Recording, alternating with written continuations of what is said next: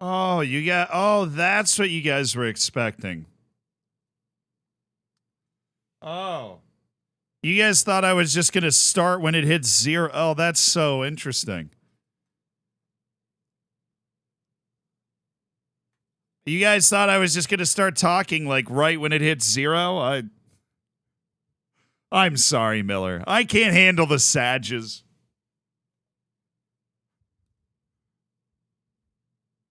You guys want to win a league today? I kind of want to win a league today. You did a few days ago. That's true, Matthew. I did a few days ago. Tim, thank you. You're talking about the Bills now. You ain't feeling good if you're talking about the Bills right now. You feel very bad, actually. I would like a participation medal in a league today. Well, that doesn't sound nearly as exciting. Zealand, your tactics are S tier. Thank you, dude. That means a lot. I didn't think I was that good at tactics for the longest time, but we're able to figure things out and get great winning results. So I think a lot of it comes down to being able to like actually sign good players, and then, you know, you put together a good team. Conky, thank you for the prime, brother. Appreciate you. Thank you. Raidu, thank you for the prime. Thanks for spending $5 of Jeff Bezos money and supporting the channel.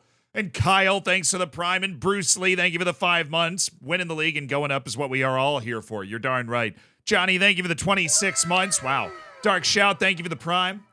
Thank you, everybody that subscribes, that has the bacon, that supports the channel, that has access to the subscriber section of the Discord. We're going to do a Save Your Save soon. But there are important updates to get to. And most of them have to do with me being very cool. So there are things that I'm excited to talk about. First, I have been invited to go to the U.S. national team game on Thursday, which means, unfortunately, there will be no stream on Thursday because I will be in Austin at the U.S. national team game. Now, I will be making some sort of, short or video or TikTok or something out of that experience. So if you want to keep track of it, you can also follow the Instagram. I thought it was a joke, but apparently the United States national team would like to have me in attendance to inspire victory against Trinidad and Tobago. So no stream on Thursday. No stream tomorrow. I have to fly to Austin tomorrow. I have to fly to Austin tomorrow, but that's going to be very fun. So I'm looking forward to that. If we lose to Trinidad and Tobago, I will never be allowed back. It's the Nations League quarterfinal. So if we lose, we are not only out of the tournament, but I will also be barred from ever attending any future U.S. national team matches. Pulisic is also out because he's rehabbing a very minor tweak to his hamstring, but I can't blame him for being cautious because that's been a bit of a problem in the past. Yeah, we all know the U.S. has a bit of a problem with Trinidad and Tobago. We do know this. This is very well known. Now, my goal is to not continue to contribute to that problem. That is my stated goal. So as long as we are not contributing to that issue, I see you, Trinidaddy. I had a feeling you'd be around. We'll be all right. Berhalter, Bromley. Oh, yeah, so that's the first order of business. I won't be here on Thursday. I'm going to try and get a stream in on Friday, but I do have a doctor's appointment, which I attempted to reschedule at a time that wouldn't disrupt the stream, and the next available date was February, so I was like, all right, I probably should go. So I'm doing that. Wrecking it, thank you for the 9 months. Thank you for being a part of the Hammers. Appreciate the prime, and congrats on your Twitch, child. Thank you for spending $5 of Jeff Bezos money so he can't take any more creepy pictures. If you haven't seen them, I highly recommend. I'm pulling them up. That didn't take much. That didn't take much prompting. Anybody else seen these pictures? Jeff Bezos pictures. Fiance. Tremendous photo shoot. Literally just world-class photo shoot. The first article I found is people are relentlessly mocking Jeff Bezos and fiance's Vogue photo shoot. Yes. Yes, they are. Okay, tell me. I'm going to show you something. Now, every time you use a Twitch Prime, you're spending $5 of this guy's money, which I highly approve of. But I'm going to show you something, and I want you to tell me if you think this looks AI generated or not.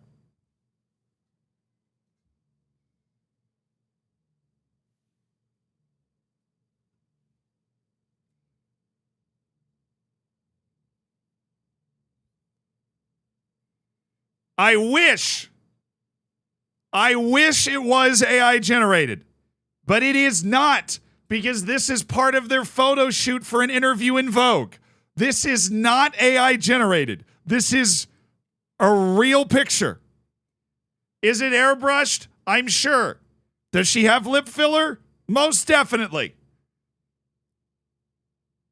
But I wish it was. This is not AI generated. This is part of their photo shoot for Vogue. And it's not the only one.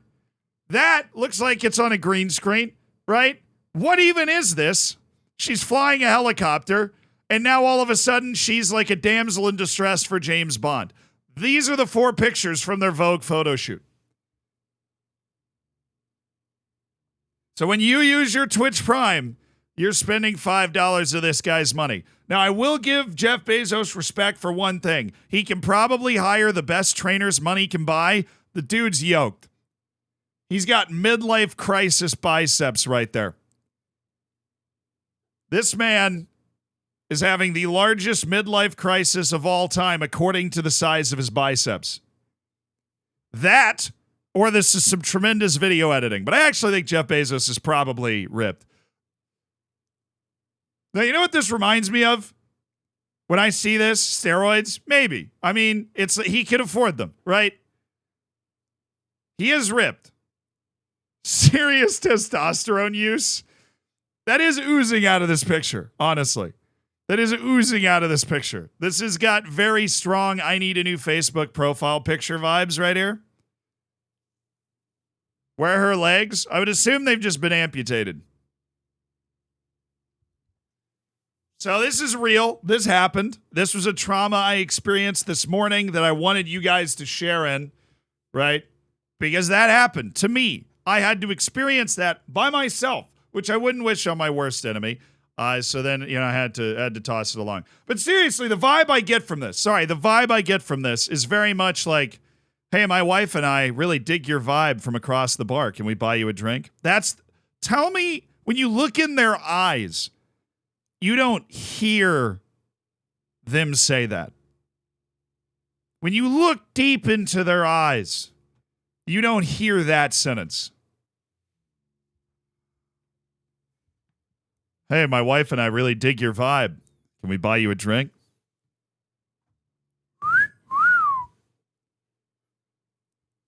Oh my God, yeah, Tom FM's on BBC, dude. Oh, did you guys see that? Tom FM's on BBC. We're playing for the league, by the way, so we're going to kick that off soon. We've got 8 matches left in the league, and I'm really excited about it. But Tom FM was literally on BBC this morning. I've been on BBC before, but they wrote an article about him. That was very Donald Trump of me, sorry. Well, I've been on BBC before, so it's not that impressive. Now, I was on, West Point, something news in the west of the UK, BBC, for 30 seconds on TV. They legitimately wrote an article about Tom, though. I'm going to try and find it. Tom FM. If you don't know who Tom FM is, great guy. Makes Football Manager videos, obviously. And I'm looking for a good friend of mine. Has visited me in New York before. When I go to the UK, we hang out. We're boys in the proverbial sense, in the colloquial sense, Let's see if I can control F, because who has the time? Nope. Okay. Where on earth? Football Manager for... All right, it should be the top result. No? Nope. There it is. Nope. Where's the BBC tweet, bro? I left my job to play Football Manager full-time. That's it. So this is from the BBC News UK. I left my job to play Football Manager full-time. The official BBC News UK account with 15.2 million followers. Boom. And it's Tom. Look at that smile. Tom Kelsey, 26, says he now earns double the salary he previously had with his council job. I didn't even know he worked at the council. Allow me to read. What a Chad. What an absolute Chad. A YouTuber who left his council job to play the hit computer game Football Manager full-time says he has doubled his salary since ditching his post. Tom Kelsey from Lincoln started a YouTube channel dedicated to the popular game while he was a student at Nottingham Trent University. He now posts about 3 videos a week on average and runs his channel from his bedroom at his parents' house. Oh, that's just too gamer for me to process. It's the freedom that I get from it. That's what I love, he said. Football Manager, which puts the player in charge of running a football club, first grabbed the attention of gamers in 2004. The series developed by this is a classic. We need this article to be longer. I literally went to journalism school. This is we're going to provide a little background. We need this article to be a little longer. Yeah. The series developed by Sports Interactive continued to grow ever since the latest edition, Football Manager 2024, recently released. As the channel got more popular and more people started watching it, you start to earn money from the adverts that you see. Mr. Kelsey, said, what? Suddenly, this became an idea that I could do this as a job one day. Boom.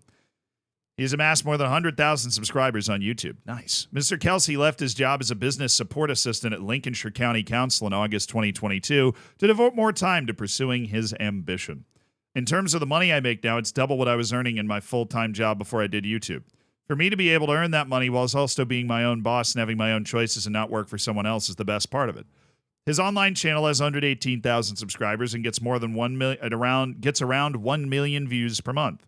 They can easily spend 50 to 60 hours a week playing Football Manager, which may sound like it would drive some people crazy, but it's a dream for me, he said. He told the BBC his family and his friends are very supportive about his career as a virtual Pep Guardiola or Jurgen Klopp.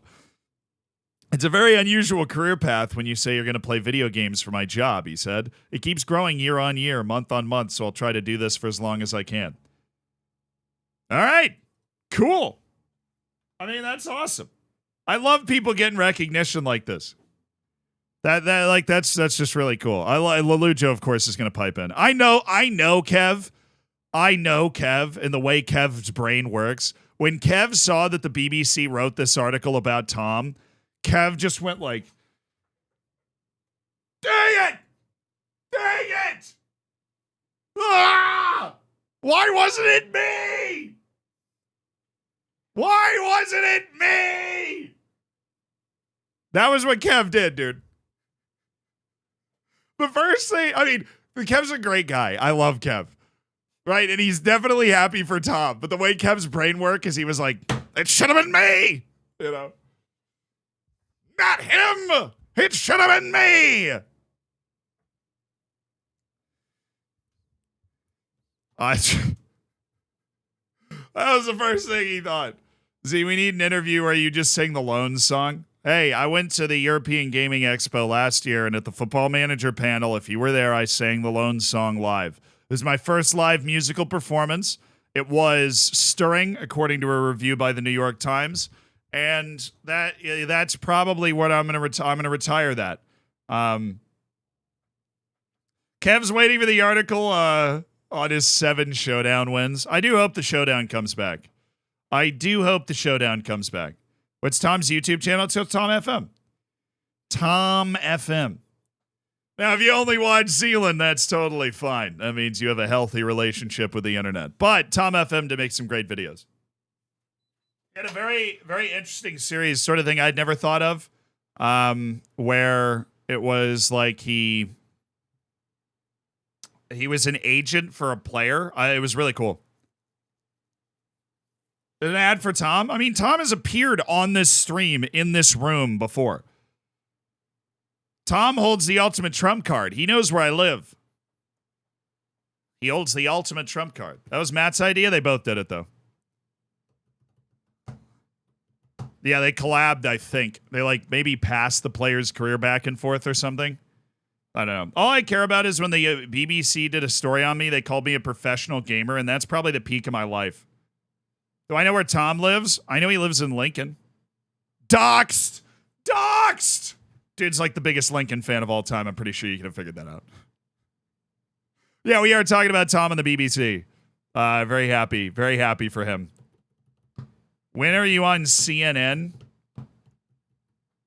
When I was in journalism school and then afterwards I had access to CNN's wire service for a while. I should have sent them a message and been like, I found a very interesting story about this guy. Like, send it in anonymously, and it's about me. Found this very interesting story about this guy that plays football manager for the... That's crazy. Bro's more likely to go on Fox. Why? Because I'm white?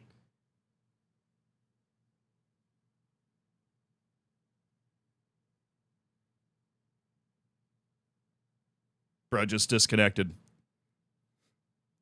Yeah. Quite frankly, the odds, statistically speaking, if we look at the raw numbers, the odds are higher. Yeah. Because you love Trump. That's a bold assumption. Look, just because I'm jealous of his hairline, all right? Don't draw any equivalencies off that, okay? Just because I'm jealous of his hairline, all right? He's like 900 years old. He's got pretty solid hair. And the tan? Come on, I grew up in Florida. I can tan. I can tan with the best of them. I put that oil on. I look like Adama Traore out there. I'm glistening, flexing. You just get a wig. I'm going to show up in a barrister's wig from England. Like the next stream. I'm going to show up in a barrister's wig from England. I reckon Trump would be a good streamer. Dude, Trump would actually be a good streamer. I think that'd be kind of funny. If somebody should introduce him to Twitch, he'd never shut up. They'd also ban him in like 5 seconds. That would be really entertaining, though. That 5 seconds before he got banned. Borek-san, thank you for the Prime. Thank you for the Prime. Thanks for sending $5 to Jeff Bezos money. Raymond McGrady, thank you for the 2 months as well, dude. Lapino, thank you for the 4 months. Capelin, thank you for the 4 months. CJD, thank you for the 23 months.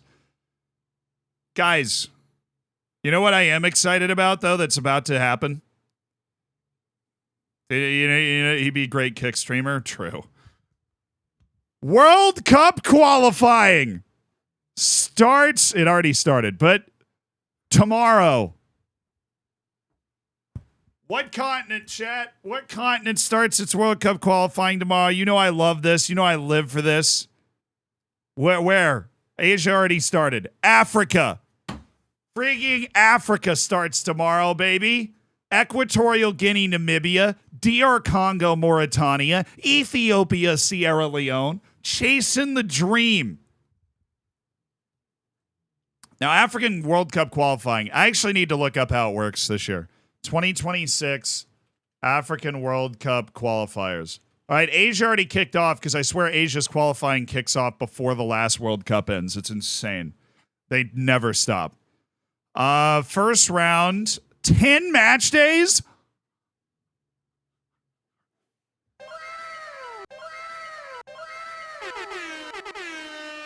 Yeah. 10 match days in the first round. I love this. Okay? Because they used to do this thing, and they still do it in Asia, where you start your World Cup qualifying by just eliminating like the 10 worst teams in a home and away. And then you get into the group stage. But Africa's gone like, let's give everybody a chance to like actually play. Right? Let's give Somalia and Seychelles and Djibouti and Chad the opportunity to not get knocked out in a home and away 3 years before the World Cup, but to actually play in like home and away matches. So the group stage is going to last 2 years.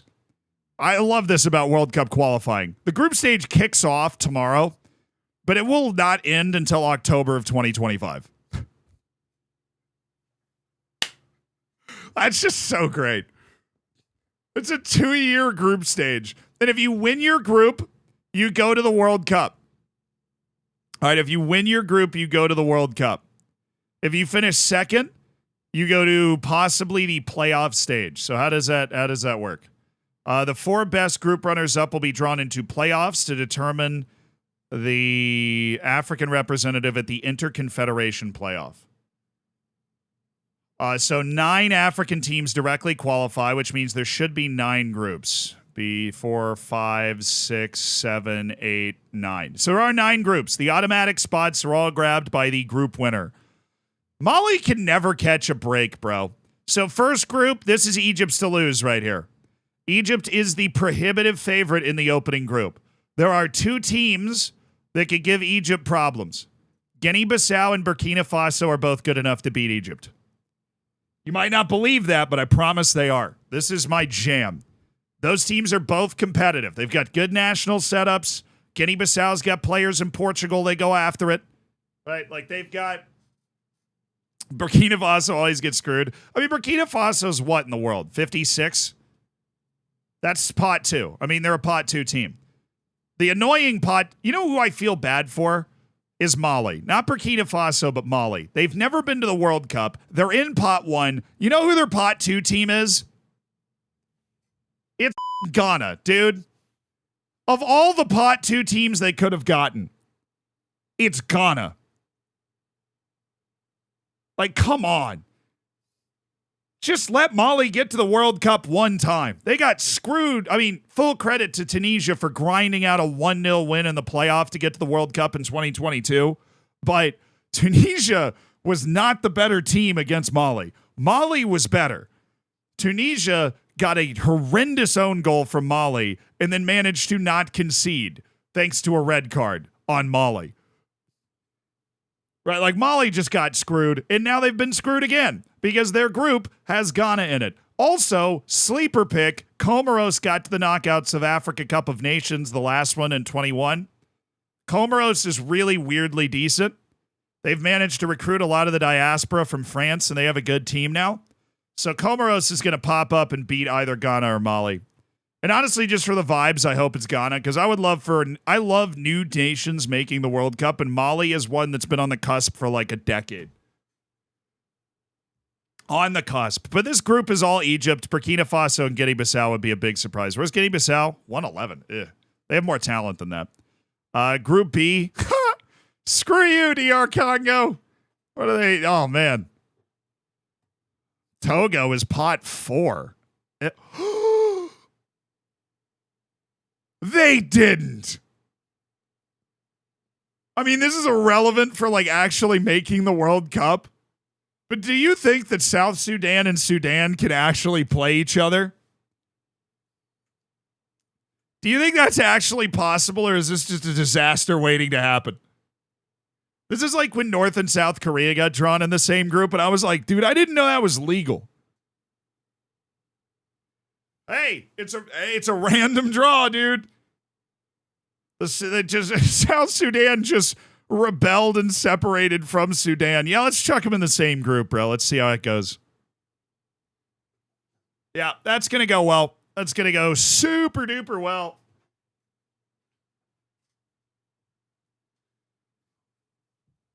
Anyways, Senegal, I think, is probably the best African team right now. DR Congo is competitive in the same way like Burkina Faso is, but Senegal is also better than Egypt. So Senegal should run away with this. Togo only has like 2 guys. Mauritania is better than you think they are, but they're not good. And which is why they're in pot 3. And then, yeah, this should be pretty easy. Now, this group is a minefield. Group C is a minefield. This is dangerous for Nigeria, dude. There are 3 other teams in this group that can beat Nigeria. Zimbabwe left it late in World Cup qualifying. Benin is the forgotten team in West Africa, like wedged between Ivory Coast and Ghana. They've got dudes. Isn't Lesotho in South Africa? Yeah. But, I mean, I don't think that's nowhere compared to the we revolted against your country, now we're playing them.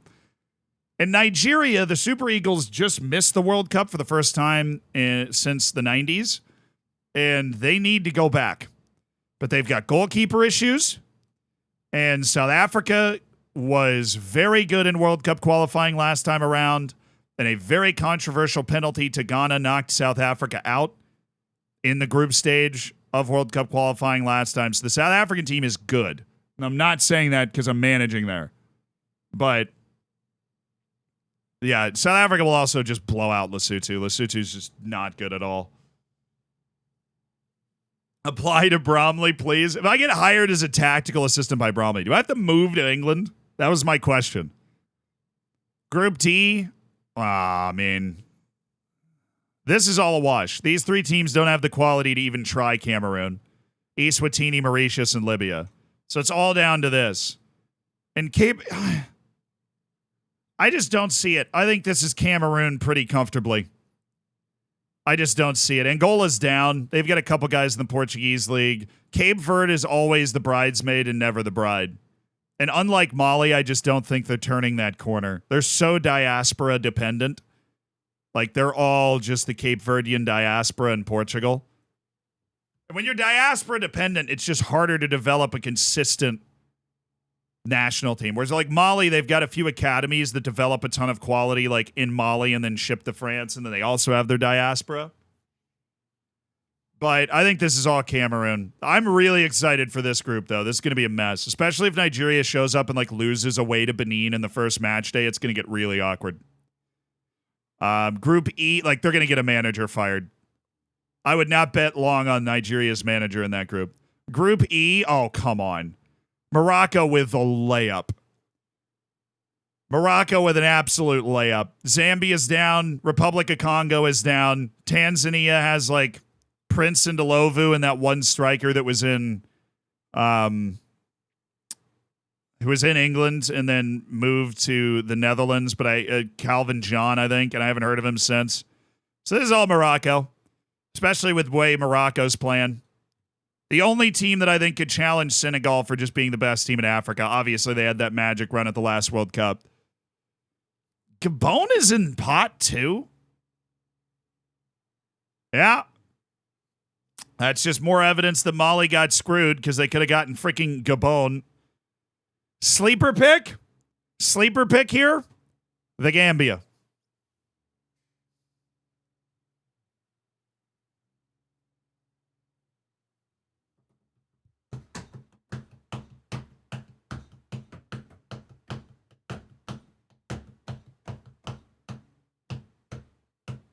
The Gambia can play.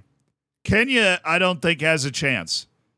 But I think the second best team in this group is Gambia. Now, I think it was the Under-20 World Cup. What was the last one? 2023, it was definitely the Under-20 World Cup.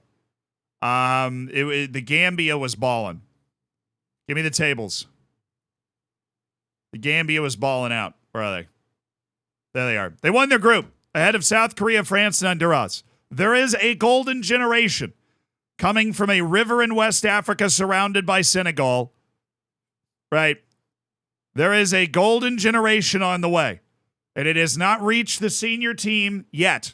But in the next couple of years, it will. And those guys will start to be good. And the Gambia will become a pot 2 team by the time we get to next World Cup qualifying. They are probably going to make the knockouts of the Africa Cup of Nations. They are good. These are legit players, too. These are not guys that are like playing in the Senegalese league. These are guys that are playing in Italy. And so I'm thinking the Gambia is going to make a real serious run at this because Ivory Coast is shaky. Ivory Coast has been shaky. They obviously didn't make the last World Cup. They've got quality, but it's a shaky national team setup, and there's clearly not a lot of cohesion. This is a bad group. I think the Gambia could get out of it. And I'm going to be rooting. Personally, I got nothing against Ivory Coast or any of the other teams in here. I just think the Gambia making the World Cup would be amazing. Oh, this group's a mess. Somalia, Botswana, Mozambique, Uganda, Guinea, Algeria. It's a 2-team group. It's literally a 2-team group. Guinea's good. Naby Keita can keep his hamstrings taped on. They got a shot. But Algeria is clearly the most talented team here. They're a World Cup knockout type team when everybody's fit. And they got stunned by Cameroon in World Cup qualifying. If you haven't watched it, it's one of my favorite end of match highlights. Literally not far behind Aguero, right? Like it's an unbelievable highlight because Algeria is literally going to the World Cup. And then Cameroon scores an away goal and just knocks them out with absolutely no time left. It's unbelievable. And that's how Algeria missed last time, so they're going to be salty. They'll probably come out with enough determination to carry it. Oh, yes. Oh, yes, yes, yes, yes, yes, yes, yes.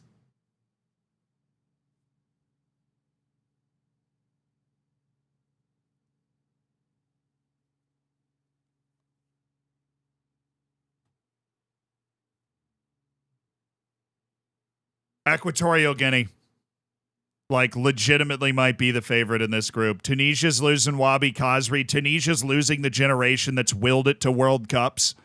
They're going to be transitioning to a new generation. And Equatorial Guinea had a really respectable showing at the last AFCON. Like, really respectable. I can't, like, let me look. They might have made the knockouts. At the very least, they got some good results. Like, I think it was a couple draws against good teams. But they're very competitive. And they also made it. Yeah, they got out of the friggin' group, dude. They finished ahead of Algeria. They beat Algeria. Y'all are sleeping. Esteban scoring for Equatorial Guinea.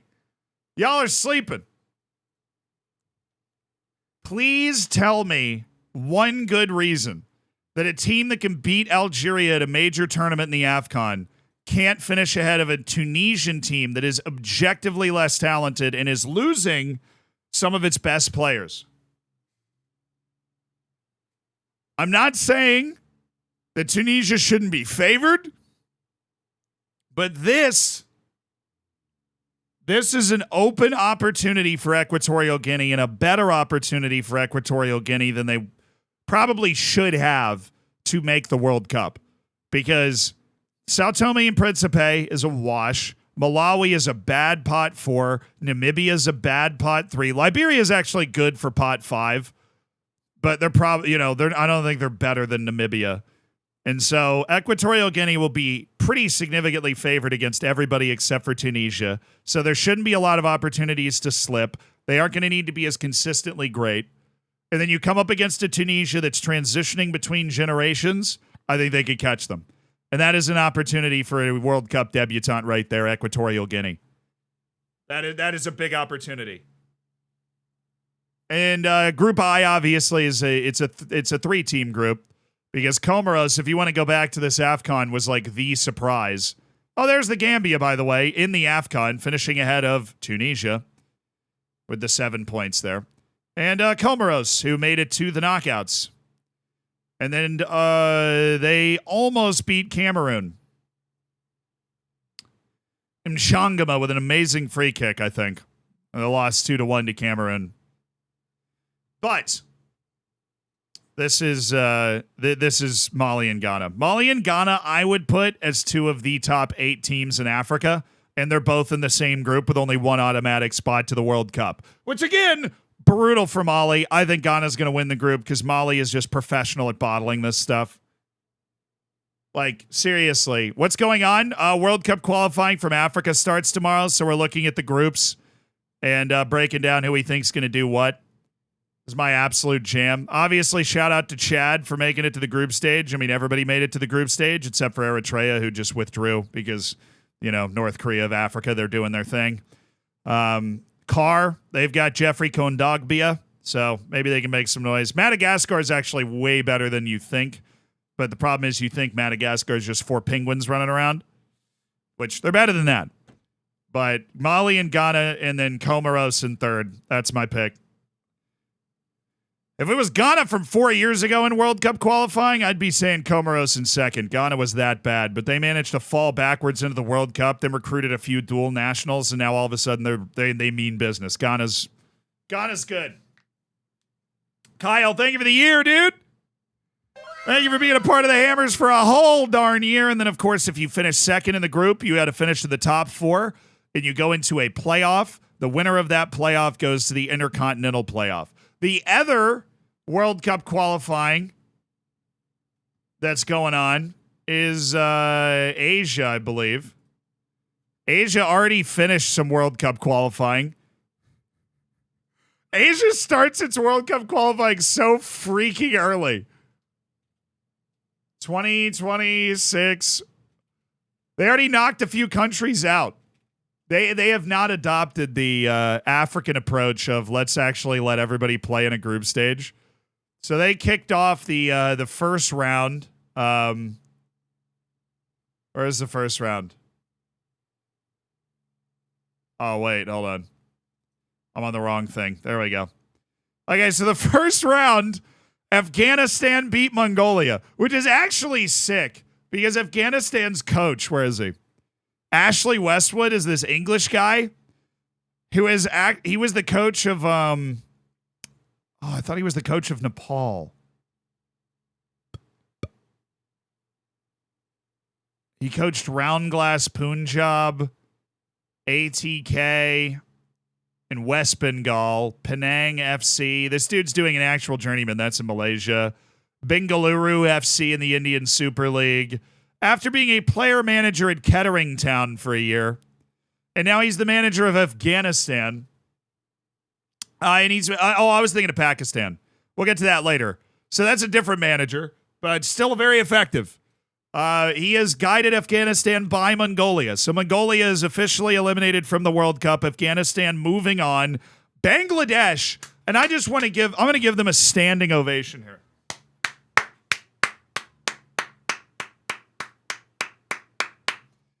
Because that is legitimately one of the worst teams in the world in Bangladesh. They are awful. And they have managed to win against the Maldives, which has like 300,000 people, but does care. 3-2, and they're in the next round. That eliminates the Maldives from World Cup contention. How is the second leg? Big goal in the second half by Fahim. Singapore knocked out Guam 3-1. Sri Lanka, which I made a video one time talking about the worst national team in the world, and I picked Sri Lanka as the worst national team in the world. They lived up to it, getting battered by a Yemen side that's been getting bombed into smithereens for like a decade. They still managed to beat Sri Lanka 4-1 very comfortably. Myanmar with a 5-1 over the floating casino of Macau. Fair. And Pakistan did beat Cambodia. Now, who was that manager? This was the guy that managed Nepal. Stephen Constantine. Yes, he's managed India. Sorry, India. He's also managed... Oh, no, he did manage Nepal. This dude is living my dream life. He's managed Nepal, India, Malawi, Sudan, Rwanda, India again. Now he's managing Pakistan. I don't even know how you swing that. How do you walk into the interview room after managing India twice and you're like, I think I can take Pakistan to the top? He looks like a Bond villain. I mean...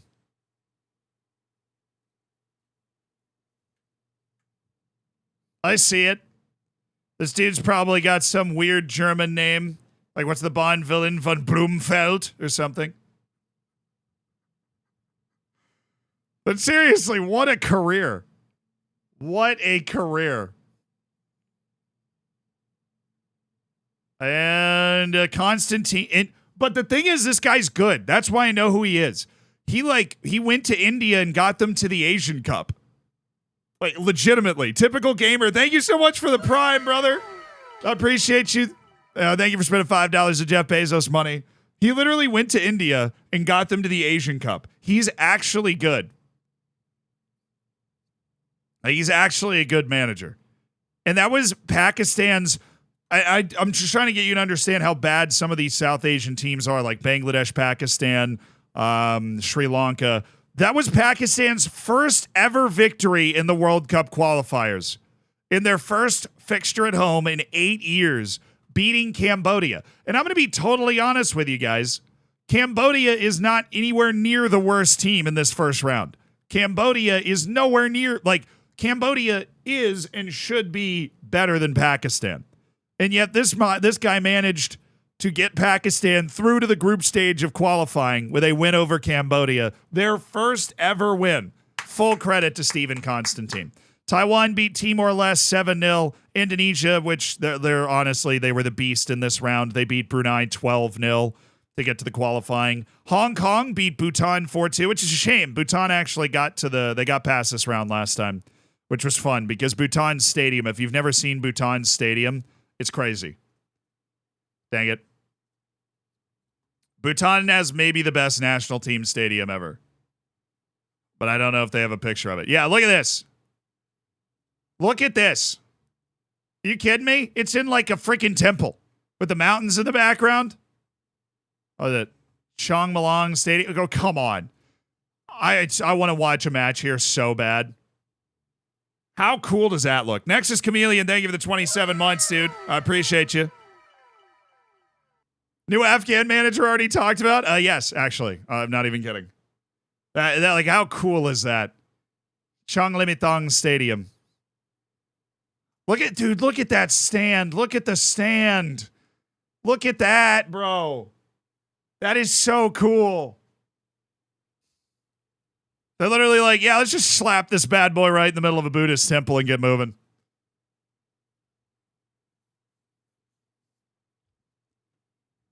And then Nepal beating Laos in a big second leg victory. Tough time for the Southeast Asians, dude.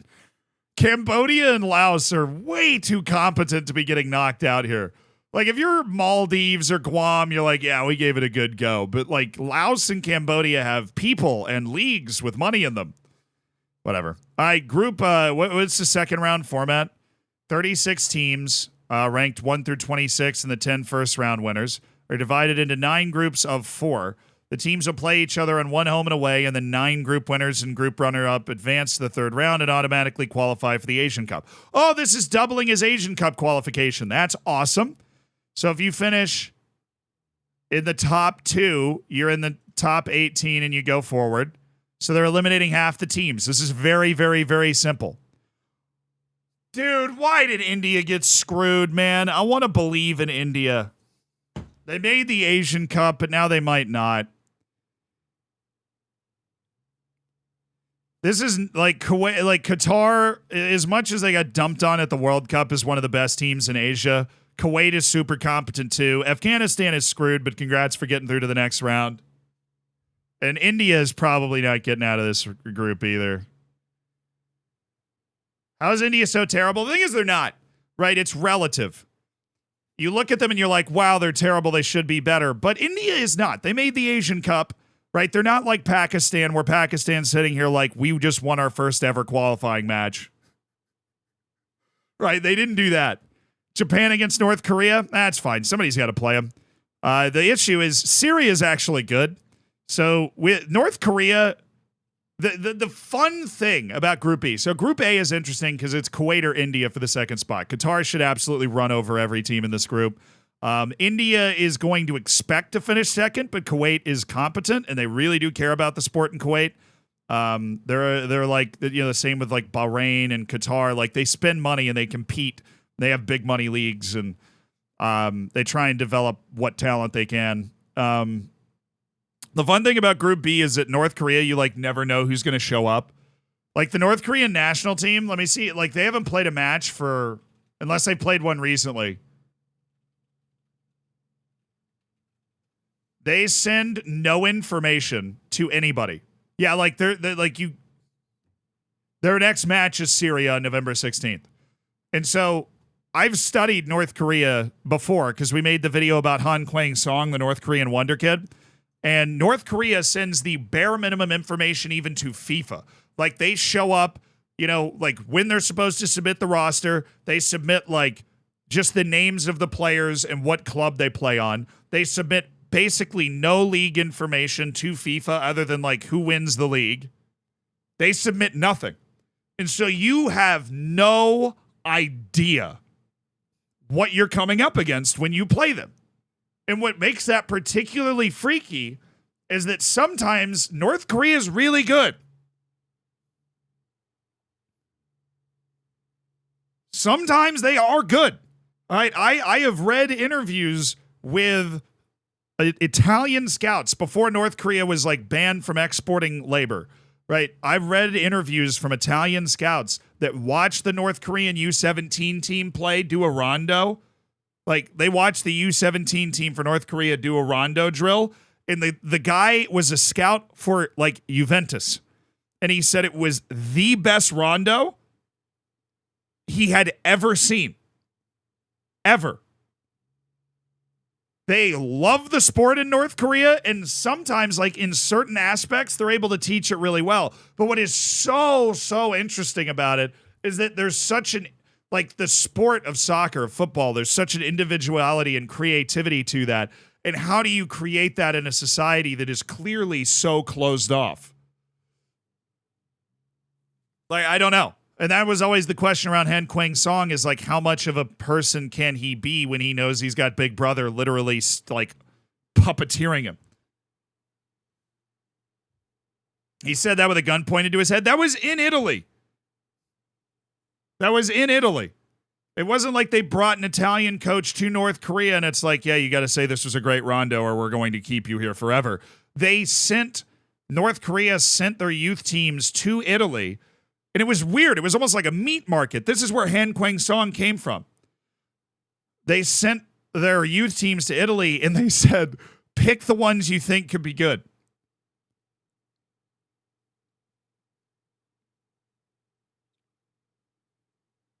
That was it. North Korea, they have a very straightforward approach. They sent their youth teams to Italy, they laid them in front of Italian directors of football, and they said, pick the ones you think could be good. You can have them to develop them. Rosalie, thank you for the 15 months. And Han Kwang-song and a couple other guys got signed out of that. Han Kwang-song and a couple other guys got signed out of that, like legitimately. And so North Korea, when those guys are talking about, and you can read it yourself, right? Benj Pozak wrote an incredible piece that we used for the Han Kwang-song video that it details those interviews that he did with the directors of football in Italy. And they are not joking around. They're like, look, they work on only certain aspects of the game in North Korea, but what they work on, with a gun to their head. Like, they do it so well.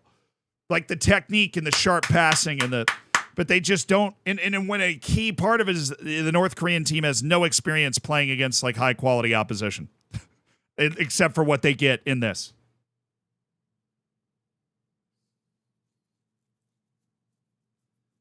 I believe you because Italian football isn't corrupt at all. Look, okay, I'm just telling you what these guys have said.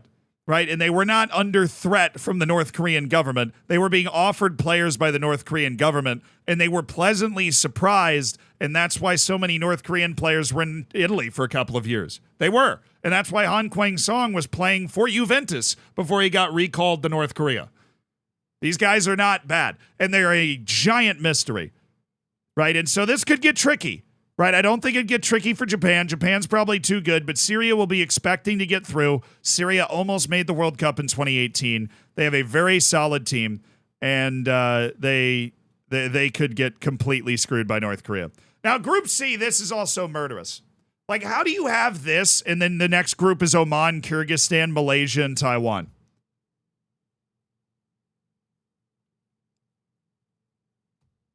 Any sort of update on Han Kwang-song's career since the video I did? No. You go into North Korea's league system, no information comes out. FIFA itself has said North Korea submits the bare minimum required information to be a FIFA member. Who won the league? They announced their roster for the national team and who those players play for, but you know nothing about them. You don't know the players' stats. But Group C is a group of death. Singapore, gonna get murdered. Thailand, actually good. China, they invest too much in the game to be bad. South Korea, obviously good. What's interesting and hilarious is there is a world where South Korea doesn't get out of this. And it's not like a 1% chance. It's like a 10 to 15% chance. But China is not guaranteed at all to get out of this because Thailand is a very competitive team led by Supanat Mwenta. Very competitive team.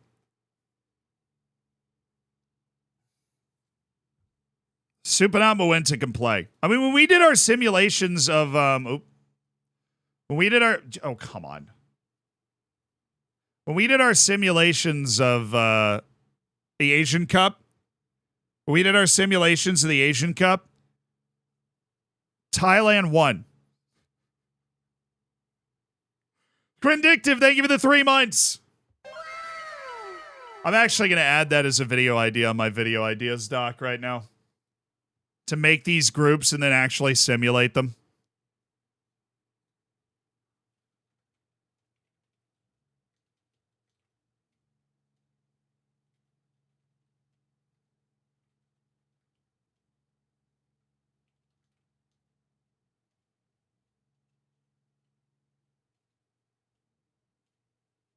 I simulated the real World Cup qualifying groups for 2026. That would be sick. That would be a sick video. That's a really good idea. I just wrote it down. So, this, like, when we did our simulation of the Asian Cup, we didn't even do, like, I'm doing 100 simulations. We did one simulation of the 2023 Asian Cup. Thailand won the whole thing on Football Manager. They're good. China's always competitive, right? They've got they have one of the better leagues in Asia that they use to develop talent, obviously. And as much as China gets dumped on, they're better than India, right? Like they're going to be competitive. They're going to expect to get out of this group. But South Korea is going to be in a bit of a pickle. Away day to China, away day to Thailand, not easy. And then this group, I mean, bro. Daniel, thank you for the 16 months. Appreciate you going to Thailand next year. Be around during the match against South Korea. Putting that on the butt. That'll be sick, man. That'll be sick. Sweepy, thank you for the prime. Thank you for the 2 months. I mean, Oman actually beat Japan in World Cup qualifying last cycle. They're better than you think they are because they have no like talismanic player. They have no player where you're like, that dude's from Oman. So you don't go, yes. I mean, honestly, if Taiwan was ever going to make the Asian Cup, this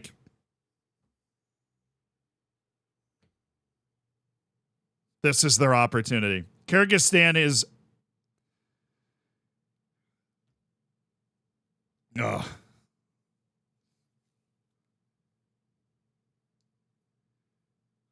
I mean, anything in World War II? Nope. Thank you for the 30 months. The numbers in World War II are just... But if you want to talk like worse losses than Napoleon's invasion of Russia, I think you could go China against Japan in World War II. The losses specifically for China are like mind-boggling.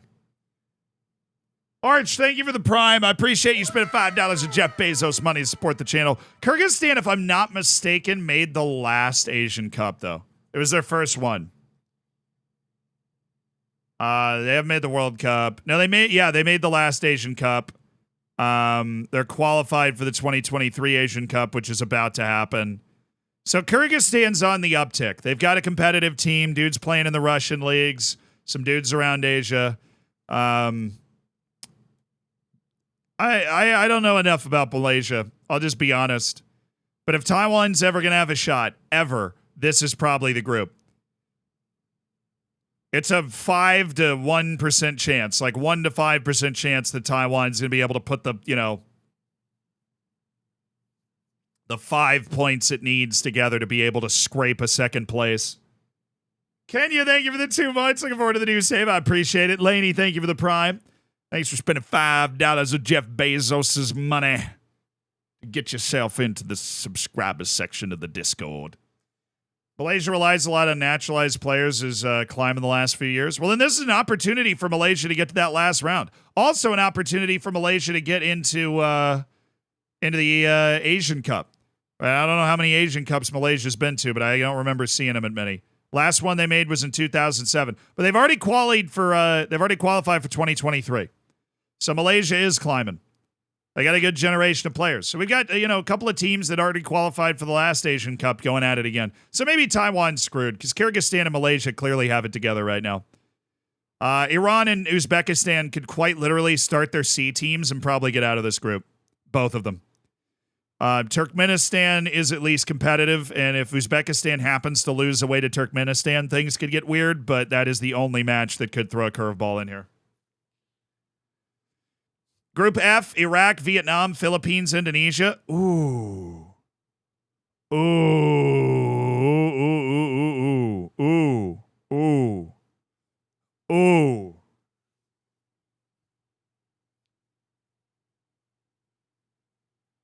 This isn't a group of death on the top end. For every team in this is an uncomfortable group. There is no easy game. There's no Hong Kong, right? There's no Pakistan. Iraq should be top. But there's one important thing to always remember with Iraq. They're probably more talented than the team they're playing against. But the federation is always a little disorganized. And the structure is always a little disorganized with like the staff and everything. It's always a bit of a mess. And so Iraq sometimes, because of that, can show up and just be bad when they're not supposed to be.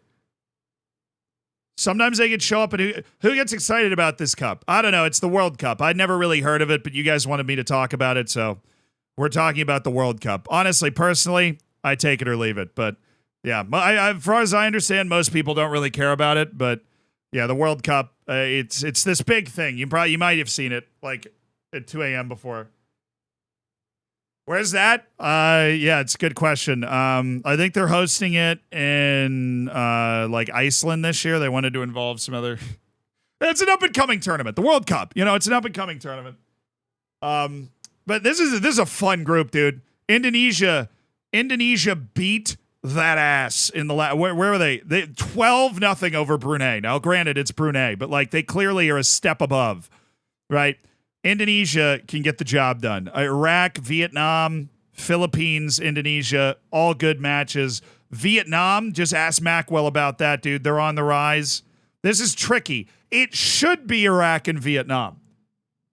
Absolutely not guaranteed at all, though. Like, it'll be a good time. It'll be fun. Yeah. Gotta support it or it'll never catch on. Yeah, I think it's a cool concept, so I'm just gonna support the World Cup, and then we'll see how it goes. Saudi Arabia and Jordan should get out of this easy. Jordan's a good team. Saudi Arabia is probably going to hang a crooked number on Pakistan, even though they've got that new manager, Stephen Constantine. But it should be Saudi Arabia and Jordan. Tajikistan is like a worse Turkmenistan based off their results. Ooh, UAE. What in the West Asia have we got going on here? UAE, Bahrain, and Yemen. They can drive their international away days here. And then Nepal. Nepal is just not very good. Not a lot of flat places to play. They're also part of that South Asian kind of culture where it's just not really, they don't emphasize the development that much. Nepal is just not very good. Yemen is a full 2 steps below Bahrain, at least based off past results. So UAE was actually almost able to sneak into the Asian playoff last year. They were strangely competitive, and so they should win this group, and then Bahrain should be right behind them. The fun part about these two teams is they don't score a lot. Like, if I can go to the last World Cup qualifying, I'm pretty sure it was Bahrain that was, like, they scored, like, 5 goals in 8 games. It was hilarious. Where are they? Yeah. They scored 50. They only allowed 4, Sorry, they scored 15 goals in 4 games, including running up the score on Cambodia, who had a nice minus 42 goal difference. But they only allowed 4. I guess Iraq actually had similar struggles. But this was Bahrain. They had a good effort last time. I remember them not scoring as much. They really just poured it on against Cambodia to pad their goals for. But I remember making fun of them for not scoring. So it should be UAE and Bahrain. They don't give up goals. And then this is Australia all day and twice on Sunday. Very interesting tie between Palestine and Lebanon. Obviously, Palestine's got a lot going on. Lebanon also has a ton going on. And so they've been up and down results-wise. They got to the last round of qualifying last time, but they didn't look good in it. What I do know for sure, though, is Bangladesh is going to get rocked. I am so proud of Bangladesh for getting out of the first round of qualifying. Their reward is getting dumpstered by every team they play in this group. They are going to get absolutely blasted. I don't know where Palestine will play. I remember, like, in the height of the Syrian war, they almost made the World Cup, and Syria was playing its home matches in... They weren't playing in Syria. I can't remember where Syria was playing, but I imagine Palestine will do something similar where you just find another country that's willing to, like, basically host your national team camp. That's the way it's worked before. So this will be really interesting. I'll probably go Australia, Palestine, just because I really like Lebanon did not look good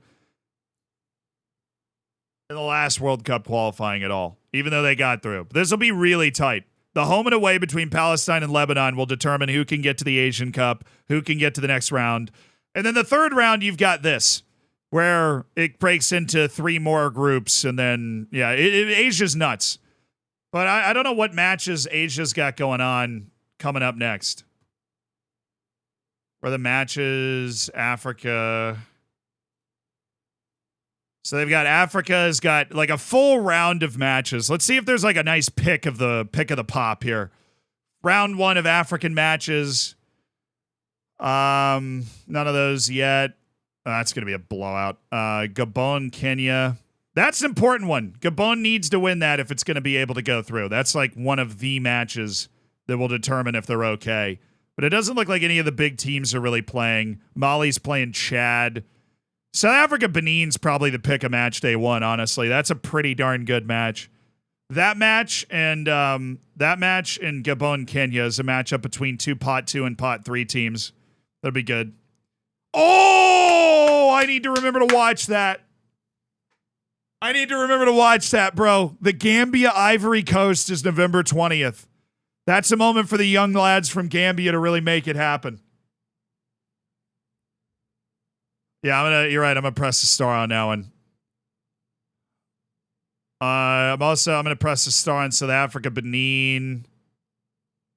And I'm going to press the star on, where's the other one? Kenya, Gabon. I don't think either's going to make the World Cup. They got a chance. And Cape Verde, Angola's pot 2, pot 3. You're right. I saw somebody shout that out, but that's the game right there. That's in the Gambia too, right? They're home. It's in Dar es Salaam. Oh, come on. That's Gambia, right? That's in Tanzania. Somebody want to fill me in on what I'm missing here? Dude, Africa is just nuts sometimes. That's nowhere near Ivory Coast or the Gambia. Civil war in Gambia. All right, bet. Sorry to hear that for the people in Gambia, but I guess that made... So the home match for the Gambia is in Tanzania. Fair enough. How's there civil... Bro. Okay. Where? Right? Man, it's a river. Can we not just get along on the river? Or is it like, oh, you Delta people, you know? It's like the people that live on the Delta close to the ocean, and then we got like the inland people that think they're all snooty because they got a little more water going on. I don't know. It's probably, I mean, any civil war is terrible. It's probably a very serious conflict, but like, man, we can't even get along, and we're all on the same river. We're working with the same waterway. You polluted, I got to deal with it. That's probably what's happening. The guys on the right are polluting the water, and then it drifts down to the guys on the left, and they're like, what the hell, man? That's what's happening. IkePod, thank you for the 15 months. Come to find out, it's because of the river sources that they're fighting. No, honestly, what else would they be fighting over? The country's a river. But hey, they got a good national team. They're playing their home game in Tanzania, which, by the way, has a huge stadium. I watched a Tanzanian World Cup qualifying match because I don't know. I did. Why didn't you? Okay? It was fun. And their stadium was alarming. It was Tanzania against Burundi. It went to penalties, and I had a good time. I didn't attend the match. I watched it on some stream somewhere. Any other good matches they got going on in match day 2? Malawi, Tunisia should be one on paper, but it's not actually. Ooh. Comoros and Ghana. Didn't they? Wasn't this the team that Comoros beat? Yes, it was. Ghana revenge game. This is the team that Ghana was the team Comoros beat to make the knockouts, dude. At the last AFCON.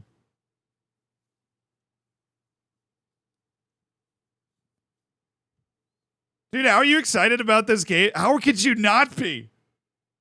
How could you not be excited about the prospect of Equatorial Guinea making the World Cup? And Comoros, the team that beat Ghana at the last AFCON, getting an opportunity to do it again in World Cup qualifying. It's so fun. I love World Cup qualifying so much. Elite Fargus, thank you for the 10 months, dude. I appreciate you. It was a great match. I watched that match live in AFCON. It was fantastic. Somebody got a red. I think Thomas Partey got a red like late in the match too. It was wild. Togo, Senegal is a good one. Tanzania, Morocco's got an outside shot at an upset. Burkina Faso could lose to Ethiopia because they're inconsistent. And then these matches are way later. So I'm looking for the Asia matches, but I guess they're not here. I thought somebody said Asia was playing. We're just going through all of the Africa matches. Okay. Don't want to do that though. So, is there any way to see the Asia matches, please? I should have those favorited on my app here. If we go on back now, go on ahead.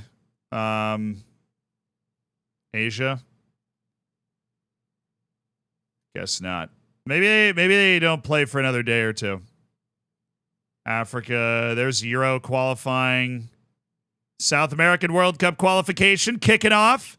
You don't really need to break down the group for South American World Cup qualification because it's just everyone.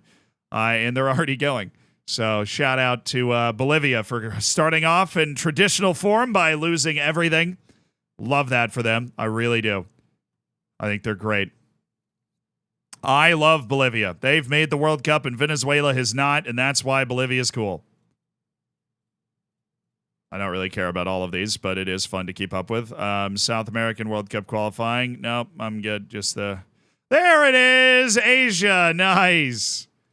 Asia's kicking off the second round of qualifying already, which we just went through all the groups and stuff. Oh, Saudi Arabia is about to beat Pakistan by about 4,000 goals. Are there any actually good matches? Ooh, yes, there is. Thailand, China. Boom. Thailand, China, good one. That is like the decisive match in that group already. If Thailand can win at home, China sounds the alarm. Kind of want to pay attention to Iraq, Indonesia. Because if Indonesia is actually as good as they seem to be all of a sudden, then they might be able to do something there. And then this is another decisive match. Kuwait and India are fighting for the second spot in that group. Syria, North Korea, yes. Yes. Yes. Finally, I'm favoriting this for one reason. I'm favoriting it for one reason. I want to see if Han Kwang Song is still alive. If he is, he'll be listed on the team sheet exactly an hour before that game. And that will be our first sign of life from him in like 2 years. I want to see if he's still alive. If Han Kwang Song has made it. Kim Jong-un for the hat trick. Yeah, it's going to be sick. Look, I love making fun of North Korea as much as the next guy, but their team is always very interesting to watch. If you ever have the opportunity to catch an extended highlight or highlight package from them, why does it untick the top star? I need to star a match. All right, I'll star a match. I just want to star the qualifying, please. Bulgaria, Hungary. Oh, come on. I literally can't click. That's why I play Football Manager. Speaking of which, we're playing for the league today. African World Championship qualification first stage. Why is this all unstarred?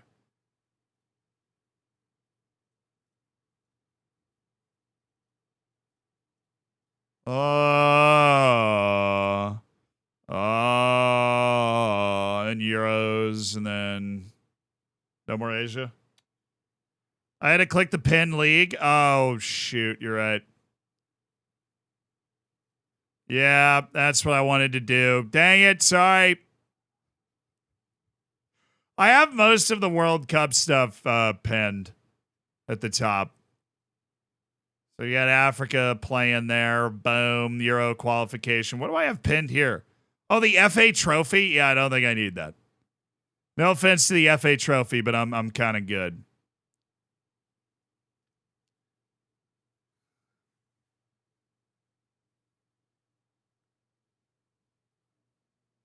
Well, guys, I'm really excited. I think there's some great World Cup qualifying matches coming up this weekend. I know it's always weird when there's a weekend without like actual league matches, but I always have a burning passion for the international side of the game, and hopefully I've pointed you guys in the direction of a couple of bangers. South Africa, Benin on Saturday. Oh yeah, what time is that? 8 a.m. Ooh, that's a little early, but I will definitely pay attention to who wins that. That's a little early. Maybe I'll happen to wake up that early. We'll see. But Thursday, dude, Gabon, Kenya, Cape Verde, Angola. You might even catch a live tweet about that. Oceania qualifiers, they got Pacific Games going on, I think. Pacific Games usually double as that. I'll pin it, but, I mean, let's be honest. There are like 2 teams in... I mean, Solomon Islands is playing, but they'll beat Samoa by like 5 goals at least, probably 10. Tuvalu! Oh my God, they're not even in FIFA. Let's go. Tuvalu's got an official league match, man. On Thursday. Tuvalu's playing an official international on Thursday. Let's go. Playing Papua New Guinea. Junior, thank you for the 2 years. Like the smallest country in the world, 11,000 people. I think they're the 3rd smallest national team in the world. The smallest one's Montserrat. They represent 5,000 people on the island of Montserrat. Tuvalu is not a FIFA. They don't qualify for the World Cup. They are a member of Oceania, though, so they play in things like the Pacific Games right here. But they're not in FIFA. Please do you think I should just Google that? How to watch Pacific Games, Papua New Guinea versus Tuvalu.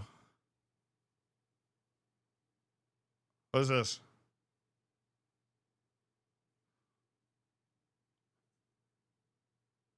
Bro, yes! Yes! Micronesia is the same. They can't qualify for the World Cup, but they're in Oceania. Dude, you can totally watch it. I'm sending the link in the chat right now. Be there or be square. Papua New Guinea against Tuvalu. Live on YouTube on Tiger Sports. Oh, I am so here for it, dude. I am so here for it. 11 p.m. Oh, it's a beautiful nighttime viewing, too. 11 p.m. on Thursday. You could stay up late and watch some ball. Oh. That is so cool. It's literally... Oh, no, it's 8 p.m. Oh, dude, it's literally 8 p.m. on Thursday. I was looking at the Samoa game.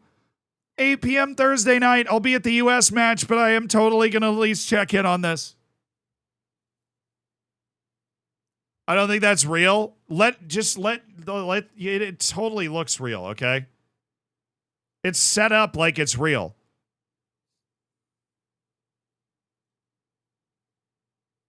Oh, no, wait. Unless they haven't changed the, description, then, it might be Albanian futsal against Montenegro. But I'm going to like it. It's set up to go live at the right time. And this is how a lot of smaller national team games are broadcast. And they have the thumbnail and everything. So UK time, this is 1 a.m. It kicks off at 1 a.m. in the UK. So if you're staying up late on Thursday and you're in Europe, it's like 1 or 2 a.m. for you. Right?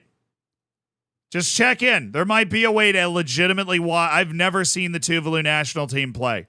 And I pride myself on watching like the highlights of a lot of these World Cup qualifiers, which is why I make those videos and try and be like an expert on World Cup qualifying and like international ball, which I probably has come on a little too strong with all of that knowledge over the course of the last 30 minutes, but I've never watched Tuvalu play.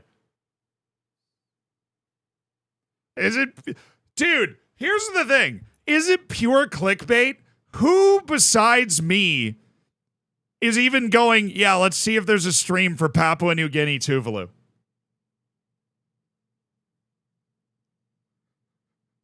But I guess it worked, right? Because I'm not looking up Albanian futsal.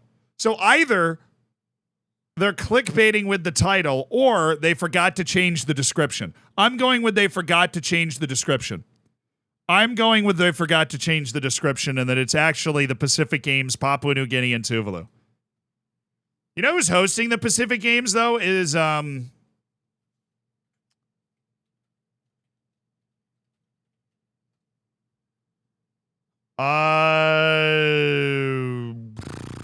Islands. I think the next Pacific Games are going to be in Marshall Islands, which is why I'm so excited. This is like the Olympics for like the Pacific Islands. basically. Wallace and Fortuna, please tell me they have a team. It's expected that 24 countries and territories will participate. How many of these could you find on a map? Right, you've got American Samoa, Australia, Cook Islands, Micronesia, Fiji, Guam, Kiribati, Marshall Islands, Nauru, New Caledonia, New Zealand, Niue, Norfolk Island, Northern Mariana Islands, Palau, Papua New Guinea, Samoa, Solomon Islands, Tahiti, Tokelau, Tonga, Tuvalu, Vanuatu, Wallis, and Futuna. And a lot of sports. Archery, they got a whole track and field, bodybuilding. Nice. Boxing, field hockey, football, golf, judo, karate, netball, outrigger canoeing. Oh, come on. Outrigger canoeing. Rugby League 9s, that's probably actually very good. Rugby 7s. Sailing, also probably very good. Swimming, table tennis, taekwondo, regular tennis, touch rugby, a triathlon, volleyball and beach volleyball, and weightlifting. And basketball, which is sick. They got a full basketball tournament and a 3-on-3 basketball tournament. Some of the Pacific Islands actually really love basketball. This is cool. I would love to go to the Pacific Games at some point in my life. This seems like a really neat event. Happens over the course of 2 weeks. First day, where you kick it off with the football. It's just kicking off, dude. It kicks off on the 17th on Friday. Their Friday, our Thursday night. So those are the first matches. That's really neat. And they usually use the Pacific Games as some sort of World Cup qualifying, so keep an eye on that. Just keep a cheeky eye on that there. All right, guys, what do you say? You want to go win a league? 8 matches left. We're also in the Cup quarterfinal against the Golden Arrows, but no fixture congestion caused by that anymore. We are top of the league by 1 point because of a massive last-second goal by Sinele Zulu to beat Maritzburg United away. Cole Spitta, thank you for the prime. Enjoy the bacon, enjoy the emotes. Let's go win a double. A double, you say? We already beat one top-flight team in the Cup. It took extra time, but now we play Magesi United, and we're doing it without Florentine Pogba, who's missing out through injury, so we're going to bring up Inswane. Because we want to have some size in the back line. If we just go with Mukumela straight out, we're not going to have that size. Potosi's a little tired. We had a we were missing Nasser Khamed in the last match, but now he's back, but he's exhausted. So we're going to start Potosi and then move Nasser Khamed, and we'll start the rest of our first team here like normal. And everything should be fine. Okay, guys, let's make the dream happen. We've started with no badges or playing experience. We are literally just me put into the game. We got a job with the worst team in the second division of South Africa. And in the first year, we've overhauled the team and turned them into a competitive outfit playing for a league title in the South African second division. So let's go. Let's go keep that going. Let's keep it going.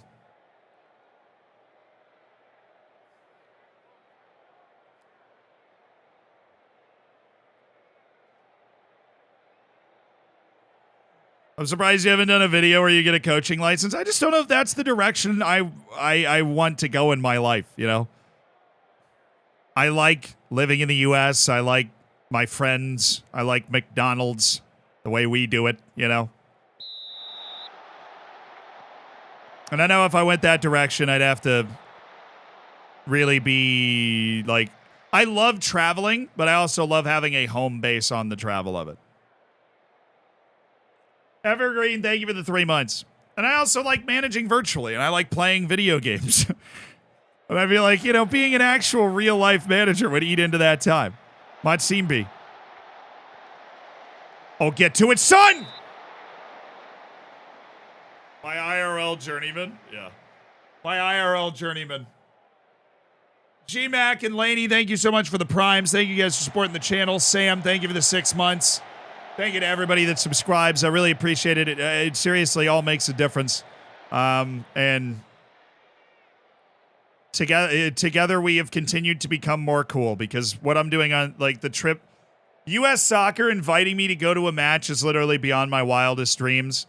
And then bringing me to Austin on Thursday to be a part of the match experience for the Nations League quarterfinal is literally just because of you guys. And I don't think I can quite possibly thank you enough with words. So that's why I'll try and share as much of the experience as I can. Morty's like, yeah, no problem. I got you. You're welcome. What happened to Matole? He's on the bench. He's not in the lineup. Matole actually oh, that dude got hurt. Matole assisted the winning goal against God, I already forgot what their name is. Maritzburg United, one of the somethingburg United. Get there, Sinelli! Oh my, he was off. Make cool vids instead of thanking? Cool. Here's my thank you. Here's how I'm going to thank you. Do you guys follow my Instagram? If you don't, that's totally fine, right? Instagram's weird. Yeah, I always like to hide this when I pull it up. I don't want you guys to see how many Pokimane feet pick accounts I follow. So we got to pull that off to the side real quick. No, I just don't like leaking. Like my friends who have private accounts that don't even really know what I do for a living, I just don't like leaking whatever they're posting for a bunch of people. But this is the actual reason. Did Adler not post this? Did he? Yeah, okay, so you guys want a taste of what we filmed in the Faroe Islands? Well, here you go. This is my thank you for so many of you guys liking what we do and supporting the channel to the point that U.S. Soccer invites me to go to stuff. This is a teaser Adler put together from our trip to the Faroe Islands.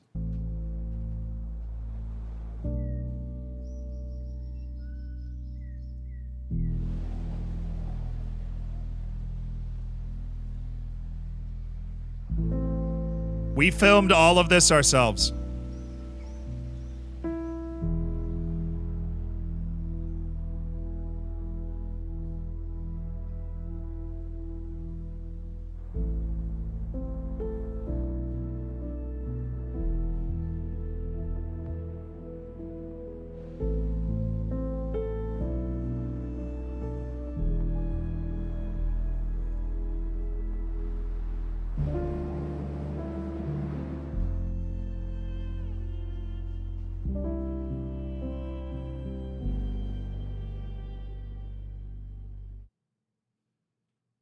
So that is just the drone footage, right? Obviously, we have a ton of interviews and match day footage as well. That's just the drone footage that we were able to film in the Faroe Islands.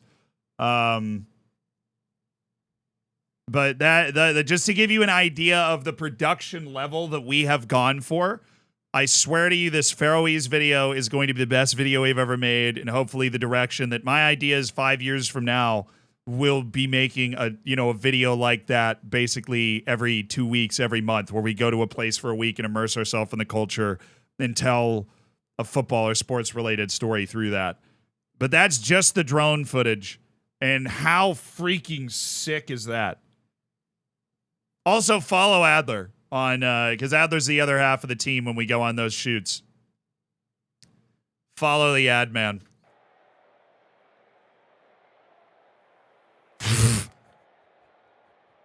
Matt, that is true. Yes, you can get a job in the South African second division if you applied passionately enough. Oh, good ball. Attack it!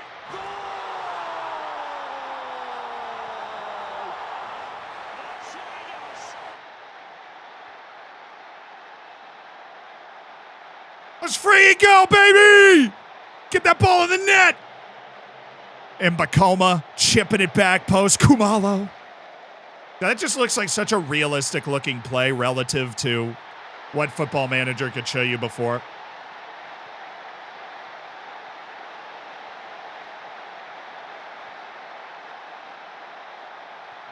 All right, Jampies.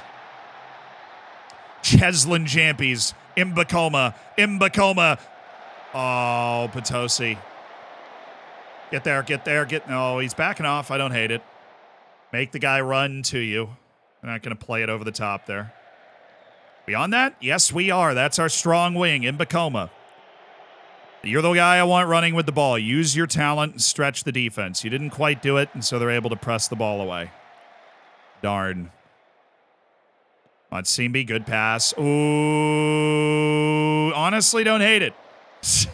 Satole, good save, man.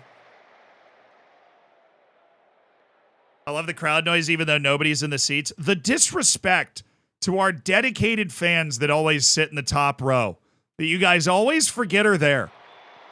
Right? They're just staying out of the sun, man. It's hot. South Africa. Oh, keeping it alive. Ow. Bringing offside, man. 8 matches left, including this one. If we win all of them, we're guaranteed to win the league. We control our own destiny. Get that out. Oh, my goodness. That almost lobbed Makavu. Which is not, like, genetically his fault. All right, he's only 5'8". He is lobbable.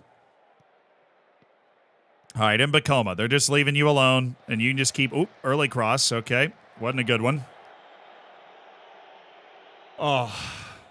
That wasn't a save. That hit the crossbar. Makavu might have had it covered, but it did hit the crossbar. Oh, Sinele Zulu. Good hold up. Don't like this. This isn't really his game, but he's kept it so far. Just bring it back. You got options here. Pachier. Oh! Come on, lads! Are you actively looking for other jobs? I mean, not yet. Right? We haven't won anything yet. We've had a really good season, right? We got another job offer. Hopefully our reputation is starting to grow as a manager in South Africa, at least. But I don't think I'm studying for my National B license in South Africa. I don't think I've done enough as a manager to be actively looking for a job that would be a huge upgrade, right? Because we've also turned this team into a team that, this is our team. We got a lot of these guys in ourselves. Oh, Makavu. No.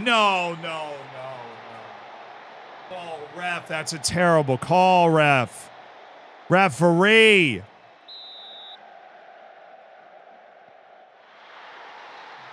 Don't let him back in the game like that. What happens if we win the league, though? We get promoted. And then, I mean, ideally, we get a huge job offer, Ideally, we get a huge job offer. Like one of the big teams in South Africa or something. But if not, then we might just be coaching this team again next season. We're under contract through next season. They extended us a year.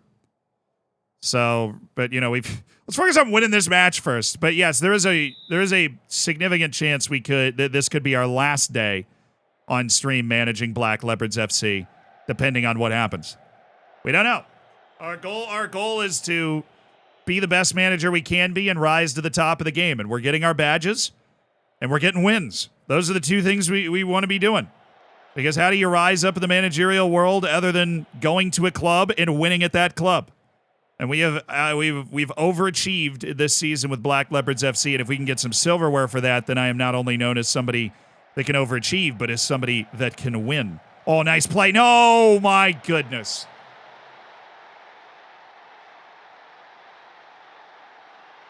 Dude's name is literally Bafana Nana, and he just scored the cheesiest goal of all time.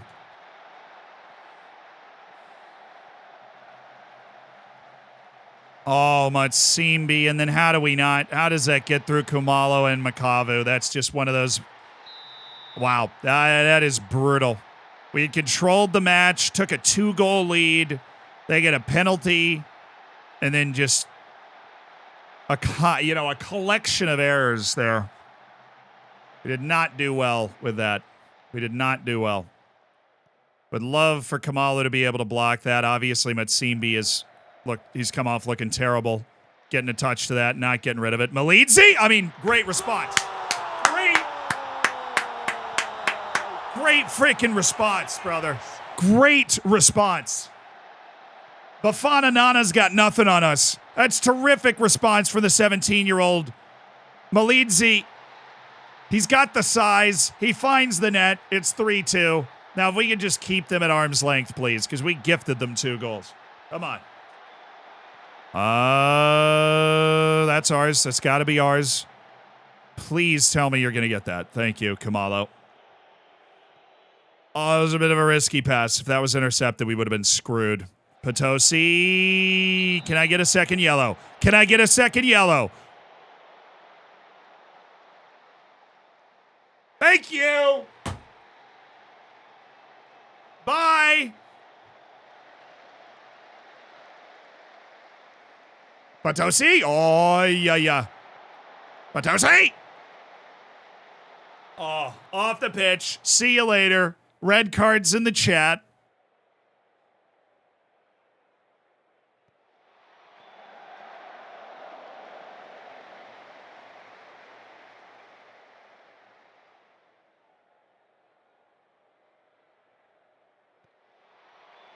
I mean, I don't know if I can do that, right? Because, oh my goodness. Can somebody shut this Bafana Nana guy up? Because we own the whole game, and then they get like a set piece, and then he just pops out of my nightmares and scores a banger. Like, they're down a man too, guys. This is not that hard, okay? They are literally down a man. I get Potosi off for Nasser Khamed. That's the one change I want to make right now.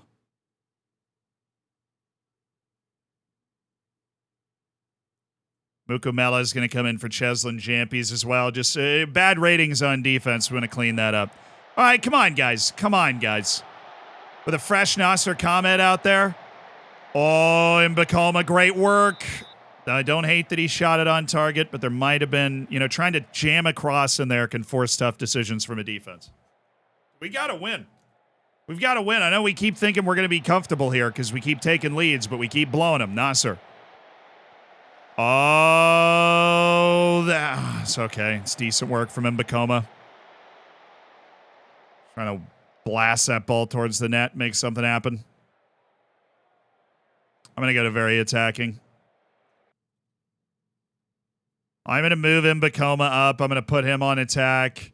I'm going to move Pagie into that position. I'm going to put you on support.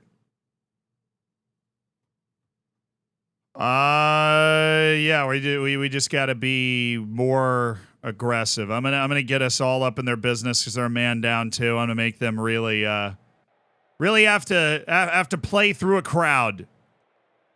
They're gonna have to play through a crowd on their side of the field. Be very, very aggressive. We do not make these changes often, but up a man, and we've been the better team. Oh, he's off, though, isn't he? But they played it first, so we get to stay on. Okay. Pache. Somebody. Mbakoma. Still Mbakoma, yes! Come on. Come on, baby.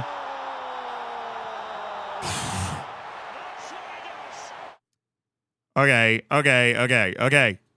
Thank you, Mbakoma. Somebody had to do it. All right, where's Patsisi? He's here.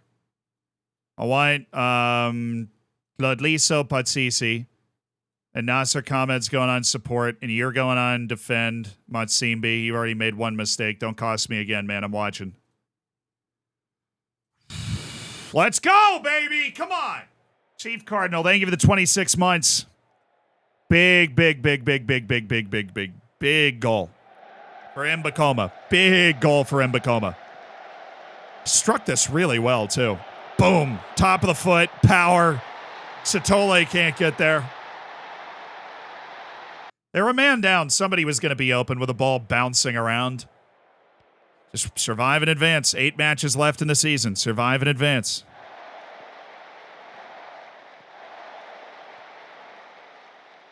Oh, that's okay. Pretty straightforward play.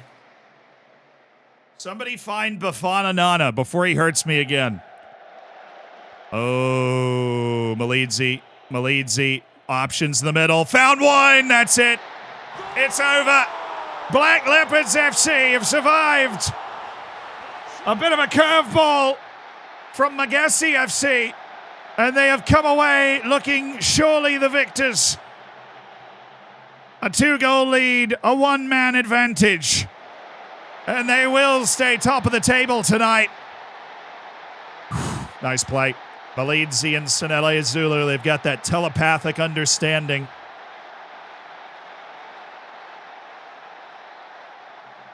We've avoided the Bafana Nana. You're darn right we have. Always avoid the Bafana Nana. Mukamele, Pachie. Pachie, dang it.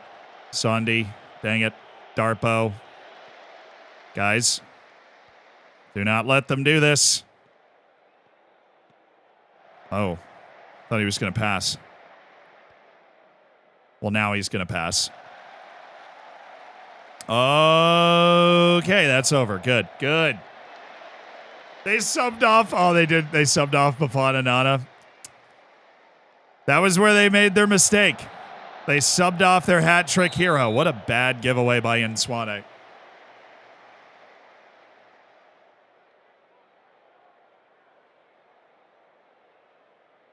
I vote we never go to England. I mean, I have expressly set a goal to not go to any country we've managed in the past. Like England, Austria, Portugal.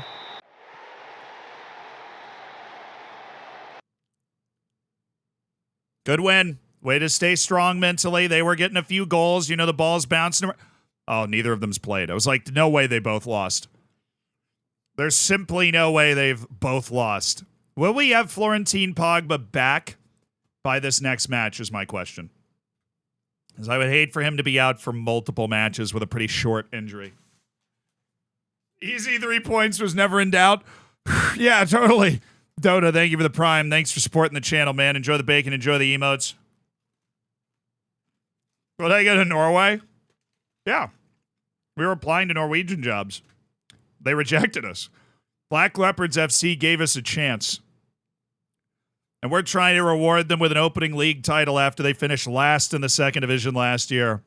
They paid another club to take their spot in relegation so they could stay in the second division.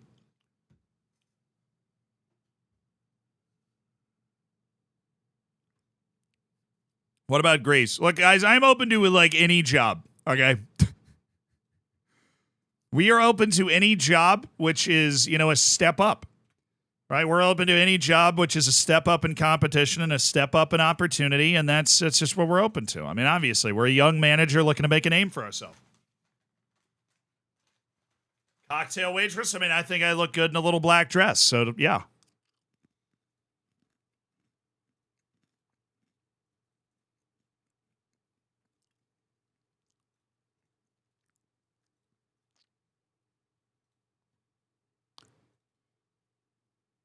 There we go. That went Florentine getting exhausted, and we want our subs only playing 45, but we want them picking up some match sharpness. Oh, a 39-year-old Peruvian that looks good. Ayub Masika, hello. Hello, how you doing? Hello. Oh, Jack Grealish, hello. Derek, 41 months, holy smokes. Do you consider Manchester City kitchen crew a step up? No, I'd probably rather be the head coach of Black Leopards FC in the second division of South Africa, but it's not far off, you know? Sayub Masika character. Oh, he's like an actual Kenyan national team player. He's playing for Nanjing City in China this past year. And his agent came to me. How is this guy 39 and still that good? That's just impressive, man. That's really just impressive. Why are so many of you bad? An important question to ask. Why are you all bad at training? You guys aren't. Not you guys. You guys. Mabula. I'm beginning to think it's a me thing. I'm beginning to think you just hate me. Right, Potosi? Particularly you. You're playing all the time. Somebody like Inswane, I get. Why is Nasser Khamed down here? What are you doing down here? Tabang Mabena makes sense. He's not playing at all. Harold Majidibadu, you play. What are you doing down here? Tebong Mabula? You got a 5.4 in training, dude. That's terrible. Sherry, thank you for the 2 months. KS, thank you for the 23 months. Thank you guys for supporting the channel. KS, you're about to hit Diamond Bacon. Congratulations.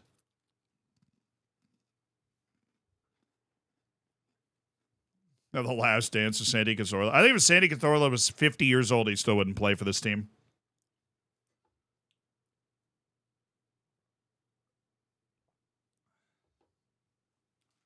Hear me out. Bring one person with you the entire way.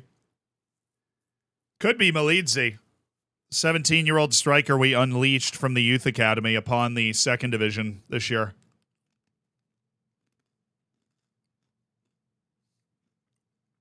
Are all countries in this save? I mean, every country that that's in the game. So, like, Tuvalu isn't. I mean, Tuvalu's league is in the game. It's just not playable. Tragically.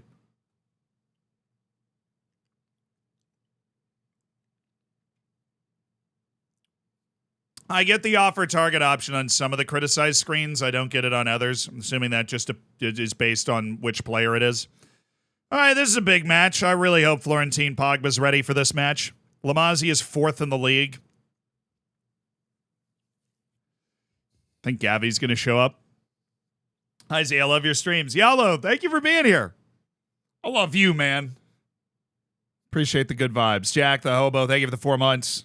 Time to go back to the VOD void. See ya. Thanks for dropping in and dropping the sub. Supporting the streams, my dude. Ooh. 50 best Wonder Kids. Evan Ferguson, Lamine Yamal, Gavi, Julien Doranville, Yassine Ujkan, Indrik, Zaire Emery, Babadi, Rooney Bargi, and Alejandro Garnachos.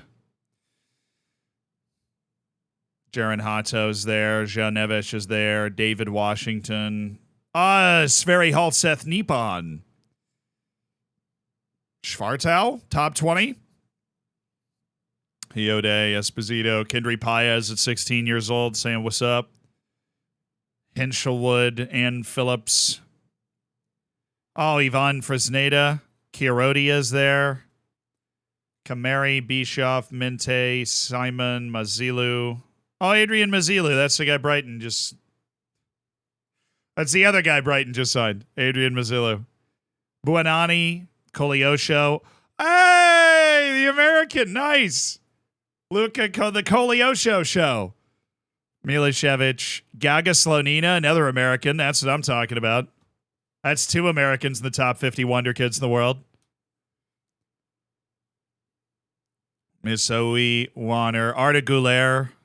Down at 42. Oscar Glauch only at 50.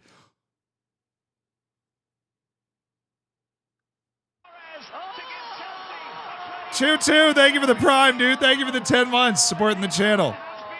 Oh, yeah. Don't look now, but I've got myself a National B license. Time to go for the National A, man. Trying to get my licenses up. How are my attributes? They're still terrible, but they're not nearly as bad as they were. I'm getting better as a head coach, man. My reputation's now a full star. Watch out, world. My reputation is now a full star. Pep in the making. That's what I'm talking about. Get my badges, National C, National B. In my first year being at a club that allows me to go for both of those, it's very nice. Florentine is not cleared. Some way short of full fitness. That's troubling to me. Nasser Khamed, on the other hand, is ready to go. So we can get our normal starting lineup there with Pachie off the bench. And I'm going to look through the rest of the bench here. So I feel like we're missing somebody. Tabang Mabena. There. Pogba's going to be on the bench as the substitute striker. And then we get rid of Mukumela. I'm going to get rid of Matole. Mukumela is going to come in for Sungweni to improve our defense a little bit. And Sungweni is going to be available off the bench. Just to have somebody that has fresh legs that's going to be in that midfield. Mbakoma and Potosi played in the last match. Played significantly in the last match. Huge match. This is a huge match here. Lamazia is in fourth. Now, granted, they're not part of this top three that's been run away. Yo, they dropped points. They both dropped points. No, they didn't. They literally beat JDR Stars. I'm just 2 points ahead of them. They dropped points. Tux drew Uppington City away. So Maritzburg didn't drop points. Tux dropped points. So we are 2 points clear now at the top of the league because Tux went and dropped points. We'll take it. Neither of them drops points very much. So shout out to Tux. But we think Maritzburg's better anyways. No Florentine Pogba again. So we're going to need a big game from Nswane, from Cheslin Champies. We owe Lamazia. They beat us the last time we played them. Oh. What are your thoughts on Aaron Kunda joining Bayern? Reminds me of the Alphonso Davies signing. A very good signing by them. Now, I'm applying for coaching badges in the game. I've gotten my National C and National B, and I'm trying to get to my National A license. Because having no badges and no playing experience makes you virtually unhireable, but if you start to get, like, up towards the Continental badges, then you can get a decent amount, like a decent job, just based off the badges alone, you know? Mbakoma. Nasser Khamed. Oh, yo, chill. Goalkeeper frozen by the deflection. Absolute smack by Nasser Khamed. Which countries are playable? Every league in the game is playable. Yo, come on. Nswane. Potosi!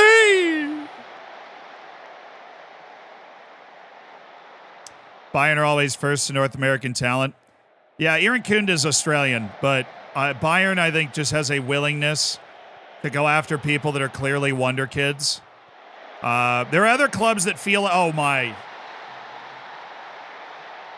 Other clubs feel like they're too good for it. Like Manchester United kind of feels like it's too good to find, you know. Brighton doesn't.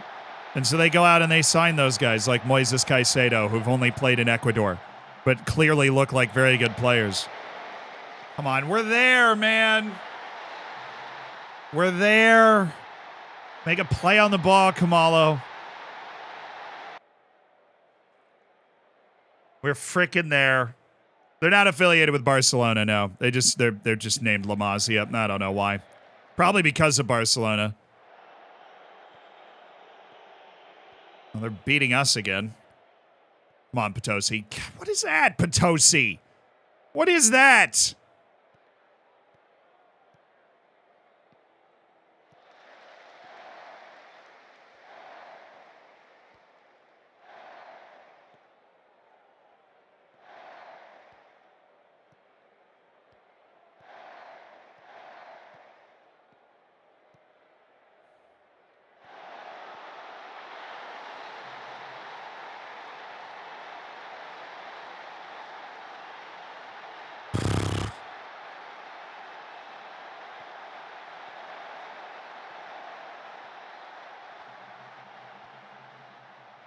Yeah, the keeper just guessed.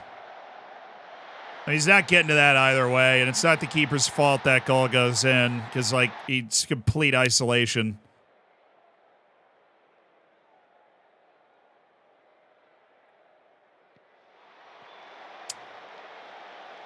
I was in Swane's side. It's just a bad back line, because we don't have our best center back out there. Well, we're going to need another explosive goal-scoring game. Oh, he's got him! Zulu! Come on! I had faith. I didn't change a single thing. And I went, we'll pull ourselves back. Kumalo just lofting it up, giving Zulu a chance to make a play, and he hits him with a little Van Persie, a little lob header over Vries. Sanele Zulu, when you need a goal, there's one guy to call, and it's Sanele Zulu. And he delivers time and time again. Time and time again. Cheslin to Zulu. Nasser Khamed! Oh, a brilliant response!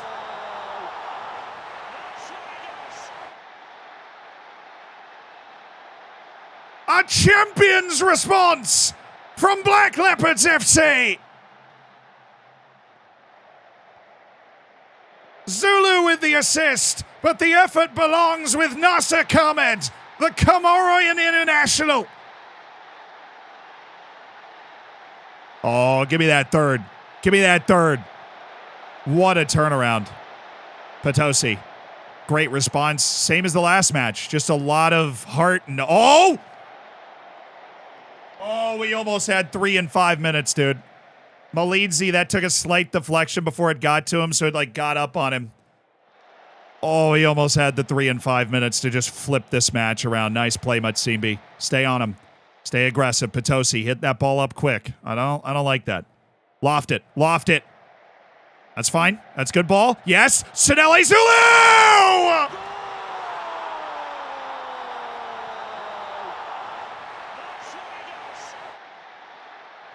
That's what I'm talking about. That's what I'm talking about. You see how he finished this? Do you see how he finished this goal? Outside of the foot right here. Boom. Genius bit of finishing from Sinele Zulu. Outside of the foot. Outside of the foot. Ingenuity in the finish. No chance for Vrij to get there. He just flicked it into the side netting with the outside of his foot, and Black Leopards have flipped the surprising 2-0 deficit at home into a 3-2 lead before halftime. What a team. Malidze. Oh, he's got Mutsimbi. Potosi. That was really well hit, actually. That was probably going in. Sinele Zulu. 2 goals and an assist. Flipping the game on its head once again. Probably the player of the year in the division if he keeps this up the last 6 games. But again, if we win our last 7 matches, including this one, we win the league. We're doing well getting shots away. That was a tremendous turnaround. You guys went down, right? We made some mistakes. We gave up some goals, but we got them back. We're overcoming an injury to our best center back, which this is going to be part of that. Oh, that's a good pocket for comment. Ref, thank you. Referee. Referee, thank you. Makavu. Oh, Mukumela. Nasser Khamed. Sinele Zulu. Sinele Zulu. Sinele Zulu. It's still Zulu. It's Mbakoma. It's Mukumela. It's Kumalo. Oh, Nasser Khamed. It's Mbakoma. Come on. We're just making it look easy. Zephaniah Mbakoma and Lamazia's defense has come undone again. It's just constant pressure. We keep lofting the ball forward. We've got numbers to chase the second ball. Zephaniah Mbakoma gets a deflection. No chance to stop that. We're obviously getting fortunate with the bounces on these deflections, but we're getting pressure. We're getting constant pressure. We're Route 1, baby. We are Route 1. There's one way to go with the ball. Oh, nice touch, Cheslin. Yep, up the field. Malidze, well won. Nasser Khamed's waiting for it. Potosi's there. Sinele Zulu, hat-trick hunting. Hat-trick hunting!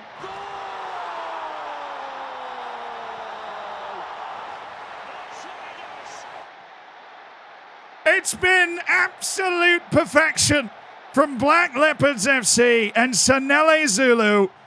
Since they went down 2-0, everything they've touched has turned to gold. 5-2 over Lamazia, and the goals just keep coming. A hat trick for Sinele Zulu and an assist just as an hors d'oeuvre on the side.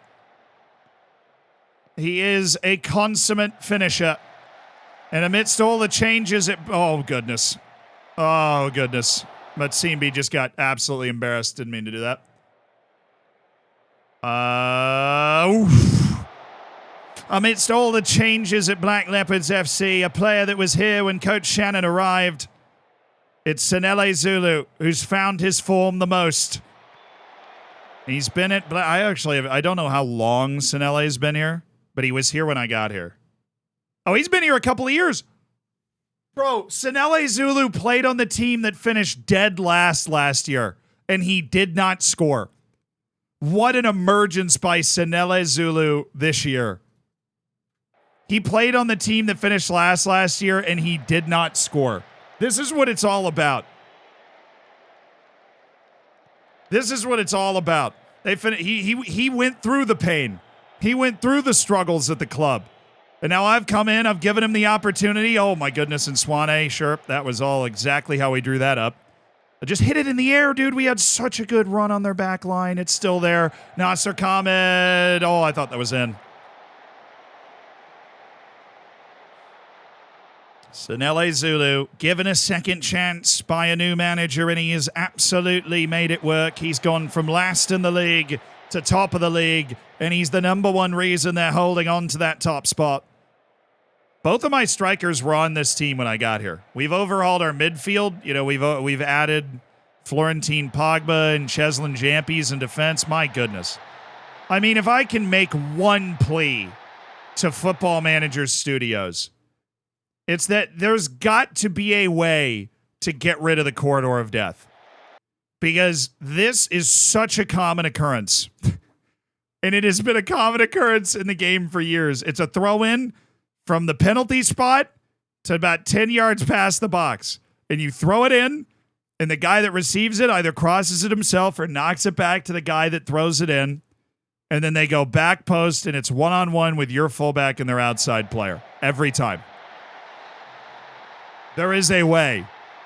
Well, speak to me.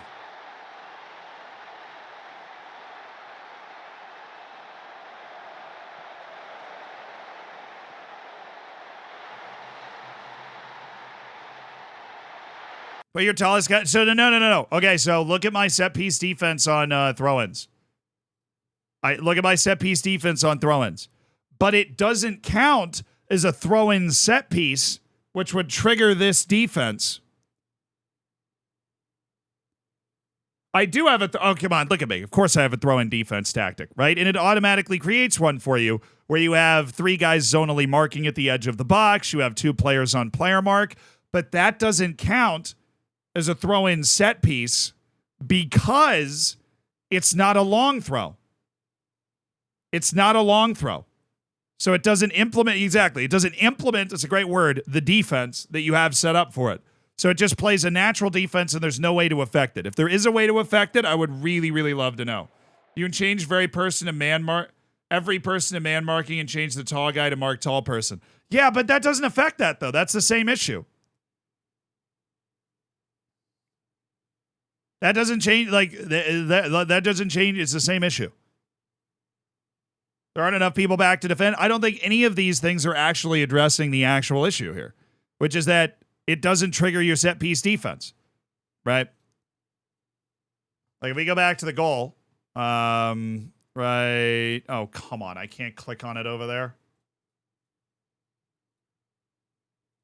What are you really? So like on this play, this is not my set piece defense. There is no way for me to change what this looks like.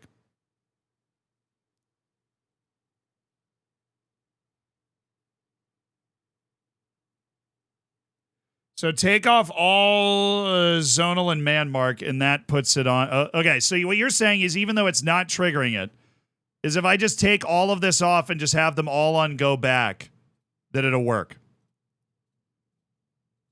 Right, just take off like all player mark and just have them all on go back, that it'll get rid of it.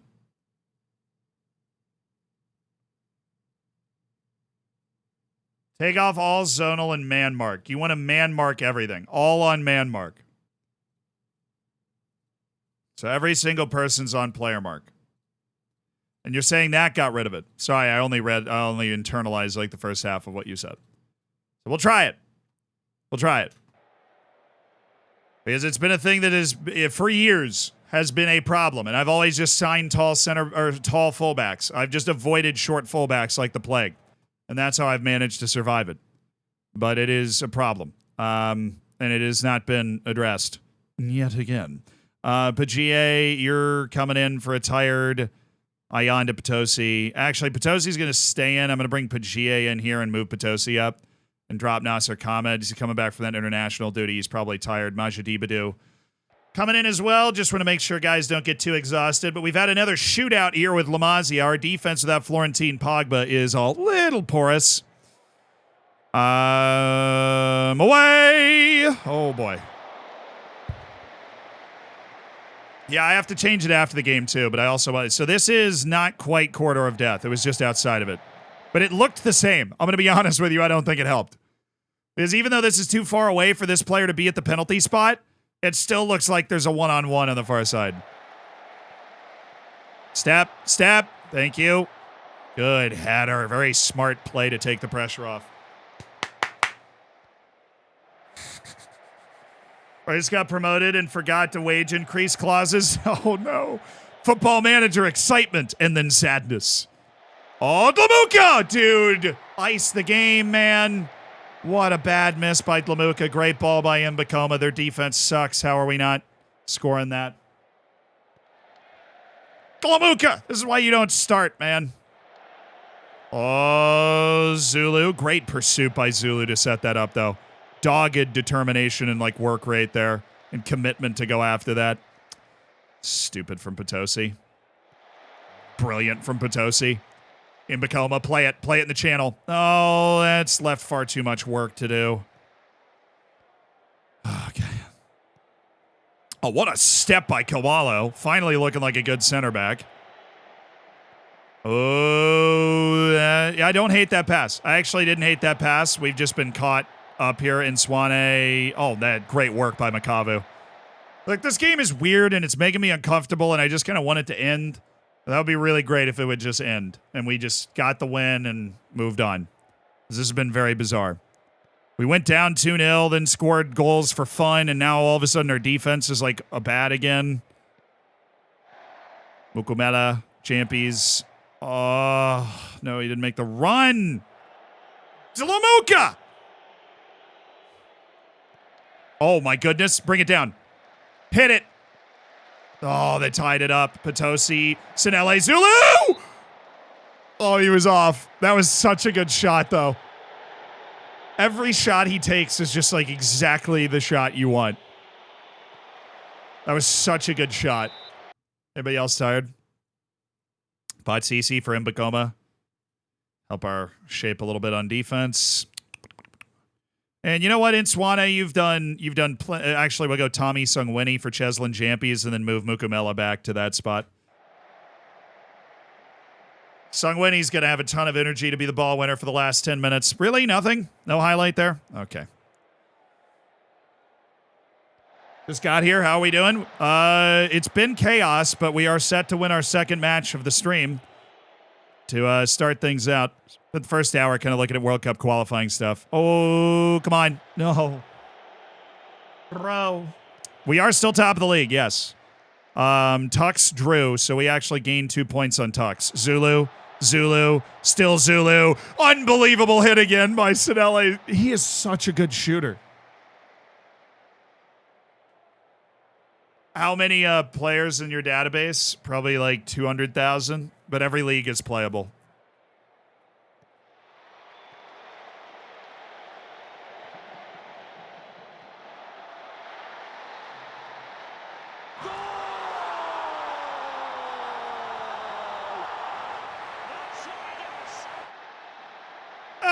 It's Ayanda Potosi, who's really starting to show the ability that we expected from him at this level. That's just a well-taken shot right into the top corner by Ayanda Potosi.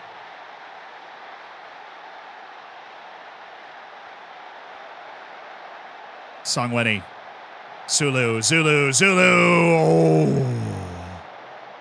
A rare miss of the target for Sinele Zulu. We have so much offensive ability on our team.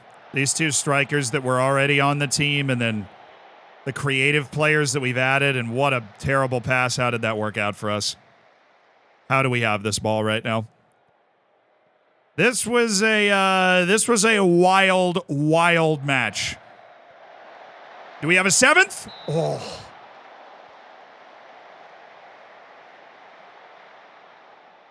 Yeah, the goalkeeping in this league is not good. It's not good per se. It's not. Oh, nice ball back in. I love just whipping it in with that kind of velocity.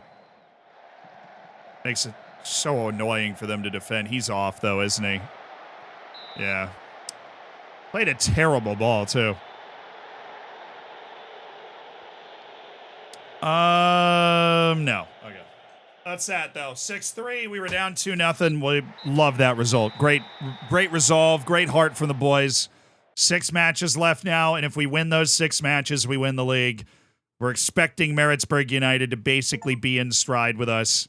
They have a match in hand, and so does Tux. You're on fire. We've won 10 consecutive matches. That's an achievement. Boom.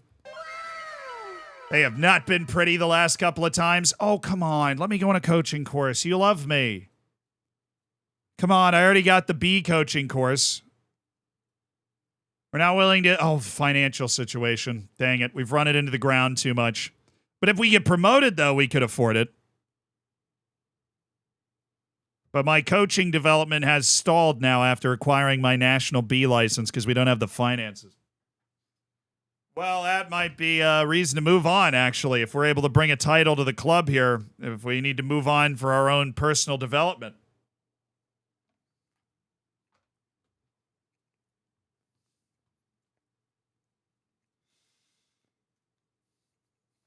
Let's do this, baby. It's fine, ma'am. I'm like right at the payroll budget. I'm really not overspending that dramatically. And our budget is actually scheduled to be lower.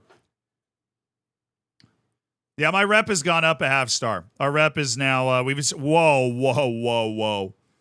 So our offense is a little fun because it's saying we've already broken the record for the most goals scored in this division ever. To be fair, Maritzburg's probably going to break the record too. They're at 70. We're at 77 goals scored this year. And they're at 70. And then Tux might even break the record. They've got 7 matches to score like 14 goals, and they would tie the record as well. But clearly the 3 of us as clubs are just way better than the rest of the league. And I think that shows with the number of goals we are managing to score here. You know?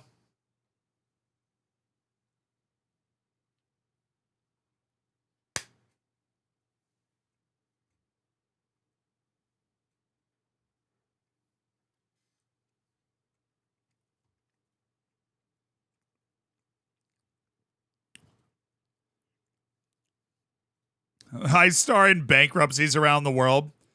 We're not really mismanaging the finances of the club, though. I'm not like 200,000 over the wage budget.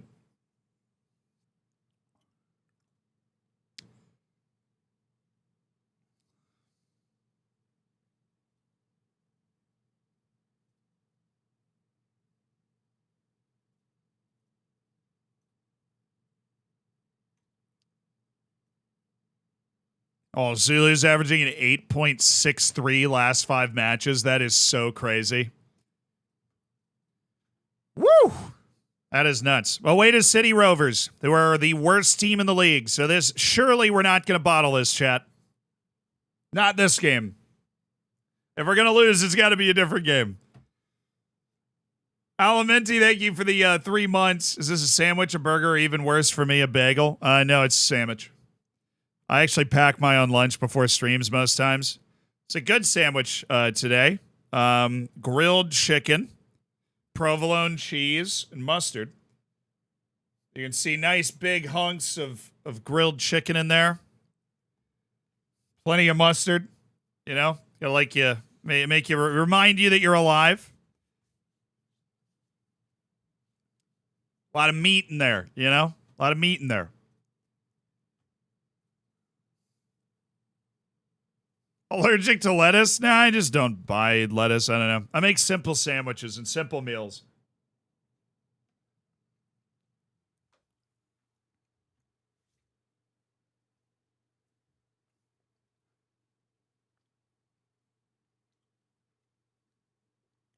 Why does your cam change orientation when you switch to full screen?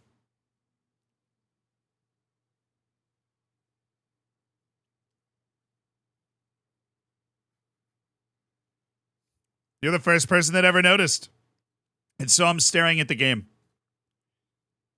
And so when I'm in the bottom right corner, where I am most of the time, I'm staring at the game. That's why.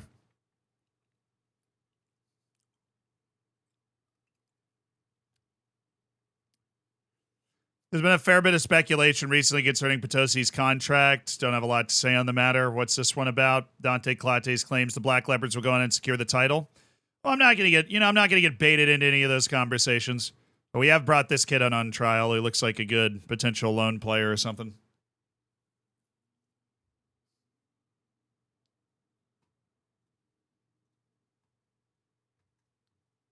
Yes, I do want to do the throw-in change before the game. We'll see if we see that change take place in any of the other highlights, you know?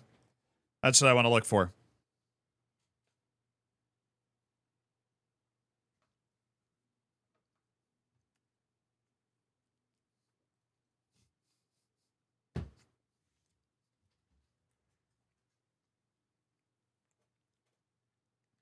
What are my PC specs?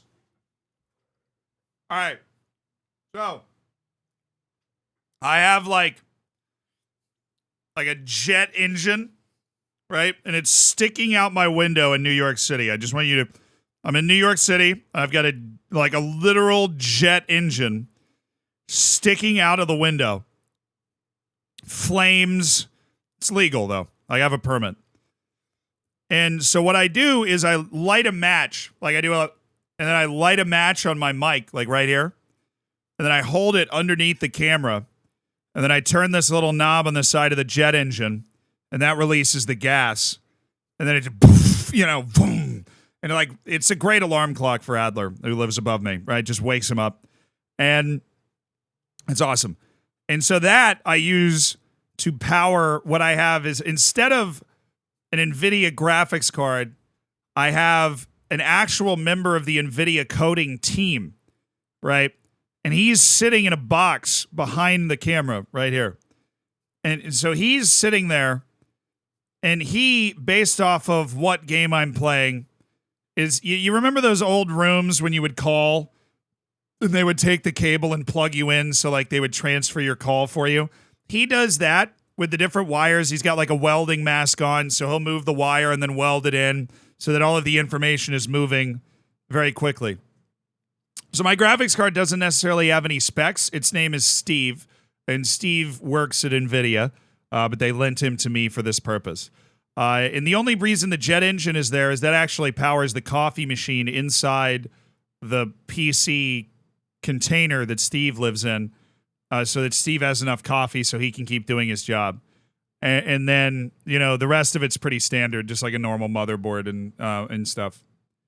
But, yeah, the jet engine and Steve are pretty, but,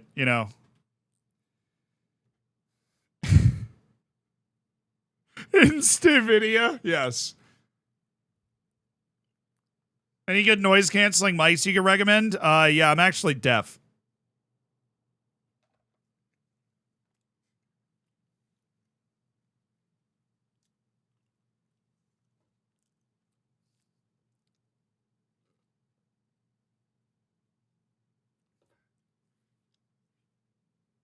Not just blind? I know. Although playing Football Manager blind would be incredibly impressive given the amount of reading and clicking you have to do. Sounds like a basic setup. Yeah, dude, you should see the actually, the big streamers, what they've got going on. It's at least 3 jet engines. I think Pokey has a nuclear bomb strapped to the back, a nuclear reactor just strapped to the back of her computer to run 7 different graphics cards that are being worked on by Steve's bosses. It's pretty insane. Yeah. And then I have a PlayStation 7 that I can turn on with a foot pedal. And then an old school Xbox 360 with the other foot pedal. When will you be doing 12-hour streams again? I don't know, man. We've been working on a lot of YouTube videos recently. And when I'm working on YouTube videos a lot, I can't stream quite as long. But if I can keep getting YouTube videos, we get great ideas and we're able to film them, and there's kind of a backlog for the editors to work on, then I can always stream for longer. So It always circles back to Pokemon for you for some reason. So we have the same manager, which is probably why.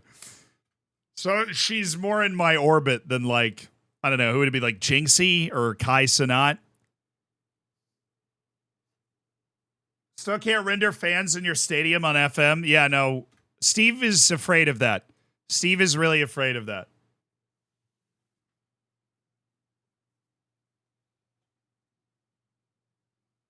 Small detail. Okay, so here.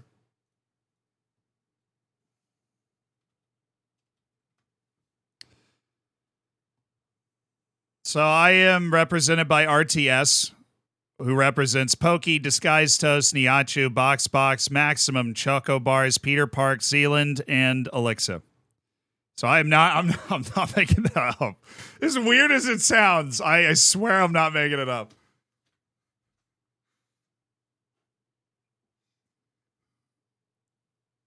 Look at that glorious forehead. Thank you. You know the first thing my mom said when she saw that?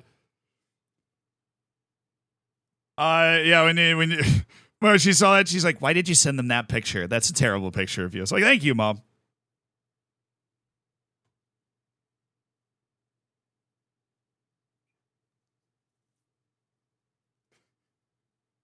No, Pokey's part of the ownership group of the company. Yeah, she is. And the company has multiple, people that handle talent management. But the one that handles me, one of the two people that handles me, like if we go to the team, I don't want to dox them too much, is the same person that handles Pokey. It's Sue. And Sue is probably the nicest person on the face of the earth. And the other person that is like Team Zealand is Frank, who is also incredibly nice. But Sue kind of takes the lead on most things. And she is like, I don't know if I've ever met somebody that knows as many people as Sue. We all love Sue. Not Suey, Sue.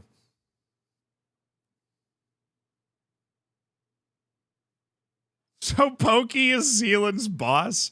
She's on the board of the management company that I am a part of. That I don't know if that makes her my boss. I don't think that makes her my boss.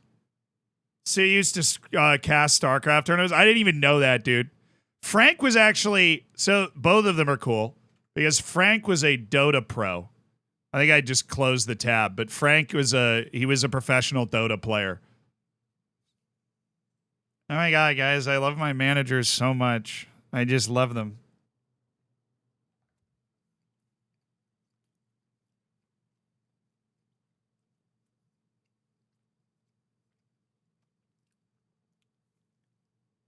Oh, she didn't cast. She was a host. Oh, okay. I mean, I didn't know that either way.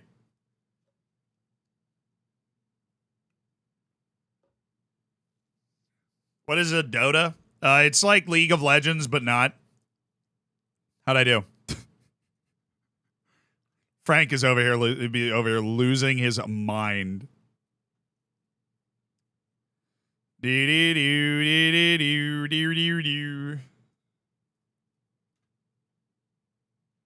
Pretty much. League, but good. Yeah, I mean, that's what somebody like Frank would say.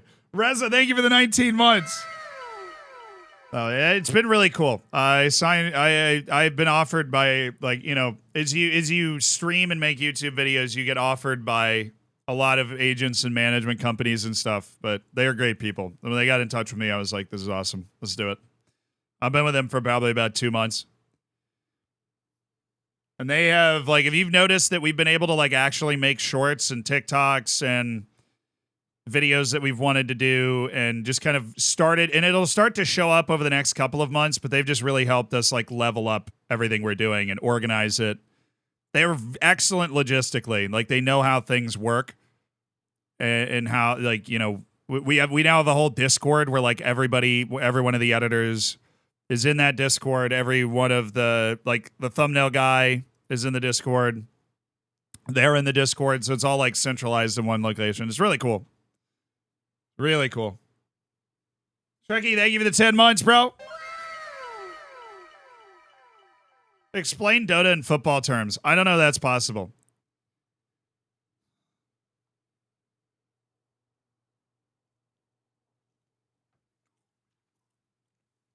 Equally toxic, though. Equally toxic.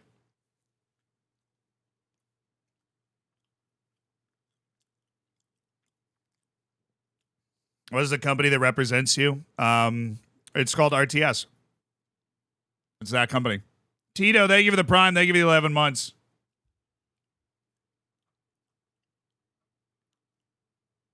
Dota's a game of five-a-side where everybody hates each other. God, it just sounds so fun when you put it like that, you know? All right, Florentine Pogba is so back. We are very happy to have Florentine Pogba back in the lineup. It felt very weird not having him in the lineup. Let's go get a dub, you know? We're playing the worst team in the league. We got to get on top of them early. We got to get on top of them often. We got to knock them out. 6 matches left. We're top of the league. Let's make it count. Let's make it count. We've had a great season. We got to finish it off strong. This is the worst team. They've lost. Anytime you see all L's, you know you're about to lose, chat. I've been playing Football Manager for too long to fall for that. I've been playing Football Manager for too long to fall for that joke. Us and Maritzburg United trying to sprint away from everybody. Maritzburg's still right with us. Oh, boy. 5 wins in a row, 5 losses in a row on the recent form list. We are on the road. Being on the road, things always get a little hairy. Not always, but, you know, it's more common. Nasser Khamed. Oh, slip him. Play it. Ah!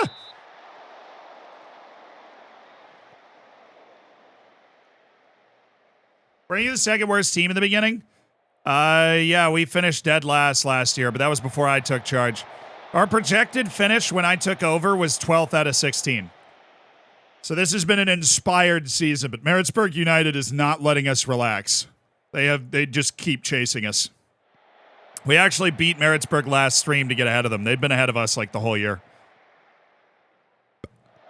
But we finally, like all of our pieces, like Florentine Pogba, who we signed kind of over the winter break, they're all starting to gel and learn everybody's names and, you know, get the vibes are mint, as the kids would say.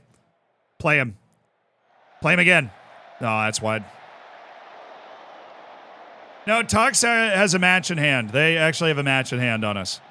So they drew 1 match, but they haven't dropped any more points than that. Tux is still 3 points behind us, as long as they win their match in hand. Oh, that's cheeky. Good chest. Played into the middle. Yes, Nasser Khamed of Comoros. If you score 1 more goal, Nasser, I'll teach everybody where your country is. In Bacoma. Comoros actually looks like it's in a lovely spot in the Indian Ocean. Oh, Songweni. Sanele Zulu. You know what time it is? Unbelievable. The man simply cannot be contained.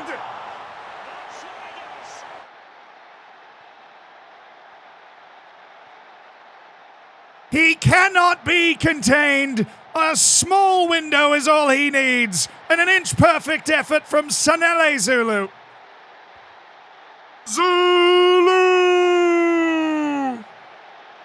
I mean, he is literally Erling Haaland. His just finishing is so good. He gets the ball, he runs forward, he gets the best angle he can, and he just unleashes a cannon. So consistently. Oh, that was going to be a tricky save.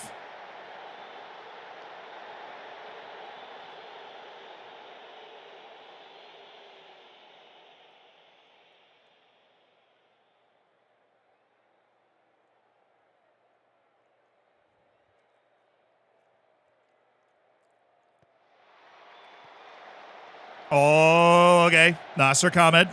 Let's put these guys away. Potosi. Oh, I don't know.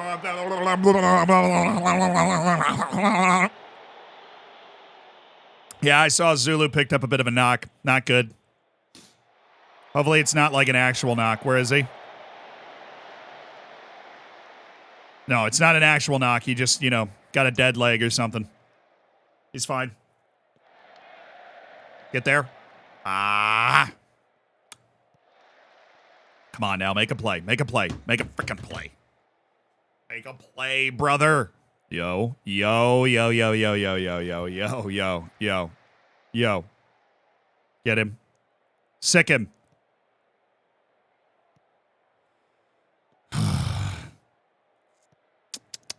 Oh, not good. Not great. It isn't great. Sungwini covered both of them, but it's not great. They're behind our line. But now we're behind theirs because we play our game. Sinele Zulu. Oh, he found him! Dude!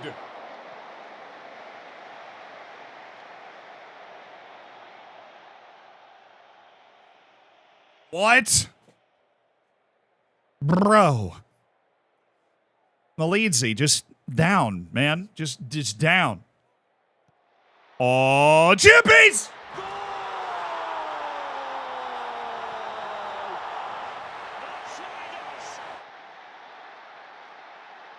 The jump man.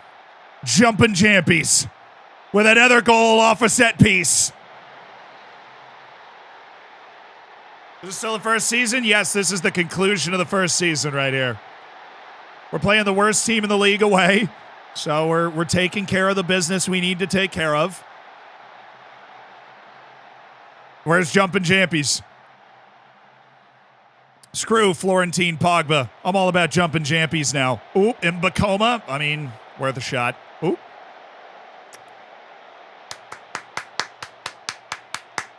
Let's keep control over this now. Let's keep control over this match. We don't want to go too far forward. We got a couple of goals. We should, we'll want to get a clean sheet here. Oh, Jumpin' Champies again. Yeah, I'm all about Jumpin' Champies, making plays. How many games until the end of the season? 6, including this one. Things are going well. I know you're capable of even better. That's harsh. Let's do a complacency talk.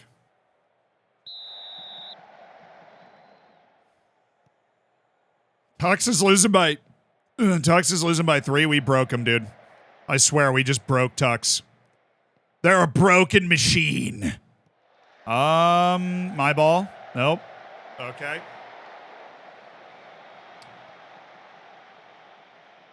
Makavu, where are you going? Oh, good ball, Potosi. That's bad. Hey,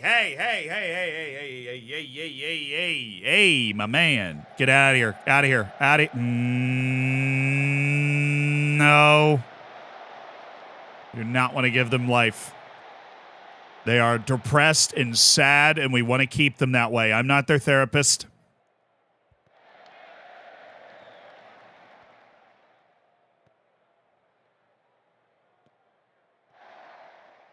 Good pass. Malidze. Oh, Sungwini. Oh, Mbakoma. Cross it. Yes, Malidze. Good. Yes, come on.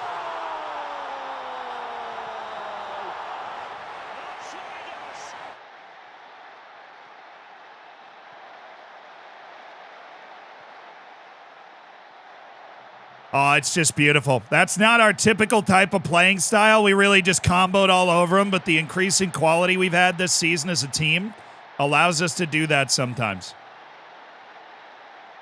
Raz Zulu now, good thinking. We get Lamuka.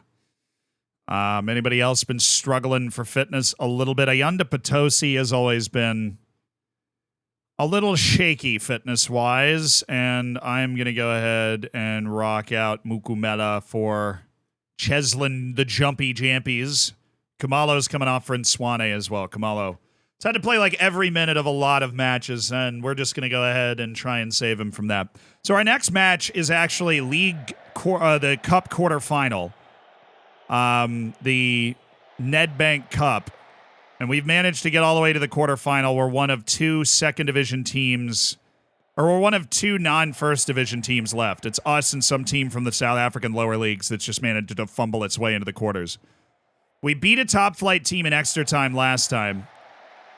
That was our first match against a top flight opponent. Off. So now we're going to play another top flight team in the quarterfinal. We're trying to pull off a truly miraculous Nedbank Cup win. That is basically, the FA Cup of South Africa, essentially.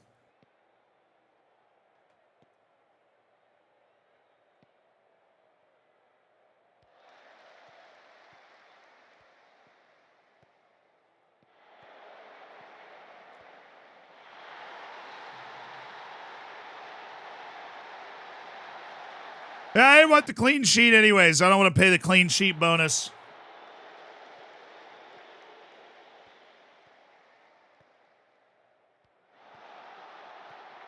Peripheral, thank you for the prime, dude. Appreciate you being a part of the Hammers. No, didn't want a clean sheet bonus. That just seemed like a losing proposition there.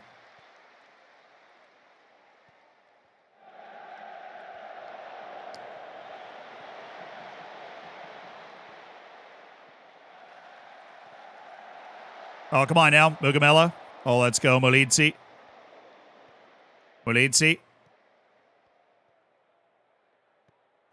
Pachie. Nasser Khamed. Oh, yeah.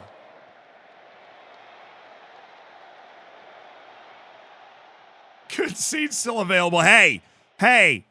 Oh, they don't. See, normally we have fans in the upper deck. Is there one fan at this game?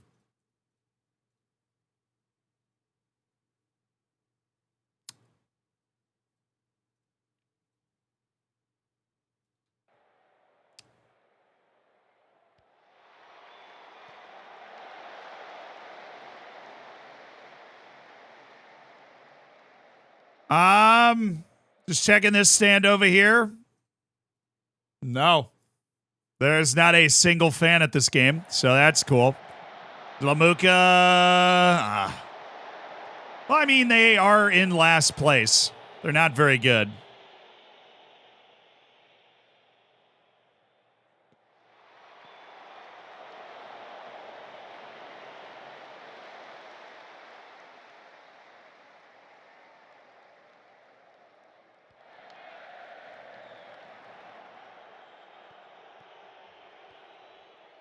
Steve just hasn't rendered him in. Yeah, come on, Steve.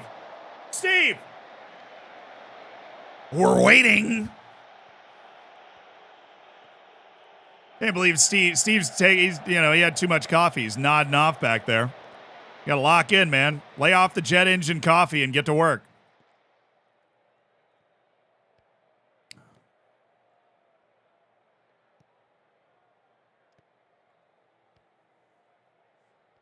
It's fine. Just don't let him get the ball moving laterally through the midfield. Okay, we can live with... Dude, that's such a bad header by Mukamela. Oh, my... Dude, that was nothing. That should have been an absolute nothing. I mean, it ended up being an absolute nothing, but... Oh, Dlamuka! Molizzi! Such a classic Molizzi run. Is this a multi-highlight? Are they about to get something? Are we about to get something again? Nope. Okay. Yeah, I didn't know. Any of you guys still knew the pandemic rules for fan attendance? They're still in effect in South Africa, which is why our stadium is mostly empty. It's why, this stadium's empty.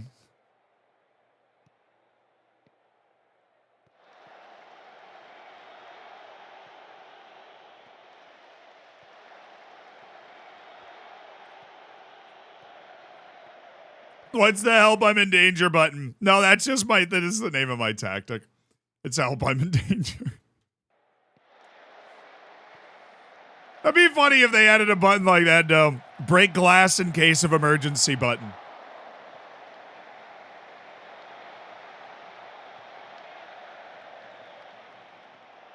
How the Leopards doing? Really well. Well, we're on our way to winning our first 3 matches of the stream, so we're feeling good.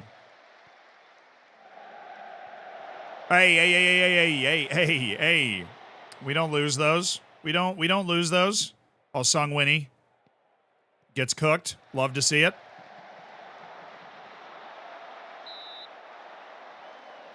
McGuire, thank you for the 18 months, dude. A year and a half supporting the Hammers.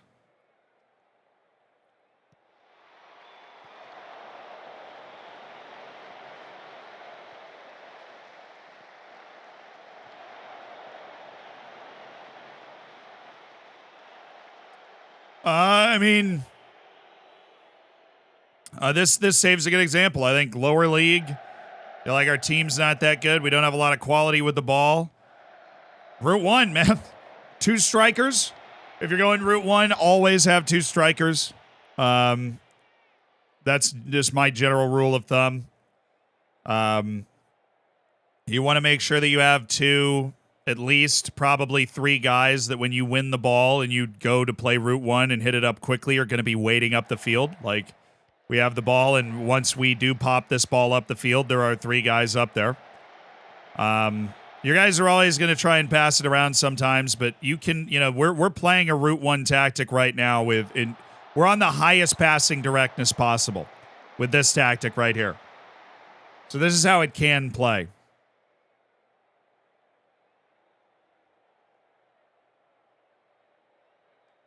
Cheers from Brazil, Zealand. You're one of those famous FM guys here in the land of Endrick and Esteval. Esteval absolutely gleaming being in the same category as Endrick. Esteval is one of those guys whose current ability is probably going to change a lot before next year, because I saw he was starting to break in with Palmeiras. If he starts to play like a good number of first-team matches, his current ability is going to go up a ton, and he's not going to be this like mysterious wonder kid in Brazil. He's just going to be a Brazilian wonder kid, Yeah. In the lower leagues, you want physically good players and typically a Route 1 tactic. I mean, unless you end up with particular personnel that makes something else possible, but...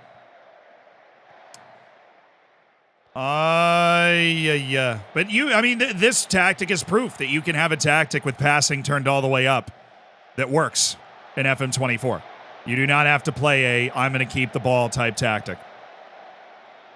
Pagie, Malizzi, easy. My goodness. My goodness, they made it look easy, didn't they?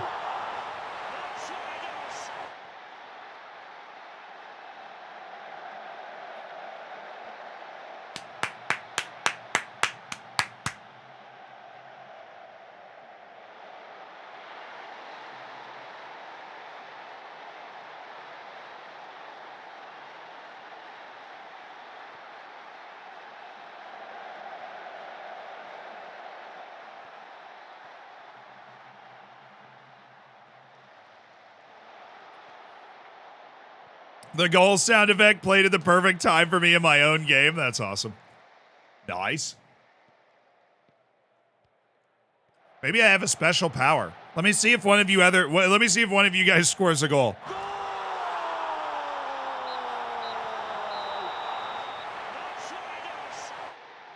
Did somebody just score? Anybody in their own save?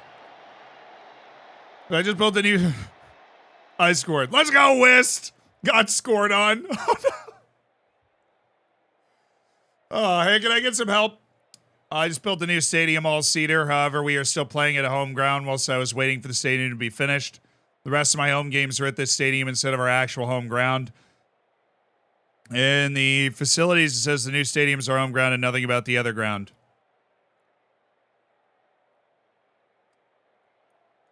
Well, then once the new stadium is finished, you should move. Unless you're saying it's already finished, then you might move after the season. But if you do your press conferences, you'll get a line of questioning that's like, are you excited to break in the new stadium? But if you're building it and then playing in a... Oh, we just got the on a roll achievement. We're unbeaten for 20 matches. 20% of people that have played FM24 have that achievement. That's insanely high. Tux lost. They're out. Tux got blown out by Pretoria Callies. We broke them. Moritzburg did not play. So they have a match in hand to get 2 points behind us, but they did not play. Bruised ankle for Sinele. He's fine. And we've got our cup quarterfinal against Golden Arrows coming up next. 5 matches left in the league. And obviously, if Maritzburg slips, there's an element of comfort to that. But right now, they're still within a match of us. And every match we play, we will continue to set the record league goals haul here. There's news items about the first... Yeah, there's also news items about the first match of the stadium. But if they're building it, then you got to wait for it to be done building. You'll see that, like... somewhere. Like... It should say in facilities that, like, they're building it. Club Vision, it'll say, like, stadium complete by, in there somewhere. Something like that.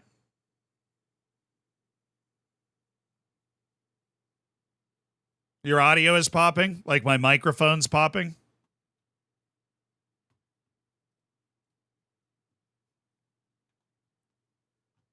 Only one way to find out. It's time to enter the Zealandverse. You guys ready? So you guys ready? I love doing that. All right, we're in the Zealand verse. You guys ready? Zealand's testing his audio. Is his audio popping? Oh my goodness, is his audio popping?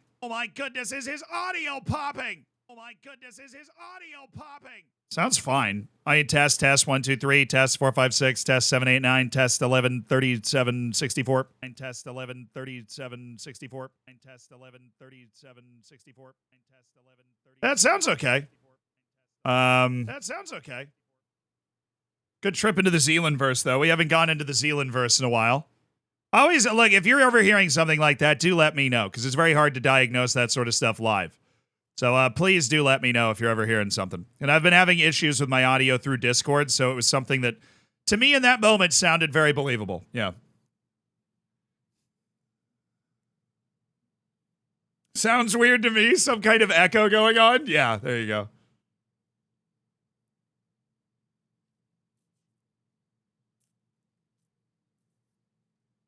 Speaking of the Z-verse, can we say hi to YouTube?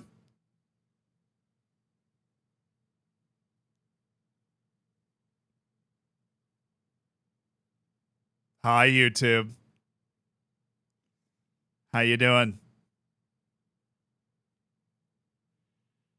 Welcome to the stream. Sorry you couldn't be here today. Just a couple of cool dudes hanging out.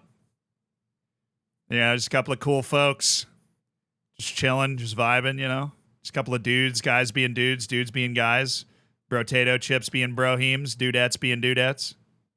Vibes immaculate. 100. You know what it is. You know what it do. Hope you've had a good day, YouTube. Oh, sorry. I had like a stroke there for a second. Did I say hi to YouTube or did I forget? Did we say hi to the live YouTube channel or? I think we did. I think I vaguely remember doing it. I just kind of, I just zoned out there for a second. Whatever.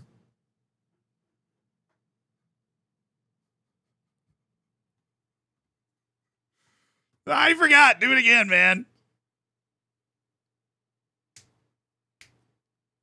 That was, yeah, that was, anytime somebody gets mad at me, I'm stealing that. Anytime somebody gets mad at me, like, Zealand, did you wash the dishes? No, look, that was the old Zealand that didn't wash the dishes. But now, I'm a New Zealand.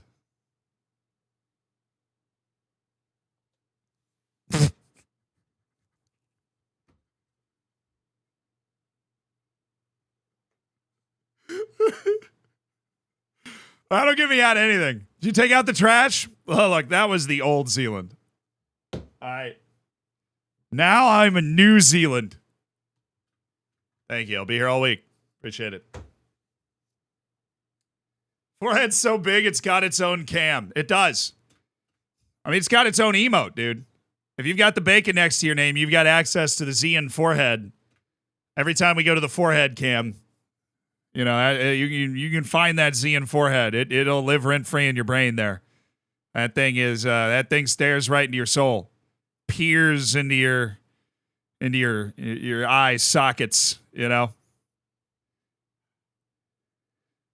Lord of the Rings was recorded on his forehead. I mean, it was recorded in New Zealand, so that tracks for me. This guy's good, man. Ayub Masika, good player.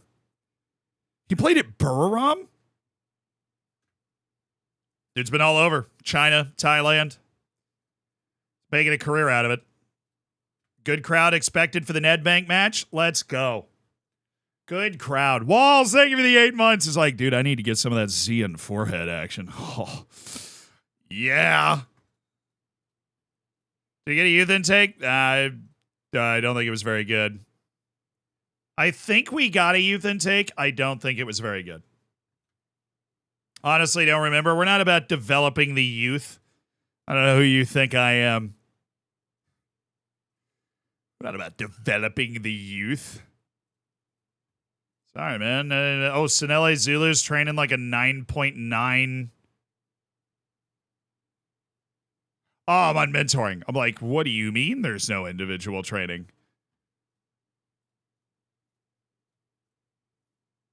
This is funky. What song is this?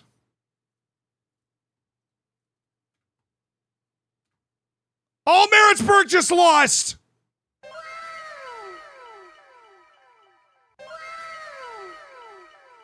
For the first time, not against us in like forever. They lost in the Nedbank Cup, but their last league loss was on October 8th. It is April 13th. Their last league loss before their loss to us a couple matches ago was October 8th against us. I didn't know we beat them in the first part of the season too. Bro, it's literally the only reason we're top of the league is we beat Maritzburg twice. Their first loss, they only have 2 losses that aren't to us. They lost at home on September 29th, and they just lost away to Pretoria Callies, who, shout out to Pretoria Callies, because they are like a mid-table team that just beat the 2 teams we're in a title race with in back-to-back weeks. We've already played them both times, so we don't have to deal with them anymore. I didn't know that we beat Maritzburg both times. Oh, that is awesome. That is so freaking cool, dude. This is the day after the match, right? Yeah, okay. Big cup match. You guys ready? Showtime. Yeah, we're going to send the Pretoria Callies just one medal to put in the cabinet because they have single-handedly created this separation for us at the top of the league. I already clinched a playoff spot with 5 matches left. My goodness. Oh, my heavens. Intermediary suggestion. I don't really care. Okay. Meanwhile, the Nedbank Cup. Golden Arrows were playing in front of more than 4,000 people. There are only 8 teams left. We are one of 2 non-top flight teams in South Africa that have made it to the Cup quarterfinal. This is the 4th biggest cup in all of Africa behind the Coupe de Tron, the Coupe du Président de la République, and the WE Cup. Over here.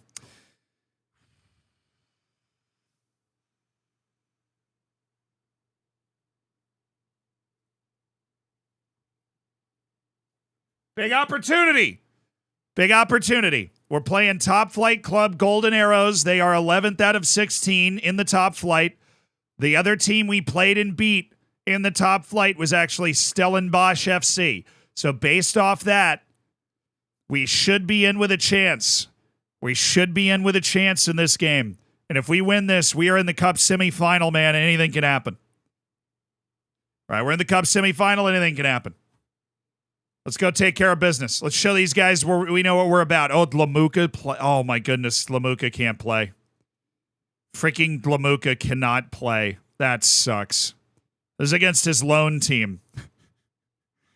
This is against Lamuka's team.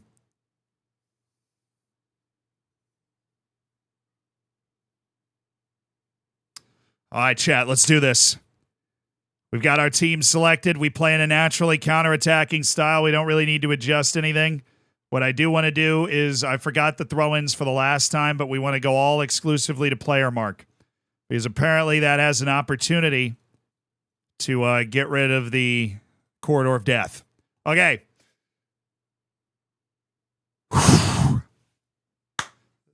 Let's be Magic.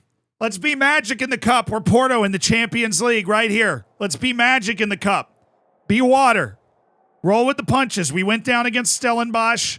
They equalized late, and we won anyways. Let's be Magic. Really nothing? Ah, there we go. My forwards love me.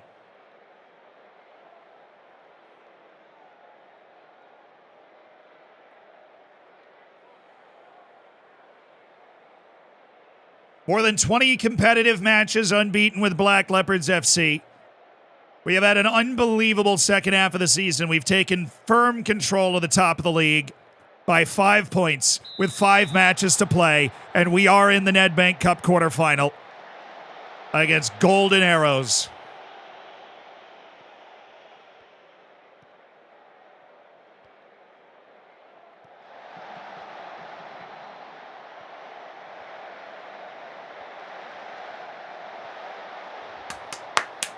Put ourselves in an immediate precarious position defending that, but we did really well in it. Sinele Zulu. Oh, let's go, Zulu. Let's go, Zulu. Rise to the occasion. Believe you are good enough to do this. Believe you are good enough to do this. We did against Stellenbosch. We can do it again. Oh, my.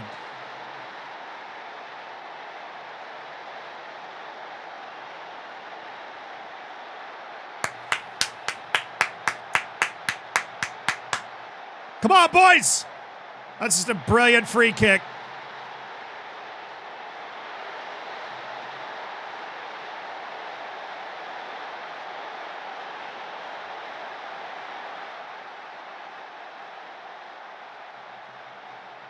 All right, Pogba, we need you here. Florentine, get there. No, he's not anywhere near it. Oh, what?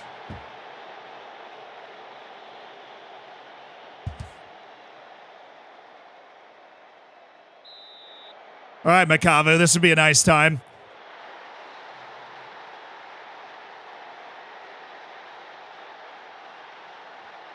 Encourage, encourage, encourage. Very, very hard done to be down 2-0, guys. We score goals in bunches. We've come back from this sort of thing before. Very, very hard done to be down 2-0.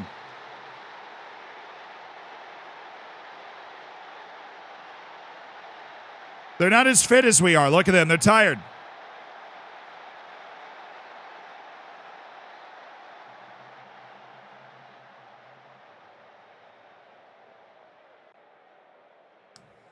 Good. I like that they're not getting any highlights. We just need to be a little bit more creative. Oh, big opportunity. Jumping Jampies. Pog Daddy. Get in there. Jumping Jampies. Oh, Zulu. Potosi. He's got Mbakoma. That's okay. That's good. That's good. We're putting ourselves in a good position to threaten the goal.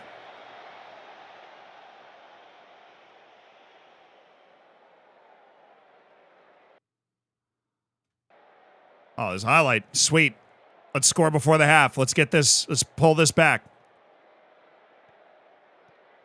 All right, Potosi. Cheslin Jampies. I'm okay with that ball. Oh, he won it. Zulu!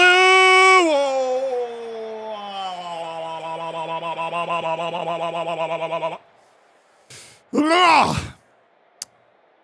That's a spot Zulu's scored from for so many times. Oh! Go. Come on. Pop it in. Where's Malizzi? Oh, Malizzi. Oh, Malizzi, you beautiful beast. Oh, man. Oh, I don't hate it, dude. Unlucky. Come on. We're on the road against a top flight team. They've got a penalty and a direct free kick, but we are super duper in this. I'm going to give you guys like 10 minutes to prove yourself. No, Zulu's on a 6.2. When we need a goal, Zulu's the guy, but he's not playing well. Oh, Mbakoma. Come on.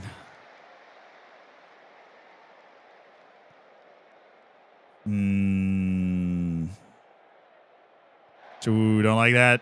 Oh, good coverage. Good coverage by Matsimbi. Absolutely terrible header, but he recovered well.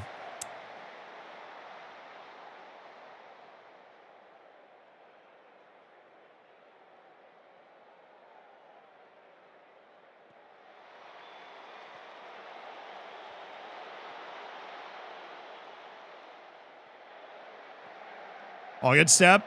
Oh, Kamalo, you got to hit that into this area. That's where we're dangerous on our counters if you hit that in that area. Easy enough save. We're going to need the goal sooner rather than later, guys. We need the goal sooner rather than later.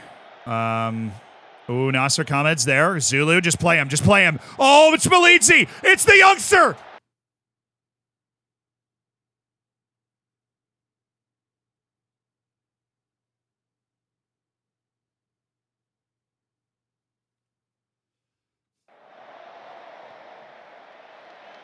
Oh, the young academy product just skies it.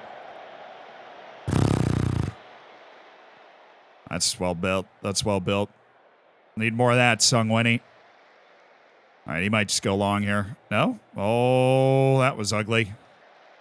All right, go right. If you're going to go short, go to the... Nope, now they took it away. Now you got to go yard. Just send it. That's the way we're built to play like that. Oh, Zulu, great turn.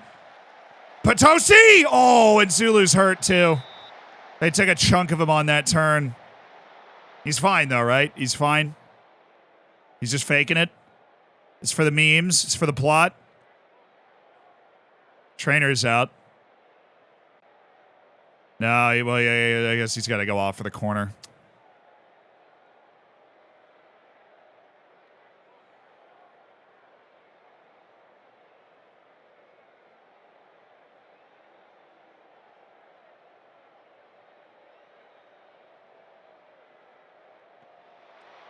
Oh, if we won that header, we probably scored.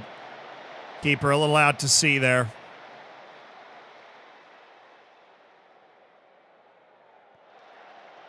All right, we need a goal here or we're making subs.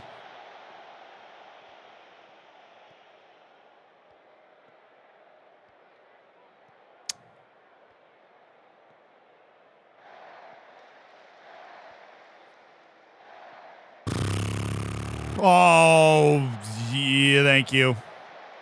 That was the best chance they've actually managed to get the whole game. Mukumeta. Achie for Ayanda Potosi. Good recovery by Zulu. I'm going to bring in Nkwana just to get some fresh legs to the top of the formation. I'm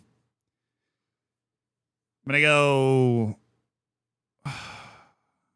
Both the center backs have just been bad. They haven't really threatened us with size, though, so I need to make that change. Majidibadu is going to come in on the right side. No, he's not. But Simbi's playing hard. This is what we need. All right, we got to go attacking now.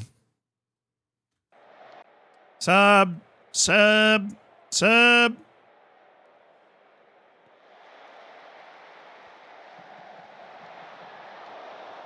That was a little close. My goalkeeper was a little too comfortable with that. Come on, boys. Yes. Jumping Jampies. Flopo. Pog Daddy. Neither of them. Pog Daddy! That's never going in, though. Unless Watenga literally can't touch the crossbar, and I'm pretty sure he can. All right, we've got to go for it. We got to try and condense the field and play in this way where we can make something happen. Nasser Khamed, you got to be a little more aggressive. Mukumeta, you're getting a little more adventurous, and Mbakoma is going to start further up the field. So when we get the ball up there, he can play higher. Changes in next dead ball.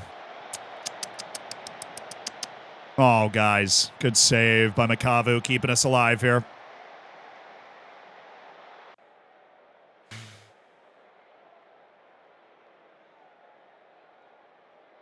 Yeah, I mean, they have a direct free kick goal and a pen. They have had the best goal. I mean, we've had a 1v1, and so have they. We both missed. They hit a beautiful direct free kick, and we gave away a pretty cheap pen on a long corner. But, oh, not a good spot. Not a good spot. Yeesh. The guy can... Shatolo can clearly crush the ball. Rav! It's a Floposaurus Rex, man!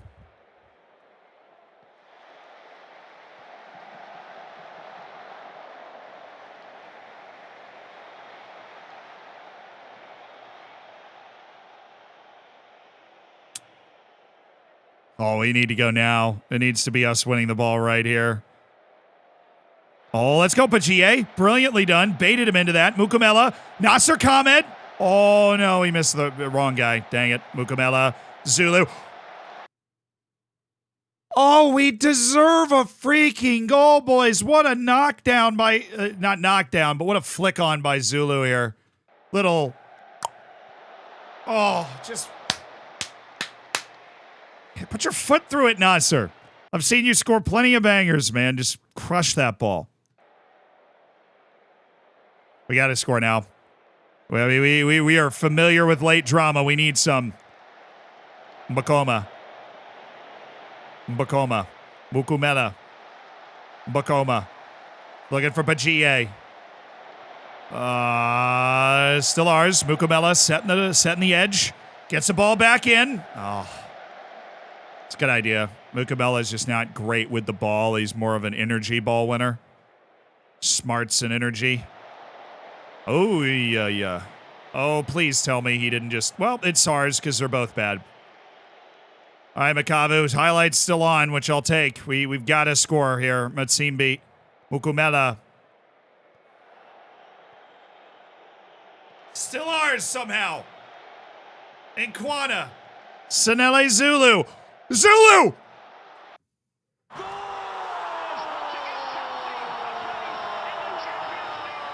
Oh, it's brilliant! From Sanele Zulu! He's done it again when they really need it. He's taken on the man, absolutely barbecued him. How would you like him medium rare? And he serves one up into the back of the net. The dream is alive. Sanele Zulu, one-on-one, showing the dribbling. Powerful finish. Shruggy, thank you for the 2 months, dude. Oreo fan, thank you for the prime. Oh my goodness, come on. Come on, boys. Mukumela, well, that's not good. Oh, but Mukumela, he cut the play off, which is good, but we have everybody up the field because we're in very attacking. Oh, God.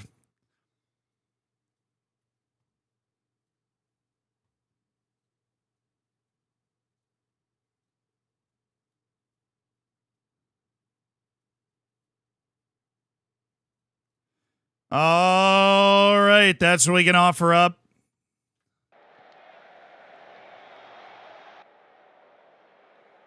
Oh, come on. Yeah, I'll just hit it farther up the field, Makavu. Cheslin Jampies. Jumping Jampies. Gets it into the box. Corner.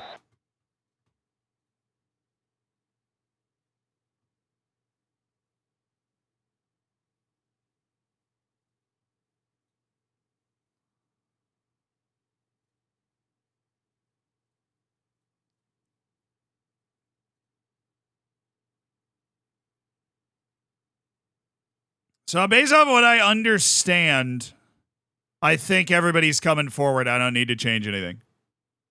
Based off what I understand, I think everybody's coming forward. Like, I think everybody's coming forward.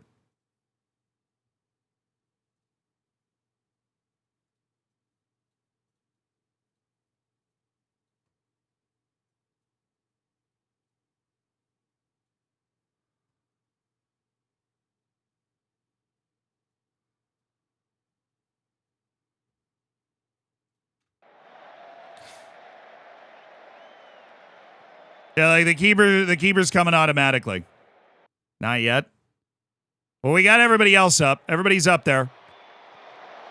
Oh, let's go. Back in. Oh, back in again.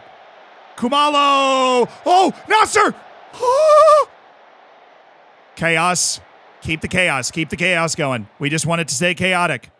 Come on. Good. Cheslin Jampies. Pachie. Cheslin Jampies. Again, it's a good ball. It's another corner. Come on.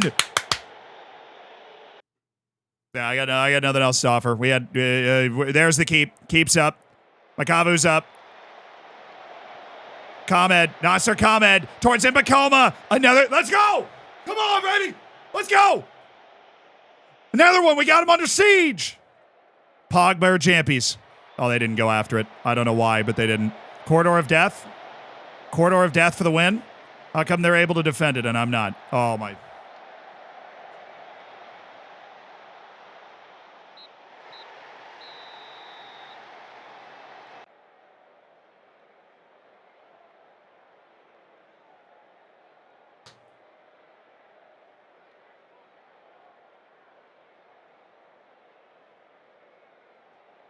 Every once in a while, you get a reminder that we're actually just bad. You know, like in the grand scheme of things.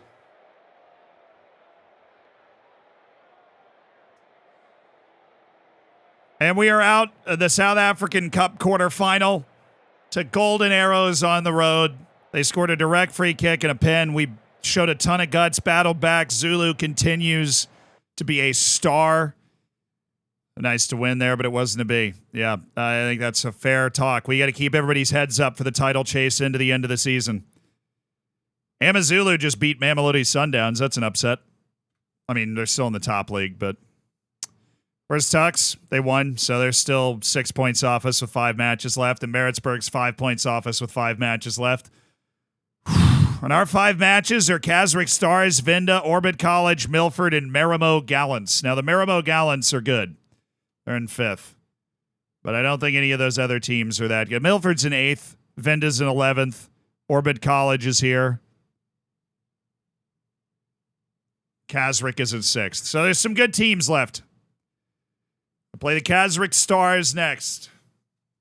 Man, that was a close game. That was a really close game. Both teams had chances. What a goal by Sinele Zulu, dude. Oh, we got 50K? I wasn't even paying attention. You're right. We just got 50K. That's not bad. That'll help out the financial situation. We're only 141K in debt, dude, and we're in prime promotion position. Know what I'm saying, bro?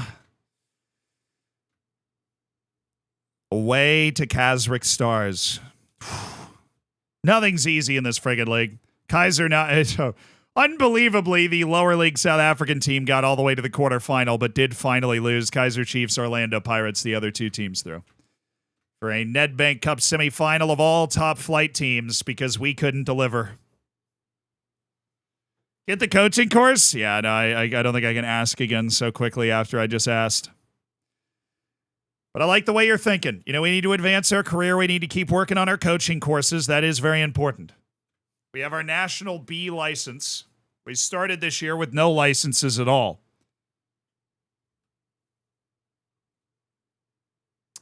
Makavu, our goalkeeper, is getting better. The problem is he's not getting taller, which I think is going to limit his career long term.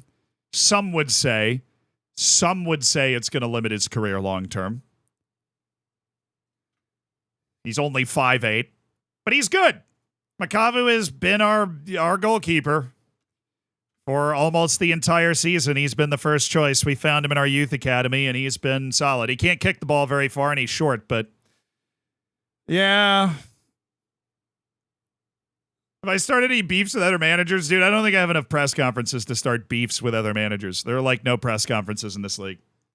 It's kind of a blessing, though, you know? Where's the Zealand skin? We're still testing it. We'll probably throw it up in the next day or 2. We're just making, like, there's small visual issues, like the number in the top left corner. It's going to take us a few days to, like, iron out. But for the most part, the Zealand skin seems to be working the way it's intended. It's just ported through. Dude, Tommy just pulled an ab muscle. Come on. Tommy Songwinnie's going to miss a couple matches down the stretch, but we love Tommy Songwinnie. Oh, okay. He's gone. That means Mukumela is in. And I think... next person should be Makanya. Actually, it should be Mabula. I've just ignored Taboga Mabula, like, since we loaned him in, and he's getting worse so fast. Hi, Mabula! Welcome to the bench for the first time in over a month. You're gonna love it here, being part of a match day squad. Makora Maloko's back. I don't care. You already took Tommy Songwinnie from me with an ab strain. I don't care about anything else. Just working on attacking corners. Definitely make sure we work on defending corners. Those scramble plays have been the death of us. Need to lock in. Start Matole. You guys love Freddie Matole. I like Freddie Matole too, but why do I care about the race for European coefficients? I don't. I'm in the 2nd division of South Africa. Why is the South African Free Press sending me the race for European coefficients? Was that Moritzburg playing the day before us? Could they lose? That would take a lot of pressure off if they lost. Because we don't have the easiest schedule on the run-in here. I realize I'm asking for a lot. But if Maritzburg could lose their game, that'd be amazing.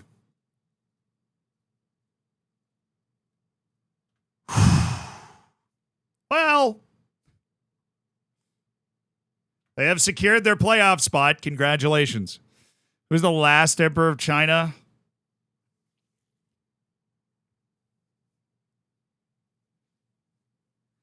Wu Lei. What is Wu Lei doing?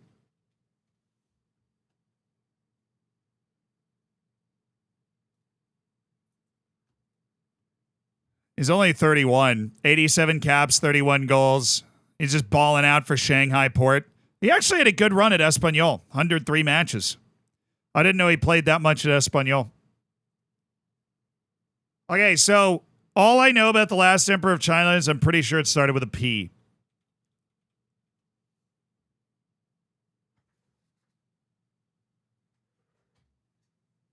Yes!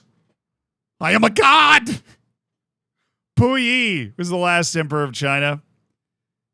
He was like a child emperor when he got deposed. He just like lived for a while. Had one of those weird lives of like, yeah, I was born into royalty, but now I'm just this dude. Always enjoy the history of those types of people. Yeah, I'm sure you had a tough life. You're a child emperor and your empire's falling apart. Not fun.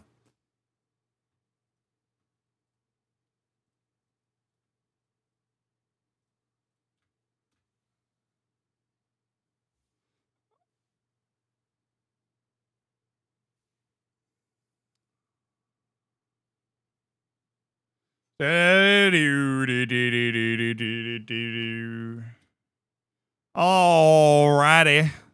Malidzi, Zulu, Kamed, Potosi, Mbakoma, Mukumela, Jampis, Pogba, Kumalo, Matsimbi. Yep, that's probably best we're going to do without Tommy Songwenny setting the perimeter. But Tommy's, dude, his recovery is looking great. He might even be back on the bench for the next match. Away to the Kazric Stars. They are 6th in the league. This is not an easy match. Tabogo Mabula. We actually have never put him on the bench after signing him on deadline day, so we played 9 matches without involving him at all. But now he's here.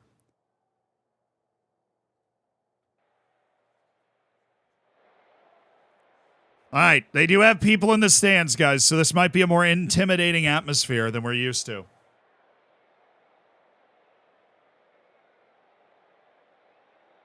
Cloudy Mango, thank you for the 3 months, dude. Bev, thank you. Thank you for being a great part of the community, making people's lives better. I appreciate the 27 months, dude. Yeah, it was the problem last game.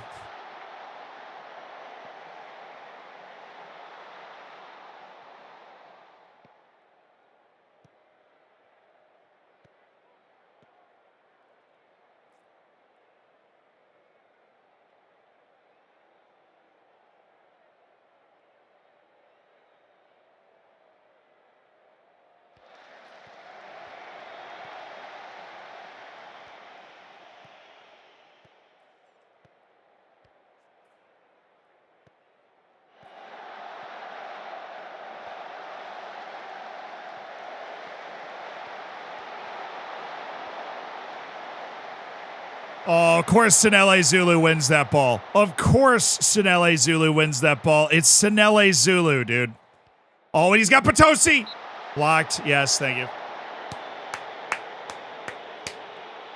I don't even know what witchcraft and wizardry he employed there.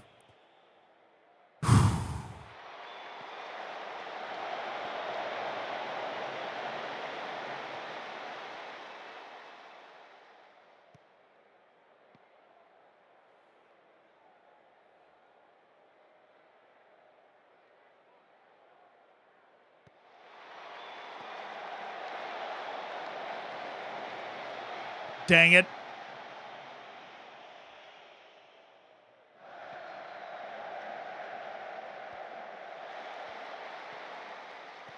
Oh, that's a good ball, Potosi. That's all right. That's very good effort. Get that ball in a dangerous area. I have not used the pink kit yet. We do have a pink third kit that we've not been forced to use, tragically. I have no idea why it exists, but it does. Oh, Jampies. He mishit it, but that was a good ball. Malidzi, good layoff. Potosi! What happened to the cup? We lost 2-1. It was we went down 2-0 really early. We just fought the rest of the game.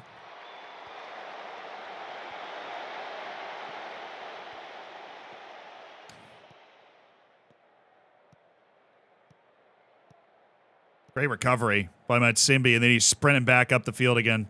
Oh, that's it. Oh, that's perfect.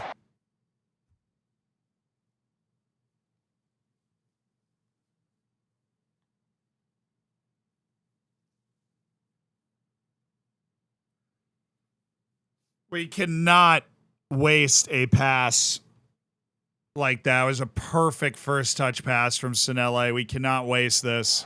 It's not a save. It hit the post. Malidze just missed it. He's not been as clinical this back half of the season. He just has not been nearly as clinical the back half of the season. Come on, boys. That was a good play. I mean, obviously, we've had the best chance in this game, but that was dependent on Sinele Zulu making a brilliant pass, which is not something he's going to do a lot of. That's not his game.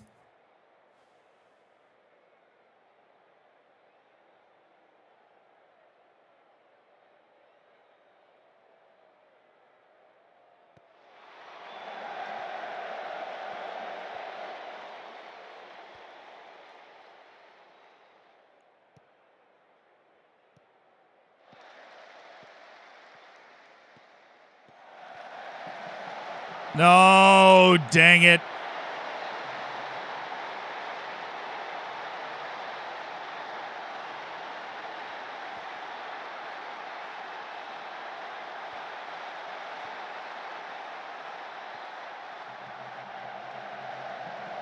This is not narrow enough. I don't know what Florentine's doing here.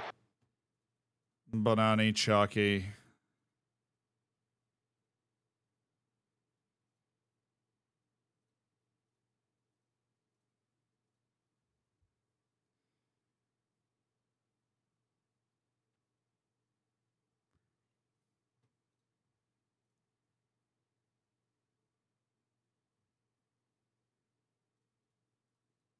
Take away the midfielder. They're getting tucked in behind our line. Tough time to give up a goal there. Unlucky. We're feeling the nerves here.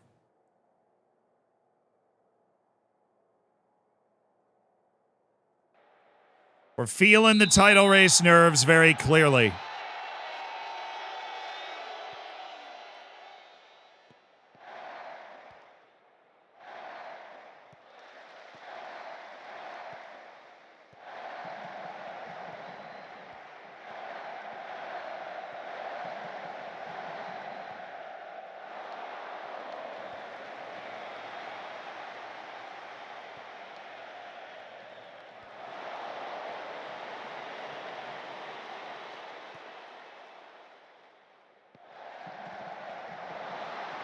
Yo, can we not?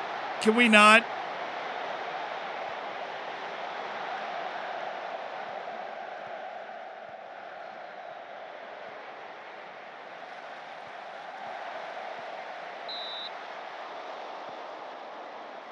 Been encouraging. The mentality of the team needs some serious babying here.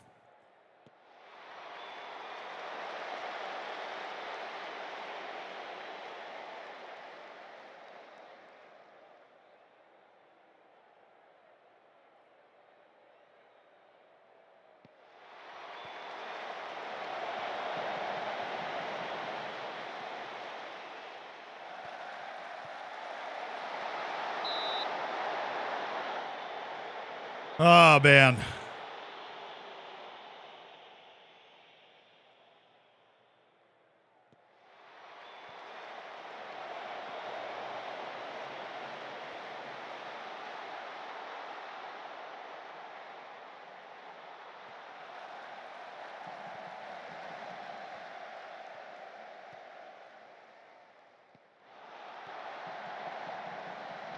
How do we let that shot get through? That would have been an unbelievable goal, but I thought we had that blocked.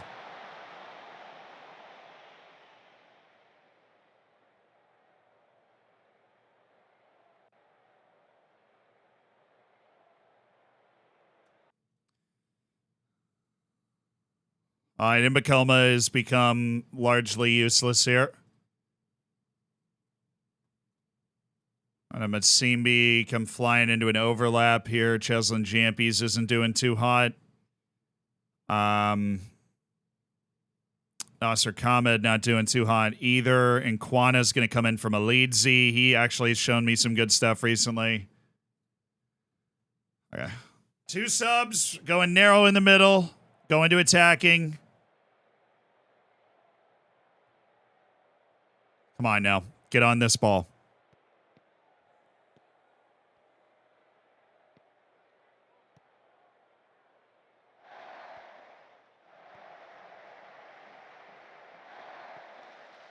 There you go. Good play. Nasser Khamed. What? Oh, yes, come on! Ayanda Potosi! Oh, I'm stressing. This game has not felt comfortable at all. Nasser got a little lost in the sauce here, but was able to face up, found him. Good hit by Potosi. Good, firm strike of the ball. Now let's go win it. Let's go do what we do and steal this game. This is what we've been doing all year. Come from behind wins.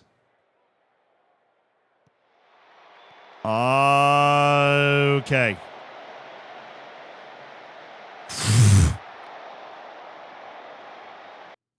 Tux is losing, that's good, but my main concern is Maritzburg, who already won their game. We do have... I don't want to make that move, though. Majid Ibadu can come in on the right side. I really want to move Cheslin Jampies off, so I'm going to get in Swane in and move Florentine Pogba out. I have faith in you. Let's go. Majid Ibadu and Lawrence and Swane are in. Pogba's playing left back now. Oh, and Quana.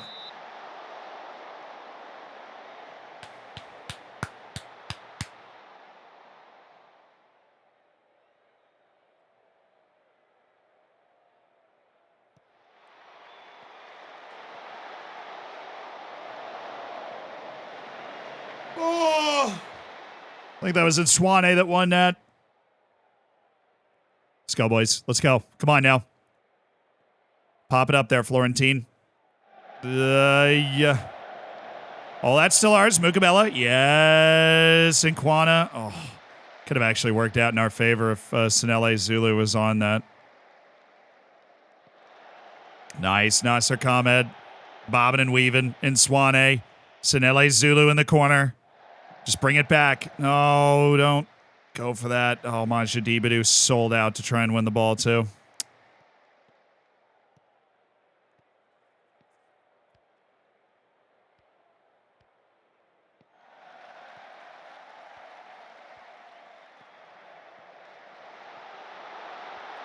I'm fine. My heart rate's really low. It's incredibly low. Let's run. Oh, good ball. Zulu. Corner. Good work. My heart rate is really low. Really low. George, I have an FM for Beginners series on YouTube that should be able to help. Back to the corner. Right back to him. Nasser Khamed. No, I'd love... Oh, yes. Okay, he gets it right back. Shake and bake. Oh, stupid idea. Yeah, that's fine. Get our shape back.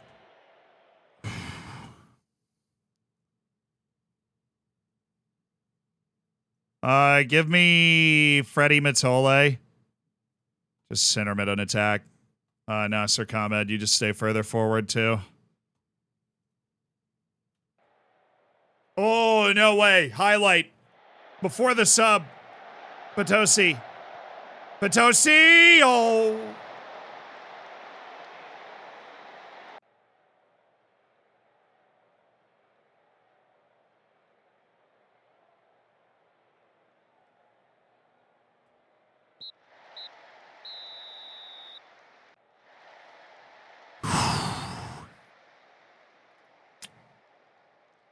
Missed those chances in the first half. That's what really ended up killing us. We missed an absolute tap in the first half.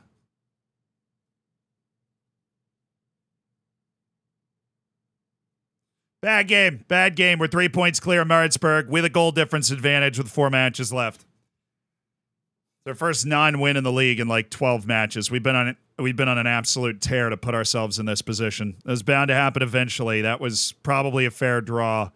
I really wish we'd hit that easy goal from Elidze. But now we're at home against Vinda. This is a better opportunity in a get-right game. We have a few tough matches left, but we don't play Maritzburg. We don't play Tux.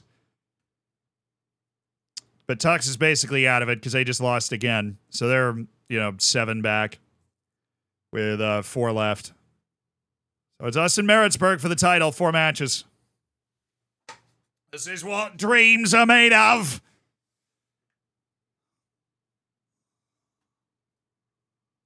A couple of us didn't kill morale that much. I think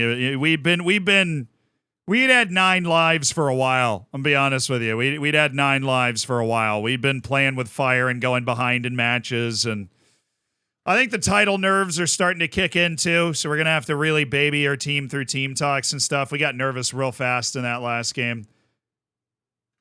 Playing at home will help. We want our games to be at home. I don't know how many more road matches we have. We're away against Orbit, and Marimo last match is away.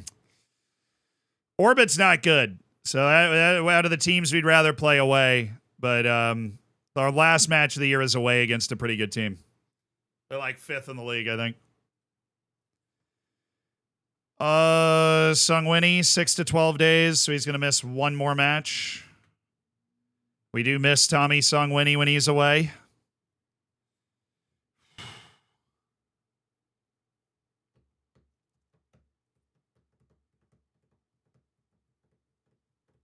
What's Maritzburg's schedule?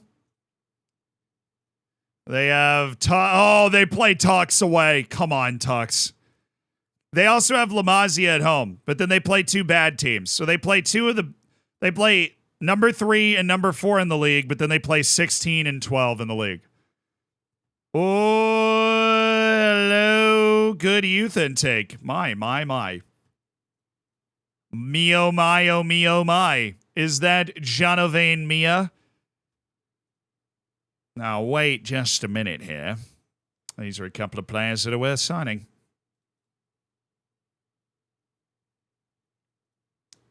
Vincent Boagu. Sibong Aseni Satole. Siabonga Nene. And Spacile Ndlovu. Sweet. Sanele Seaschloss. No, we don't need any of the other guys. That's a really nice generation of youth players coming through. You always want to sign a goalkeeper, so Gift Magale. Okay. I mean, who knows if we'll be here to take advantage of those guys, but it's good that they're on the team.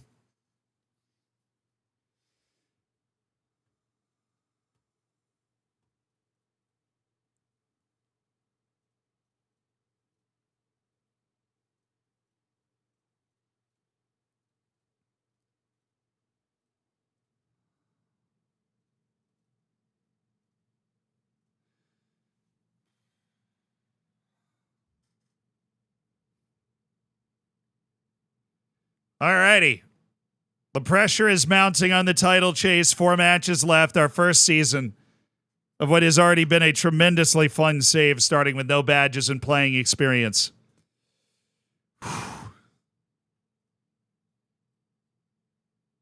Ray says the wire. They're including Tux, the University of Pretoria AFC. They're including them in there. I don't know how you get Tux from that, but they do. Huge match for Tux. You know what? I want Tux to be in the title race, and they've got to beat Maritzburg to be in that title race. So hopefully their terrible run of form recently doesn't affect that at all, and they end up making a play.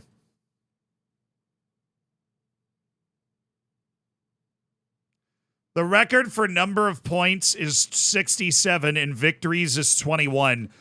There's a chance we could break both those records. If we win this match, we are on 66 points with a record tying 21 wins with 3 matches left.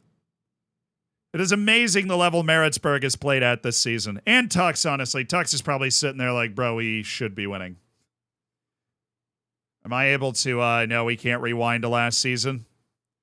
But I am sure the winner did not have the number of points that any of the 3 big 3 teams are going to have, based off the way the rest of the league is playing. This has been a magic season from us and Maritzburg, who lost in the playoff last year, and they're sitting there like, dude, we have got to go up this year, and I am standing in their way saying, no, sir. 1 automatic spot to the South African top flight, and we're staring at it right now. Songwini cleared for the bench. Amazing recovery time from Tommy Songwini. He'll be, I'll approve him playing for like 15 minutes. I'm going to go ahead and get him for Dabang Mabena. All right.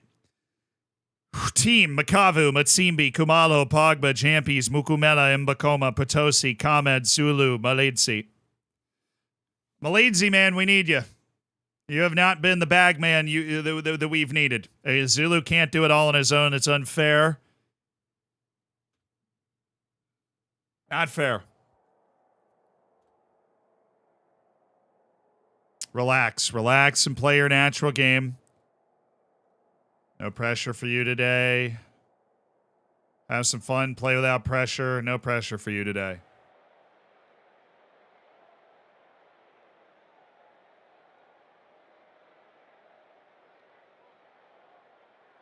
Come on, Black Leopards. 4 matches left. 3 points clear at the top of the league. Jobu, thank you for the prime. Thank you for supporting the channel. Carouse, thank you for the 4 months. I appreciate you. Propane Burrito, thank you for gifting Looney Loser a sub. You are awesome. Thank you for making somebody's day. We going to win the league? Bro, I hope so. Tux and Maritzburg are playing, but today it's all about being able to beat Vinda FC. Let's do this. Kumalo. Well, you know, just didn't sync the run up, but that's the right idea. That's what we do. Ooh, good hustle. Zulu, good hustle. Come on, Leopards. Come on, Black Leopards. Keeping an eye on the scores over here.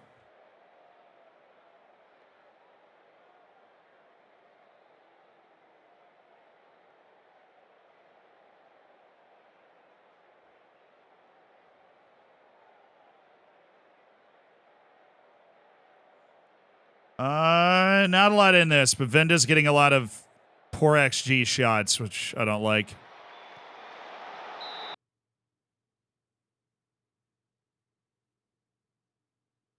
Oh, what a big save by Makavu. How did they also get a pin? What? Oh, over here. They called Mukumela for knocking over Sokola, trying to get the rebound. That was a big save by Makavu. Another one, perhaps? Delusional. Odegaard fan. I like the name. Thank you for the 7 months, dude, on the prime. How you doing? And Guapatko, thank you for the 6 months. Keep up the awesomeness, dude. I'm trying. But it is, we're getting a few curveballs thrown our way.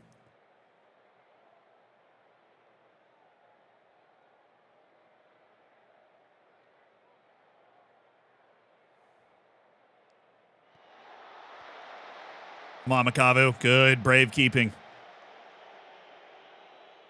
All right. Up we go, and nobody's there because we were all back defending. Fair enough.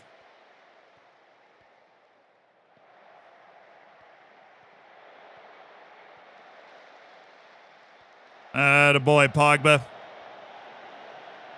Good recovery here by Potosi. This is good. We're forcing the ball where we want it to go. Oh, man.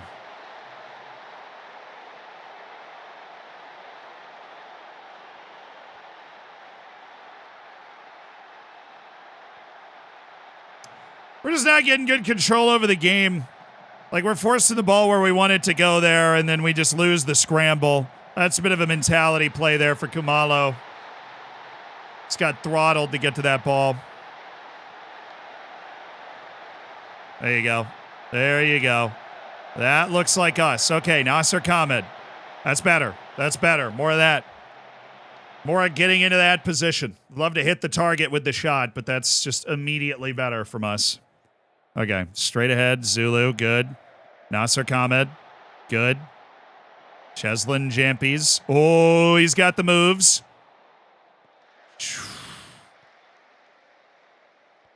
A really good outlet pass by that guy.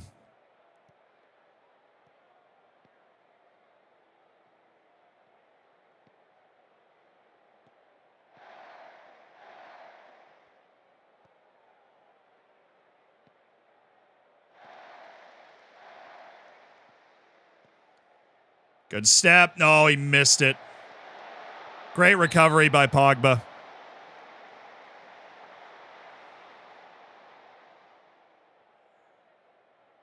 I like the aggressiveness, though. There's an opportunity to cut that play out, and then we're in a really good spot.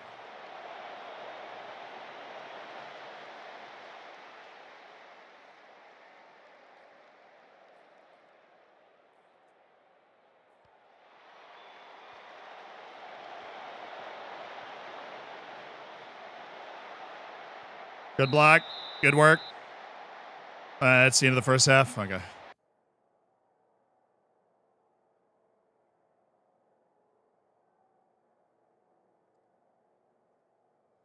Let's try and fire him up here because that was not good. Sandile Kamalo. I yell at him individually because he didn't respond. But we basically just have bad match ratings across the board. We're just playing horribly. We're going to need to pull more out of him. So we can't baby him going into this second half. We've got to get on him. And I think we need to take away their time and space here. I'm going to get really aggressive with the way we position the team. We're going to take away their time and space and try and play in their half. It's not something we do often, like early in a match. I had to confirm changes, so that's a waste of 3 minutes. Pretty sure I already confirmed it, but okay.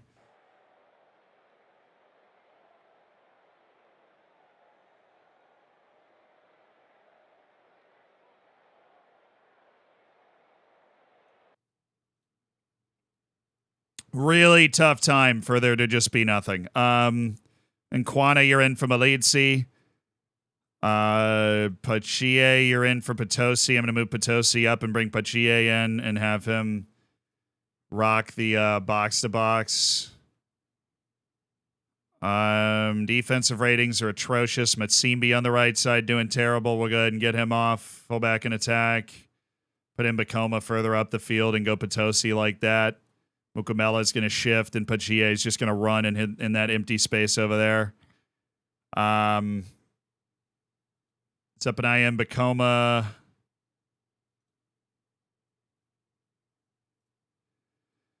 Well, you're not playing well. I'm going to go to Boga Mabula, honestly. I haven't played Mabula. This is Nabula's first appearance, but he's got pace. He's got playmaking. We just have really liked Sepanaya's overall ability. But pace and playmaking, when you're not doing well, that works for me. Pachie. Well, he got it in the right area. Oh, good ball! Good pass. That's a good pass by Pogba. Got to force the ball up the field now. Potosi there. Majidi Badu there. Mukamela's the last sub. I know he's the last sub. We're going to move him back for Jampies because Jampies is tired and bring Tommy Songweni in.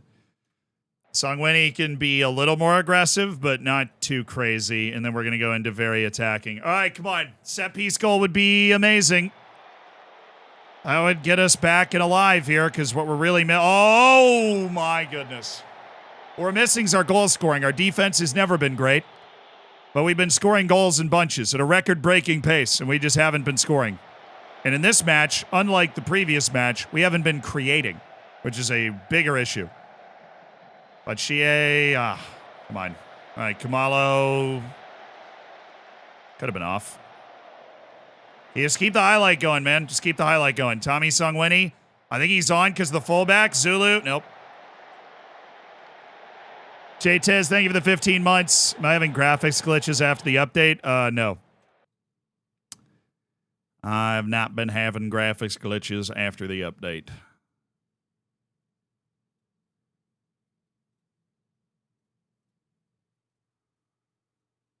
All right, Pogba's going to step forward and play next to Sung Winnie. We're going to send GA forward. Pogba's going to be a libero for the last 10 minutes. I haven't really used that before, but it should work here.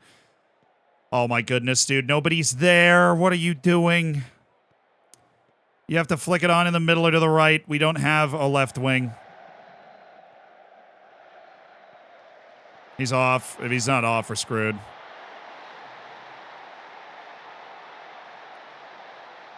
Well, I can stream it for. We're finishing the season today.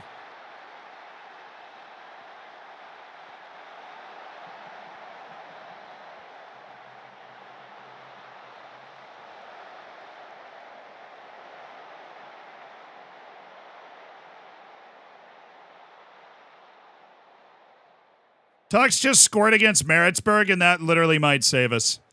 Tux is literally beating Maritzburg right now, and that means we're not going to drop any points. Tux absolutely clutching up. Oh, what a hit by Mukamela. But we got to sort our stuff out now.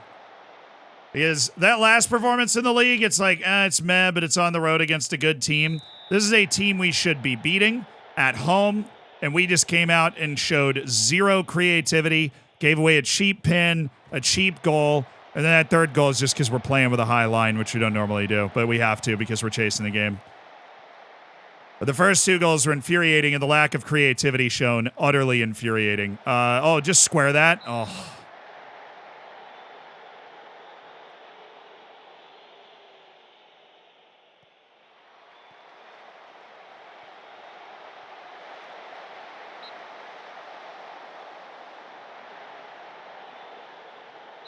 That's an atrocious home loss to Vinda. And our first loss in the league in 19 matches.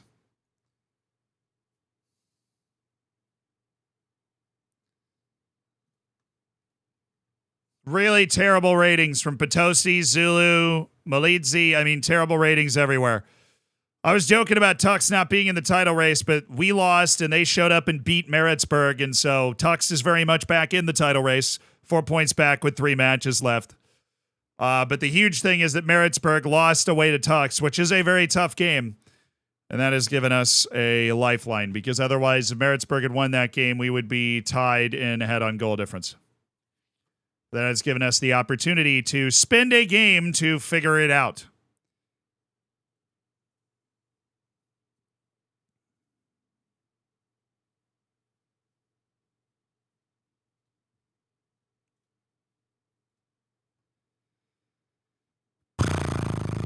Everybody was terrible, so I'm just going to go ahead and have that conversation with everybody. Your last game was bad.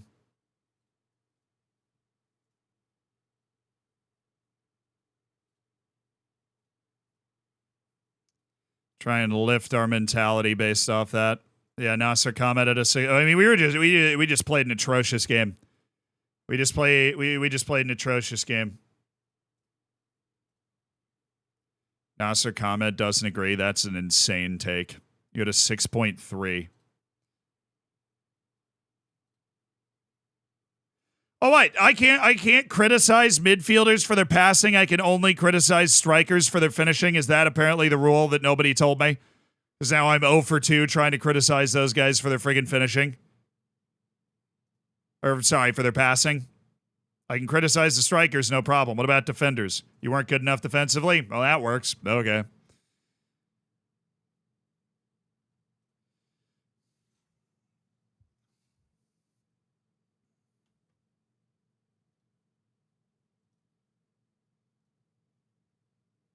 Bro, we literally ended up all the way up at second on the season preview.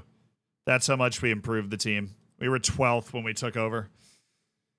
All about player acquisition, baby.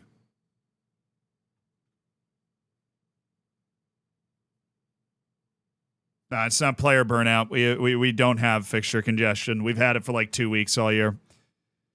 There's just not player burnout. It's nerves and that yeah. Nerves and just being bad. We're taking a shot in the team atmosphere right now. 3 matches. 3 matches, and we just got to, just feel it out. Find our way to 3 points away to Orbit College, and then we have a home match after that. Don't want to do that. No. Defense.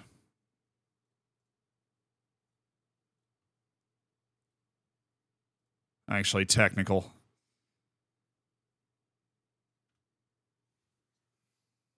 How's the table? We're top by 3 points with 3 matches left.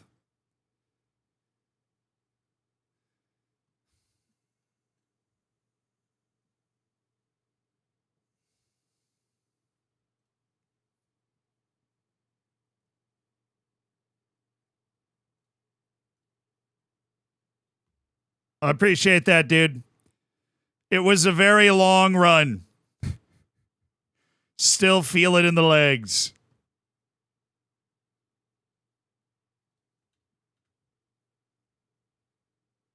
All right, we're into May. This is where the big moments of your career are decided. Our first managerial test, where we've had a team that's firing on all cylinders, unbeaten for over 20 competitive matches. And then we lose a tough one in the cup to a top flight team, and then all of a sudden we come out and we get a draw in the league, and then we come out and we get punched in the mouth, give up an early penalty, and just aren't able to bounce back from it. Where we've done such a good job over the course of this season being able to bounce back from that type of adversity. We did not bounce back from it very well in the last match. We got crushed by it. Journey, thank you for the 5 months of the Prime. Flem, thank you for the 6, and congrats on getting that silver bacon. Rosen, thank you for the Prime as well. Appreciate all you guys for supporting the channel. Thank you, and thanks for spending $5 of Jeff Bezos money. If you do have that Prime and throw it around, you are awesome, and you're helping the world out a little bit. Just a tad.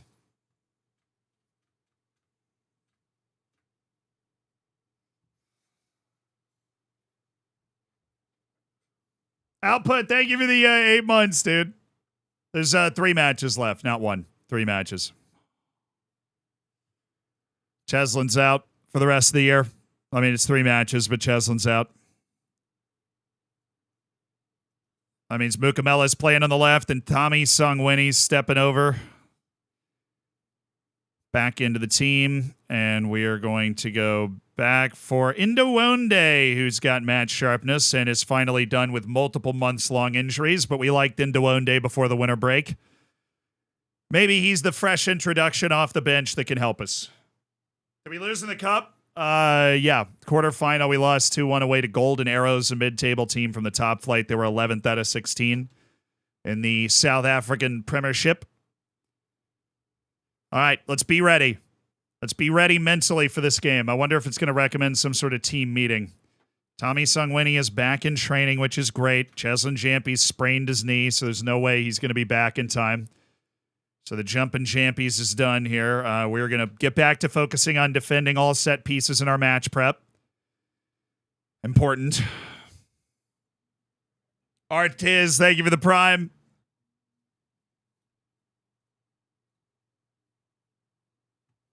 Yeah, I don't know. We look like we might be set for the points and everything record, but now we're in terrible form. So, yeah, word of encouragement. I think I can nail this.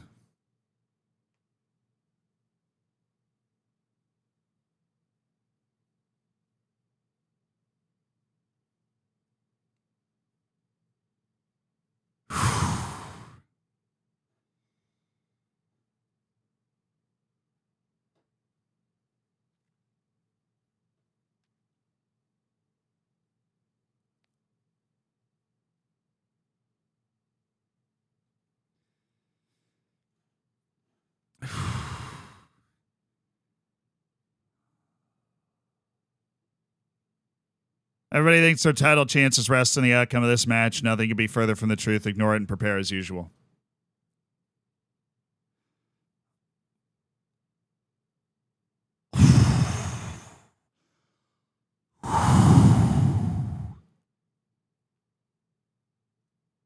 We did it.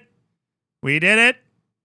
We nailed it. We're good. That can go so horribly wrong. Our title chances might have just been resting on that one decision.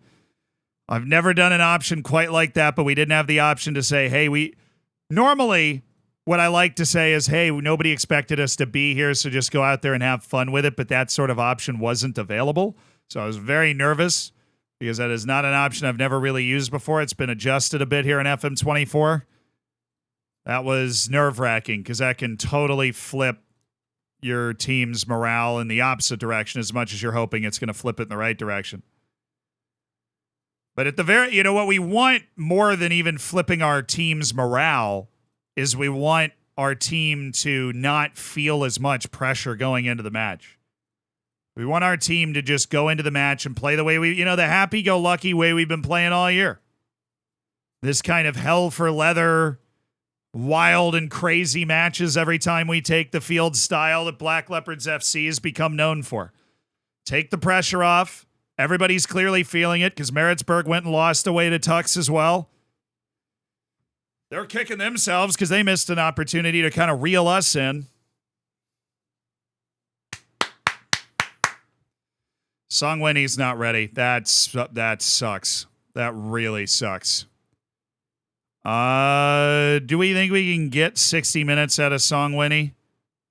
Actually, you know what I'm going to do? No, I don't want to do that because we really want him for the last two matches. So I'm going to go with Pogba and Inswane playing defense. Pogba's going to step out on the left side. Mukumela is going to stay as the ball winner. And then we are going to remove Mabula. Songwenny's going to be in the midfield. And then we need that other center back sub, Machego, just in case somebody gets hurt. We really aren't going to use him unless somebody gets hurt, but we do want him there. I'm also going to start Pagier over Potosi. I like Pagier. Not as much. No, Potosi's got to start. Pagier can be a nice sub, but Potosi's feeling it in the legs right now. We need to rest him for a few days. He's feeling it. You can see the off color on the heart here. All right, let's get this. Let's freaking get this, boys. It's a classic 4-2-3-1. They're not throwing anything weird at us. Sagan number 10, couple of wingers. Expect a much better performance today. Let's go. Away to Orbit College. I'm standing up for this.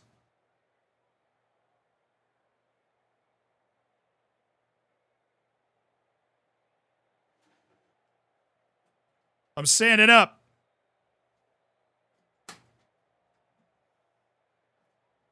Oh. All right, come on now. Come on now. This is what we're born for. You're born for these moments. Away to Orbit College. Tux apparently drew. I mean, we really weren't worried about them actually catching us because if they catch us, then Maritzburg probably caught us. But we really appreciate Tux keeping themselves alive with that kind of move. Maritzburg's playing away to Hungry Lions. We expect them to win that. Tux losing to La Masia. That is a tough game for Tux. And our game, the most important game, the one we're playing. Attaboy Nasser. You just lay that up there. Oh, yes. Zepanaya Mbakoma. Malidzi. Mbakoma. Nasser Khamed. Yes. This is well worked. We didn't hit the target, but that is well worked.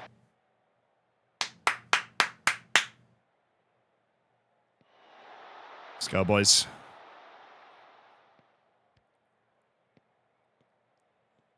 Oh, yes. Zepanaya Mbakoma. Oh, what a run! What a run by Nasser Khamed!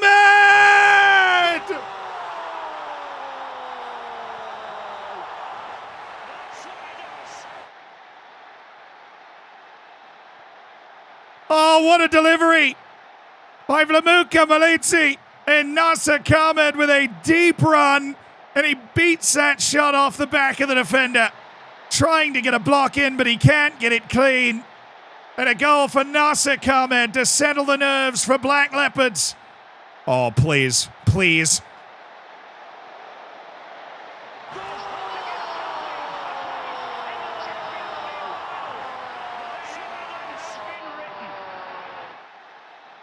Let's freaking go!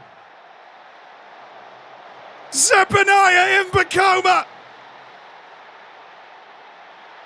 And the fortune has turned.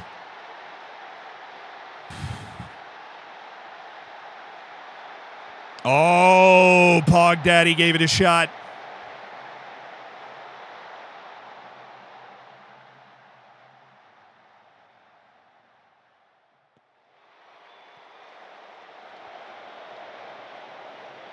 Corner!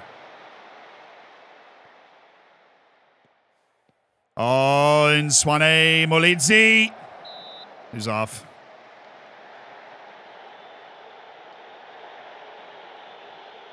Black Leopards. Nasser Khamed. Sanele Zulu. Potosi. Pogba. Nasser Khamed! What an effort. Man, we are close with some bangers here. This is the type of game I'm talking about, though. Maritzburg is still level with Hungry Lions, by the way. That's beautiful. Florentine Pogba. Flopo. Oh, Mukamela, nope. And Swane, Flopo, Potosi, Mukumela, Nasser Khamed, options, Mbakoma. Oh.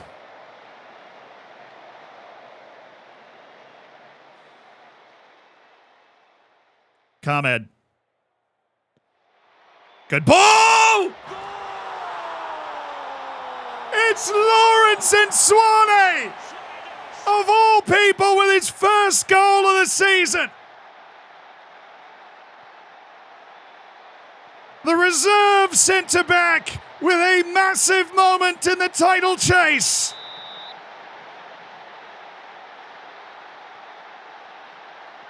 Come on! Lawrence and Swane because Cheslin Jampies is hurt and he delivers. That was almost an amazing goal. Couple of near bangers in this game.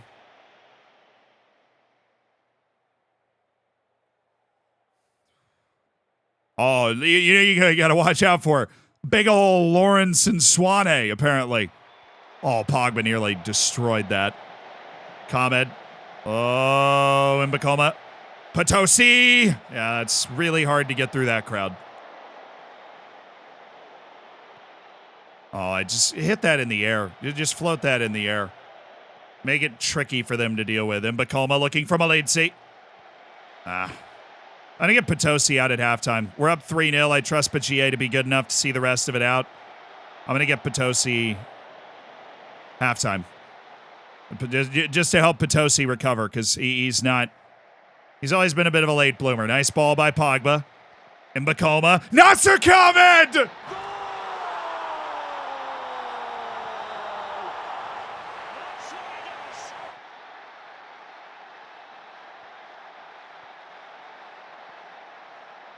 I don't see no bottle factory. I don't see no bottle factory, chat.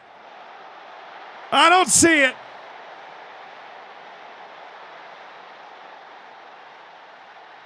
What a bounce back by the lads. A little team meeting, a little pressure off the shoulders, and all of a sudden we're back to cooking with the sauce. That's a pen. Give me 5 first half goals in the title race here. Ayanda Potosi, you're going to the spot. Oh, cheeky. Just bends it up into the corner. That was Nasser Khamed for the hat trick because I forgot to uncheck the thing. So a hat trick for our number 10, Nasser Khamed. No saving that. That's brilliant. From the star man.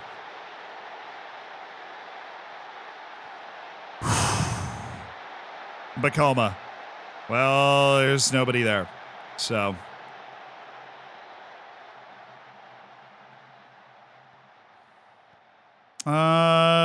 well, that's not great.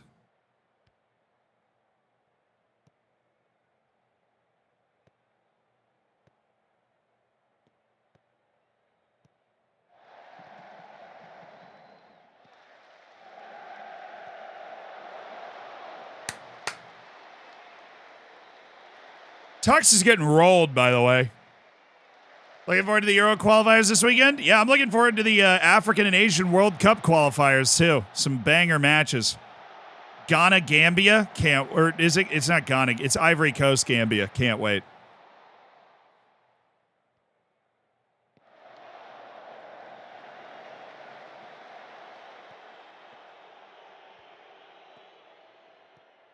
Mbakoma. Mbakoma. Mbakoma. It's still in Oh, okay. Get in there. I want 10. I want to exercise all of the demons that we've had. I'm very happy. That's what I want to be shouting. From the rooftops is how happy I am. North Korea, Syria, banger match. Elite match. With all the extra qualifying spots for Asia, one of those teams very well could be at the World Cup. Oh, shoot. Sub for Potosi. Dang it. Pachier for Potosi. And nobody else is at that level, so. Two windows for 4. Frickin' forgot Pachier. Too locked in on trying to score so many goals.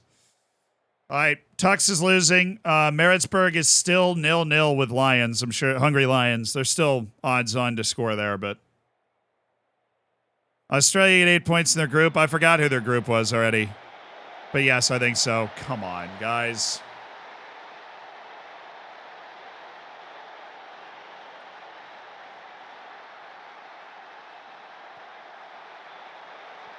Got 5 guys there to win that header, so nobody's able to cover that play. And we did not win that header convincingly because we were battling each other for it.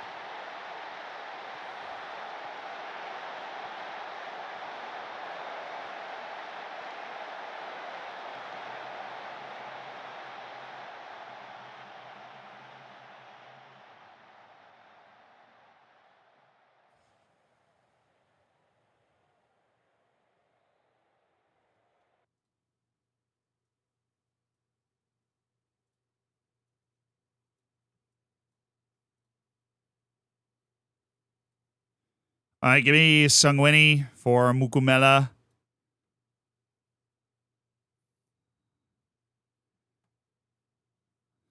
And then Mukumela goes to get Kumalo, who honestly has not been playing well recently. Snelly Zulu, good opportunity to get you some rest.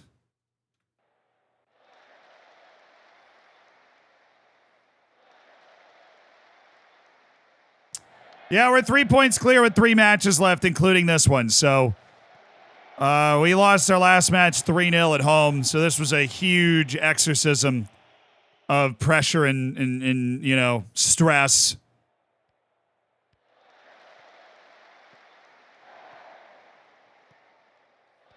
Oh my goodness, 4. Well, Travella or Nasser Comet.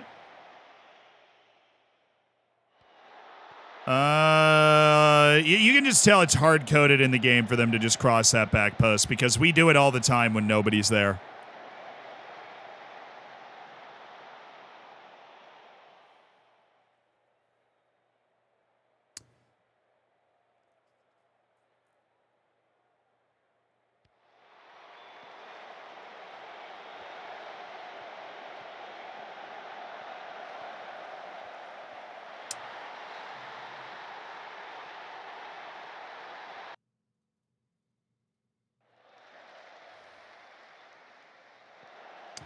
Both of them are literally just scrambles off a corner.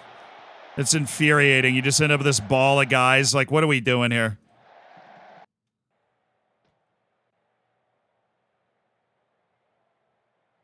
Both their goals are just scrambles off a corner. We don't have any tactical issue, and they're not going to score 5 goals off set pieces in the last 15 minutes of the game. So I'm not super worried, but of course they have another corner. It's not the immediate corner. It's the long corner that gets you. Like this. Thank you. We've done away with it. Just got to get a clearing boot on there. Dang it, Malidze. Thank you.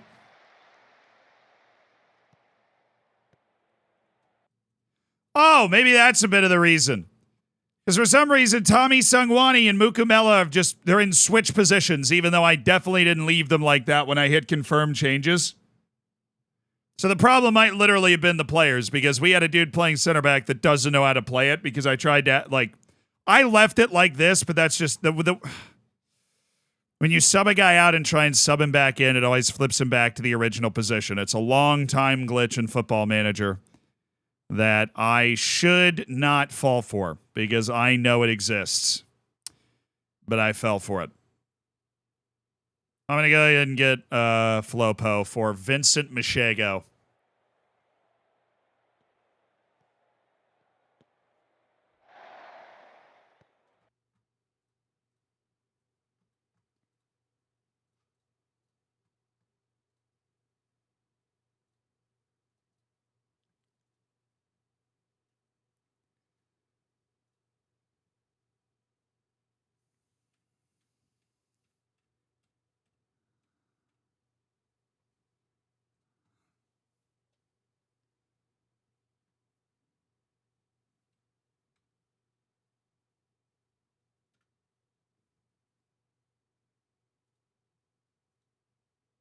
All right, let's see. This is the original change before the second goal. Song Winnie's here. Change done. I click confirm change. We now go forward. They score.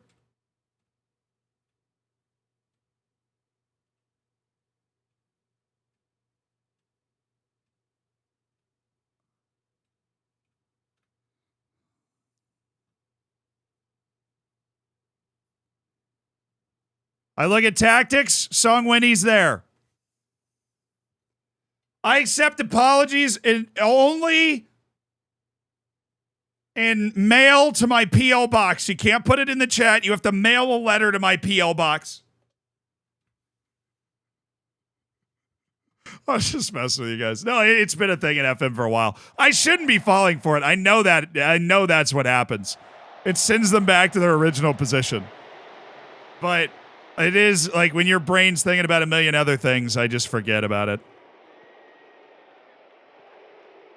Clearly pre-recorded. I knew that was going to happen. My goodness, guys. Really?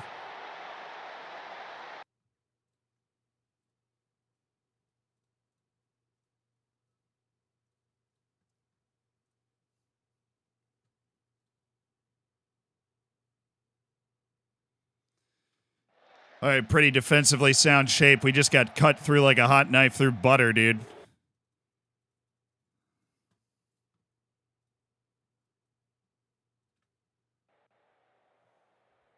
I think Carl Arrow on the left side.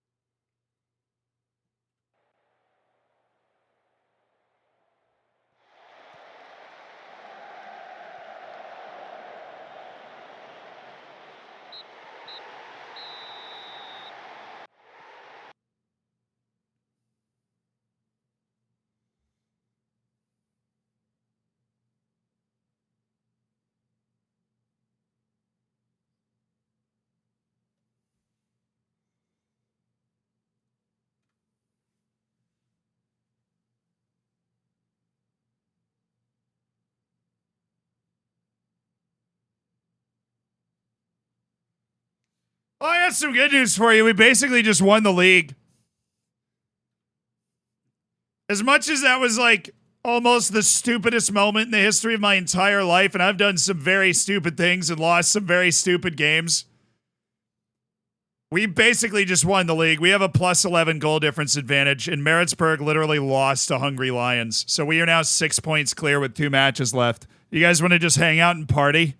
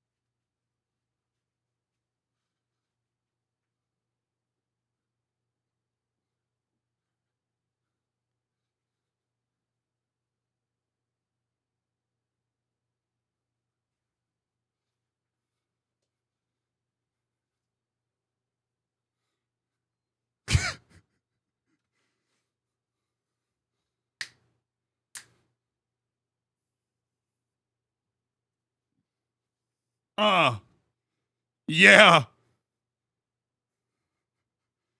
What a groovy tune, you know? Groovy tunes with the dudes. Oh, yeah?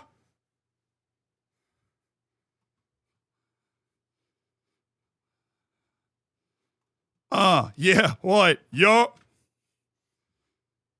Lambo.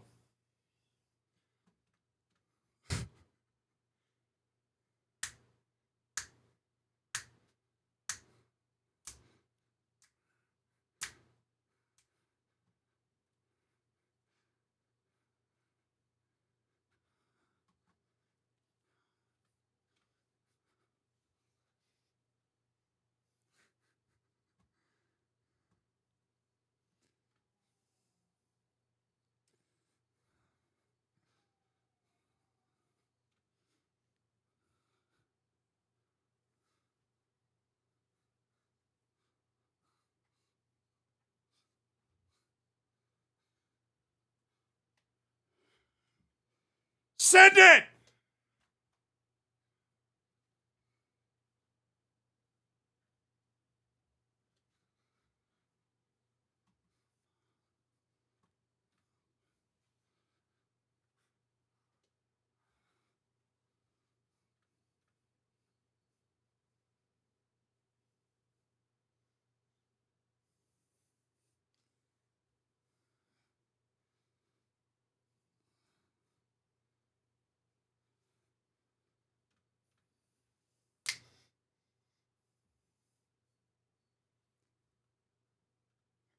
Just signed Luka Vrbancic? How dare you?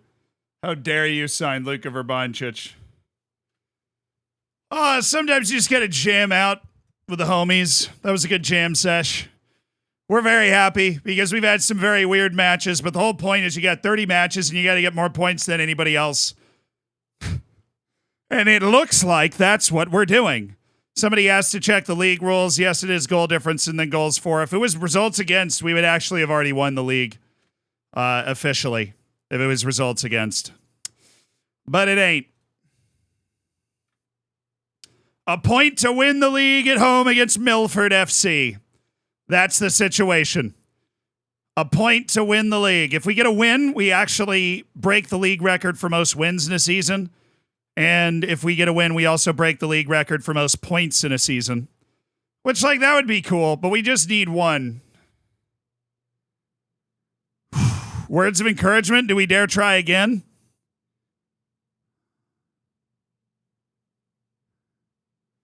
Uneasy expectations again. Oh, I'm on fire. I'm unstoppable. I'm absolutely unstoppable. Said there's no reason to feel like we failed if we don't clinch the title today. Boom! Boom!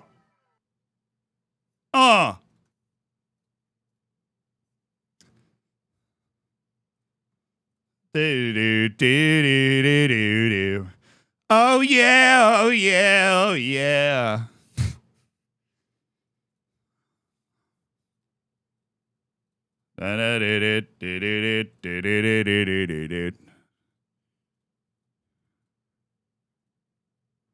Let's do it. Oh, we just won. It's over. Man, that's so anticlimactic. Maritzburg choked it at home.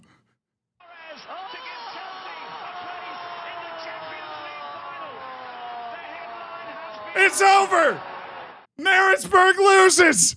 And Black Leopards FC in their first season under new manager Zealand Shannon are going up to the top flight of South Africa after literally finishing dead last year and paying another team to stay in the second division. It's Black Leopards FC going all the way home.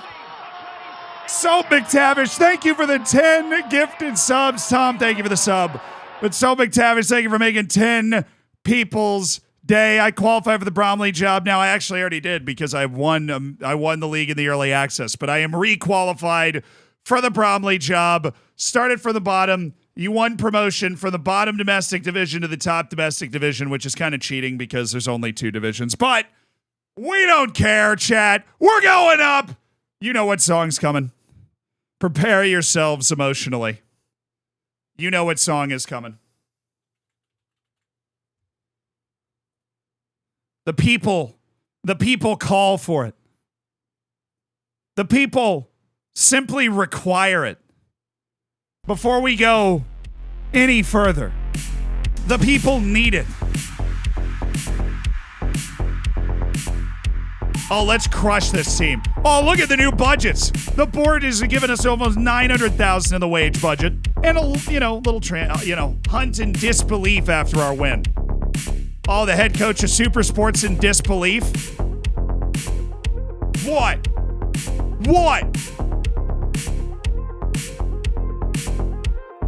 That's silverware in our first season. No badges, no playing experience, no problem. Silverware. Our final home match of the season, a celebration of league victory. Give me some glass.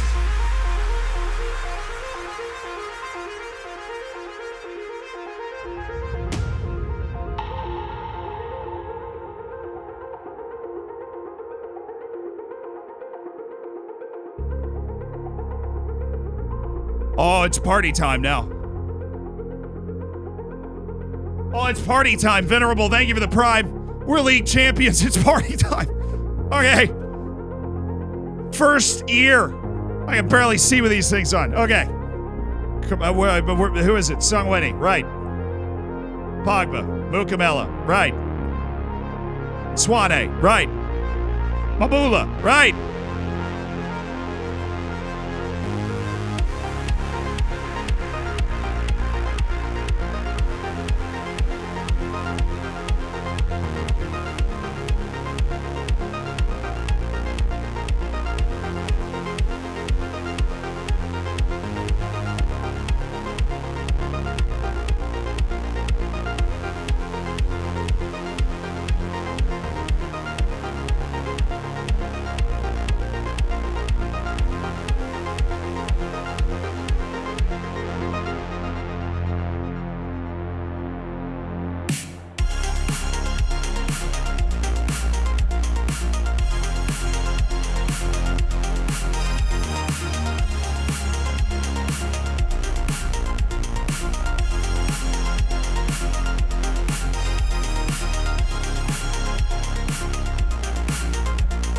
Give me that guard of honor! What's up?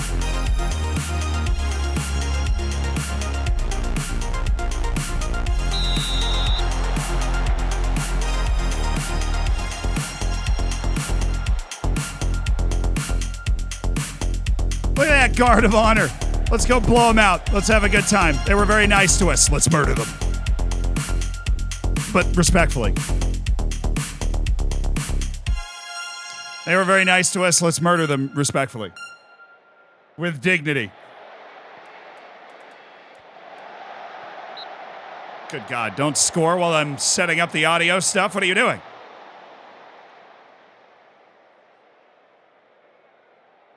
First hand raised from the Elmo is a little sus. All right, look, it happened. Look, okay. Look, it happens to every guy, okay? It's fine. See, it's fine. Like, what do you mean? All right, come on, guys.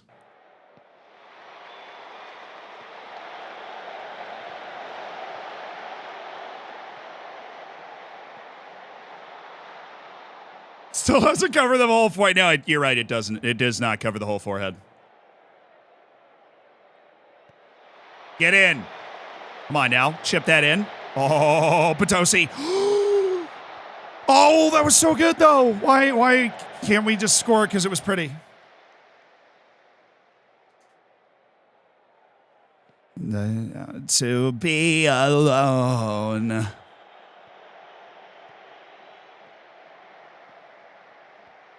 Oh, yeah, Mbakoma. Oh, yo, Nasser Khamed.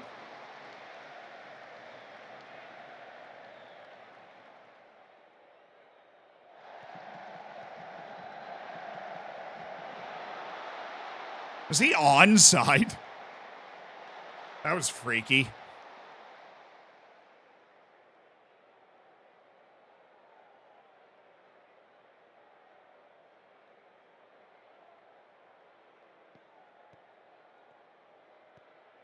Oh, good step. There you go. All right, Kamalo, Matsimbi. Yes, this is it. Oh, no, it's not.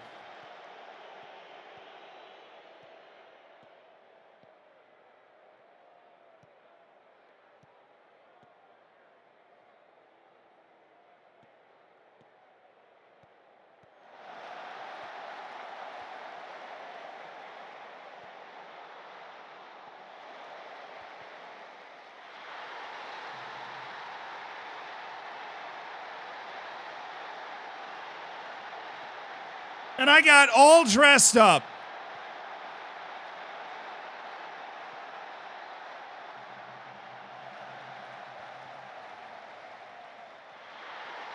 Oh, nice headed goal. Jeez, man.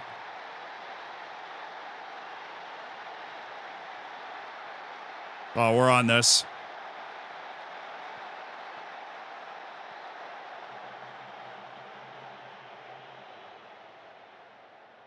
Come on, send it. Oh, yes. This is one of our best spots. Weird pass, but it might work. Oh, that's sick.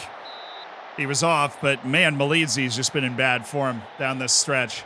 Not a lot of Malidzi goals down the end here.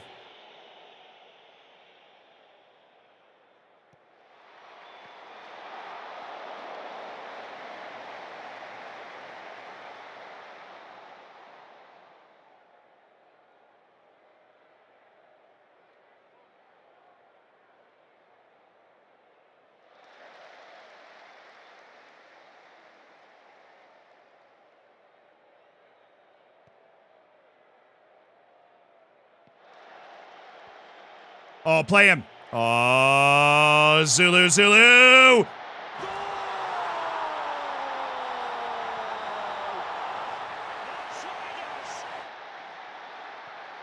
And it's Sanele Zulu who has done the scoring again. And he's made it look customarily easy. Shmorak, thank you for the prime, dude. Thank you for supporting the channel. AOE, dude, thank you for 5 gifted. Man, I was too busy dancing around. Thank you for making 5 people's days. And Invenerable, thank you for the prime as well. But thank you so much, AOE, dude, for throwing down 5 gifted subs, making 5 people's days. A 1-1 to the half, but we've already won the league because the other team lost. Let's go. Let's go win this game. It's our last home match. Let's go win it. Let's win the game.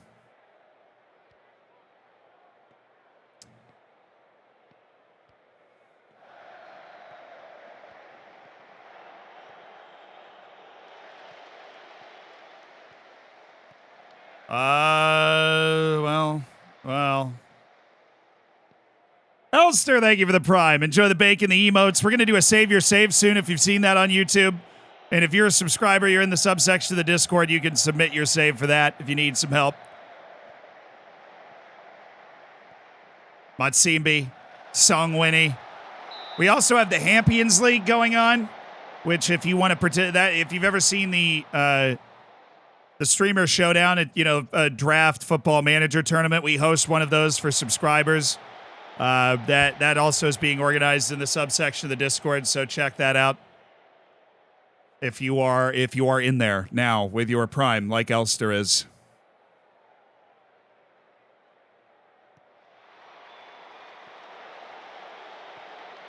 Nobody's here to celebrate our title, but you got to just keep winning. The fans will come. The fans know that we don't like playing with the pressure of fans in the stands, and so that's why they don't show up. Nasser Khamed. All the way through.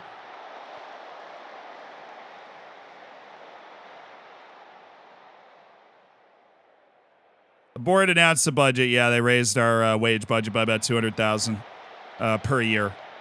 So about $4,000 a week, according to my math. Oh, he's on. How in the world, Malidzi? You are right there, and Mbakoma has put that ball in a great spot for you. Those are the goals you devoured in the first half of the season.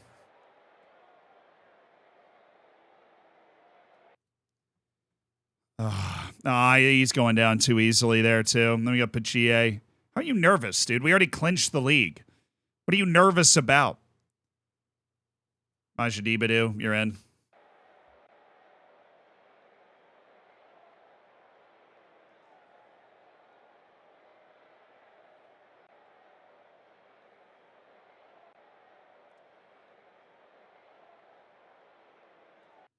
All right, we're going to go with Mukamela stepping up, and then Florentine Pogba over, and Lawrence and Swane literally just put him in for the wrong person. And Swane in there, and then Nasser Khamed out for Andizwa Ndwonde. And Mbakoma is coming out for Tobogo Mabula. Apparently we're all nervous. We have no reason to be nervous at all. League is already clinched, but, you know, whatever. Oh, let's go. Let's win it. Let's friggin' win it.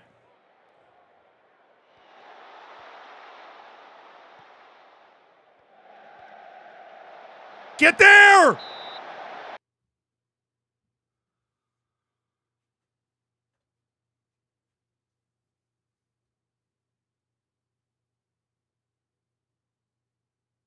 I know he's offside. That is literally beside the point. The poor kid, it was a star the first half of the season and cannot hit the broadside of a barn right now. He cannot hit the broadside of a barn. All right, Belidzi. Where are you going? Ndwonde? Well, that's, you know. There you go. Hit it! Oh, my.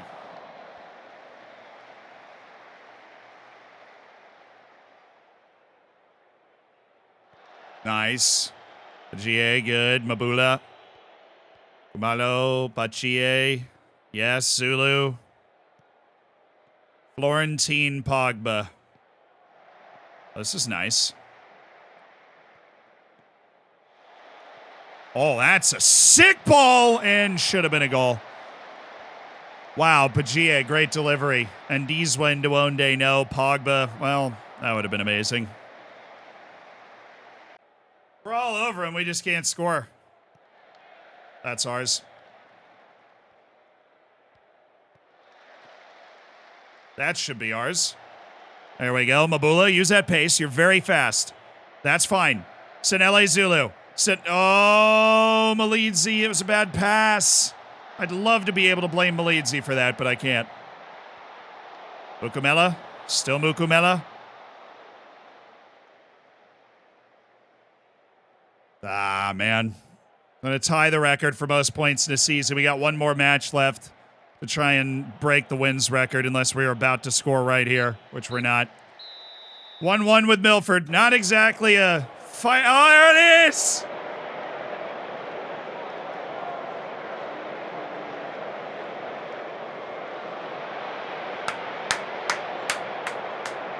Just look what it means to the fans.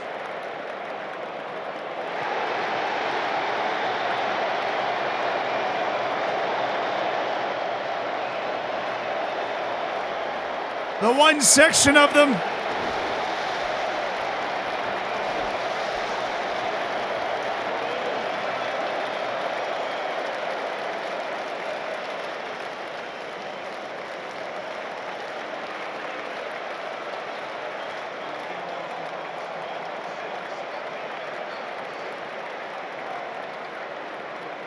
This is for all Northeast South Africa.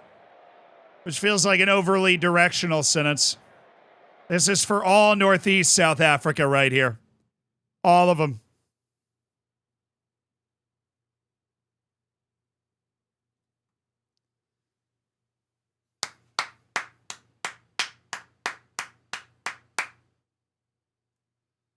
We got the job done. Tucks beat City Rovers, but it's not enough. We're 5 points clear with one match remaining. Thanks to our draw. And that is divine. That is divine. Oh. Yeah, the first thing we did today was read Tom's article in BBC. What a season. Nobody thought we had it in us, really.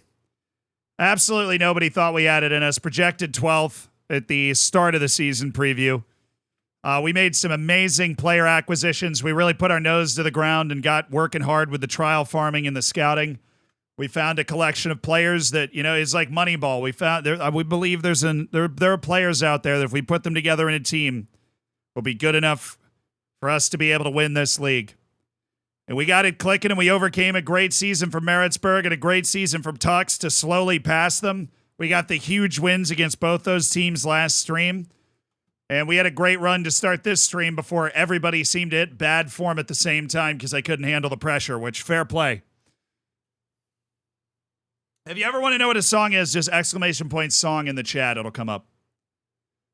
Exclamation point song will bring you home. Can my team win the World Series? No, I don't think we can be the world champs, but maybe not the World Series. What's next, Coach? Well, I think we've got one more match, and I think we crack open the job center and we get a feel for what opportunities might be there. We've come a long way already. We've gotten our National C and National B coaching licenses with the Black Leopards, and that's huge. And we've also taken a team that was our expectation was to avoid the relegation battle, and we managed to take that team and win the league in our first season. So I think people around the world will start to notice that maybe just there's a special manager taking shape in South Africa. What's the rep now that I've won the league? That is a good question. 1.5 stars.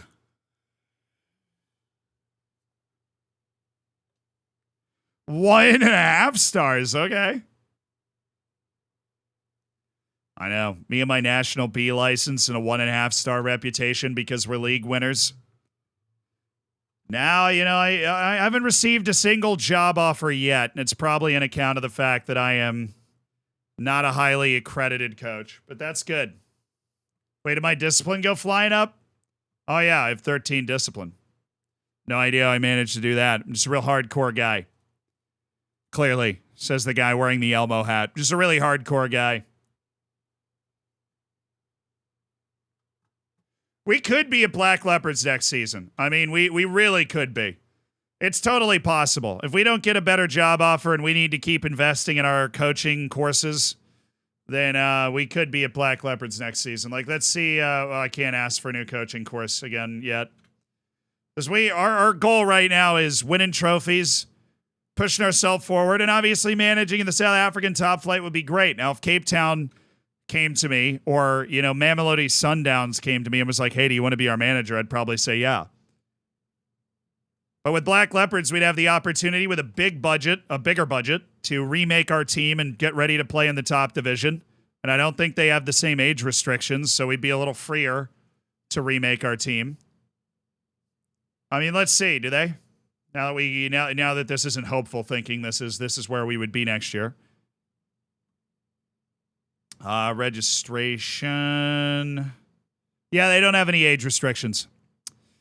There are no age restrictions to the team, so that we're freer in the way we can put our team together too, which is awesome.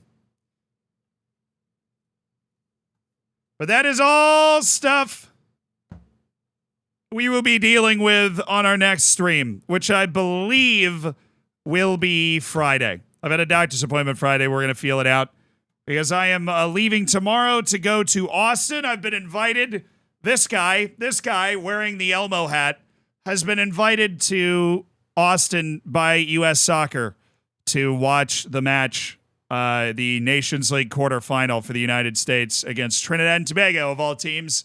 So if we lose, I will probably never be invited to another match, but it's going to be really exciting. There's one thing we have to do left today. I had to dump some water on my head, but I'm out of water, so let me go get a cup of water real quick.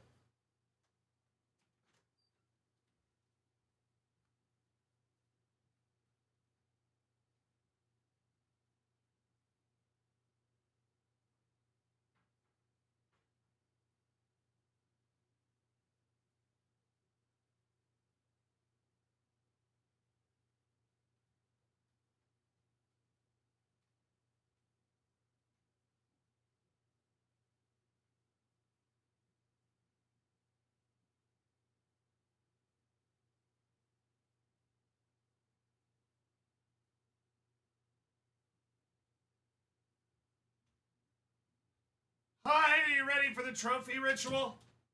Are you ready for the trophy ritual? Oh.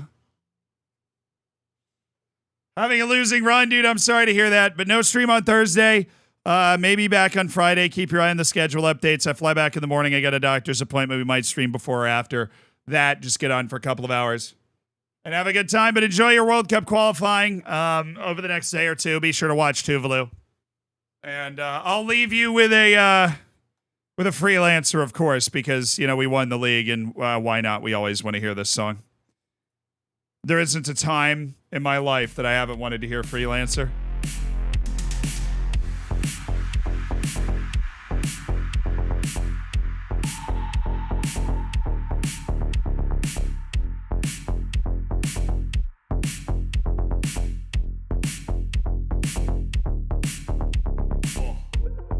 The ears, dude.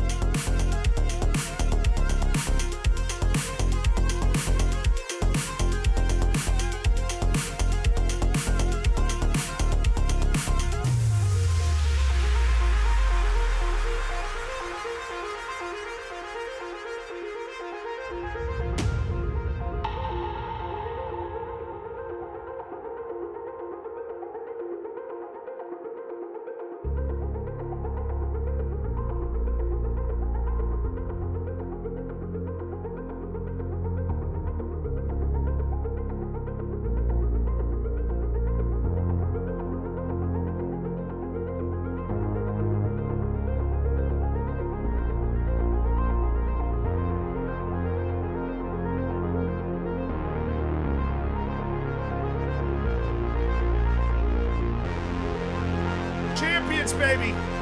Bringing champions.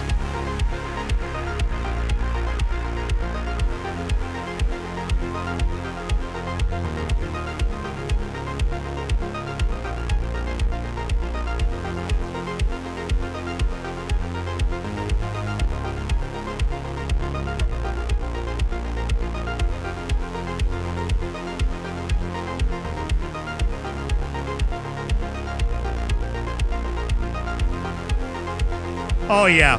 That feels great every time.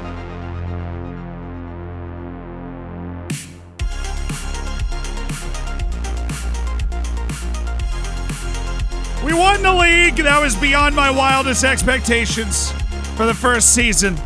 We've won the league. We're going to raid somebody. Leluja says he's got his summer transfer window going on. We're going to raid Leluja with all of our energy and vibes. You guys ready?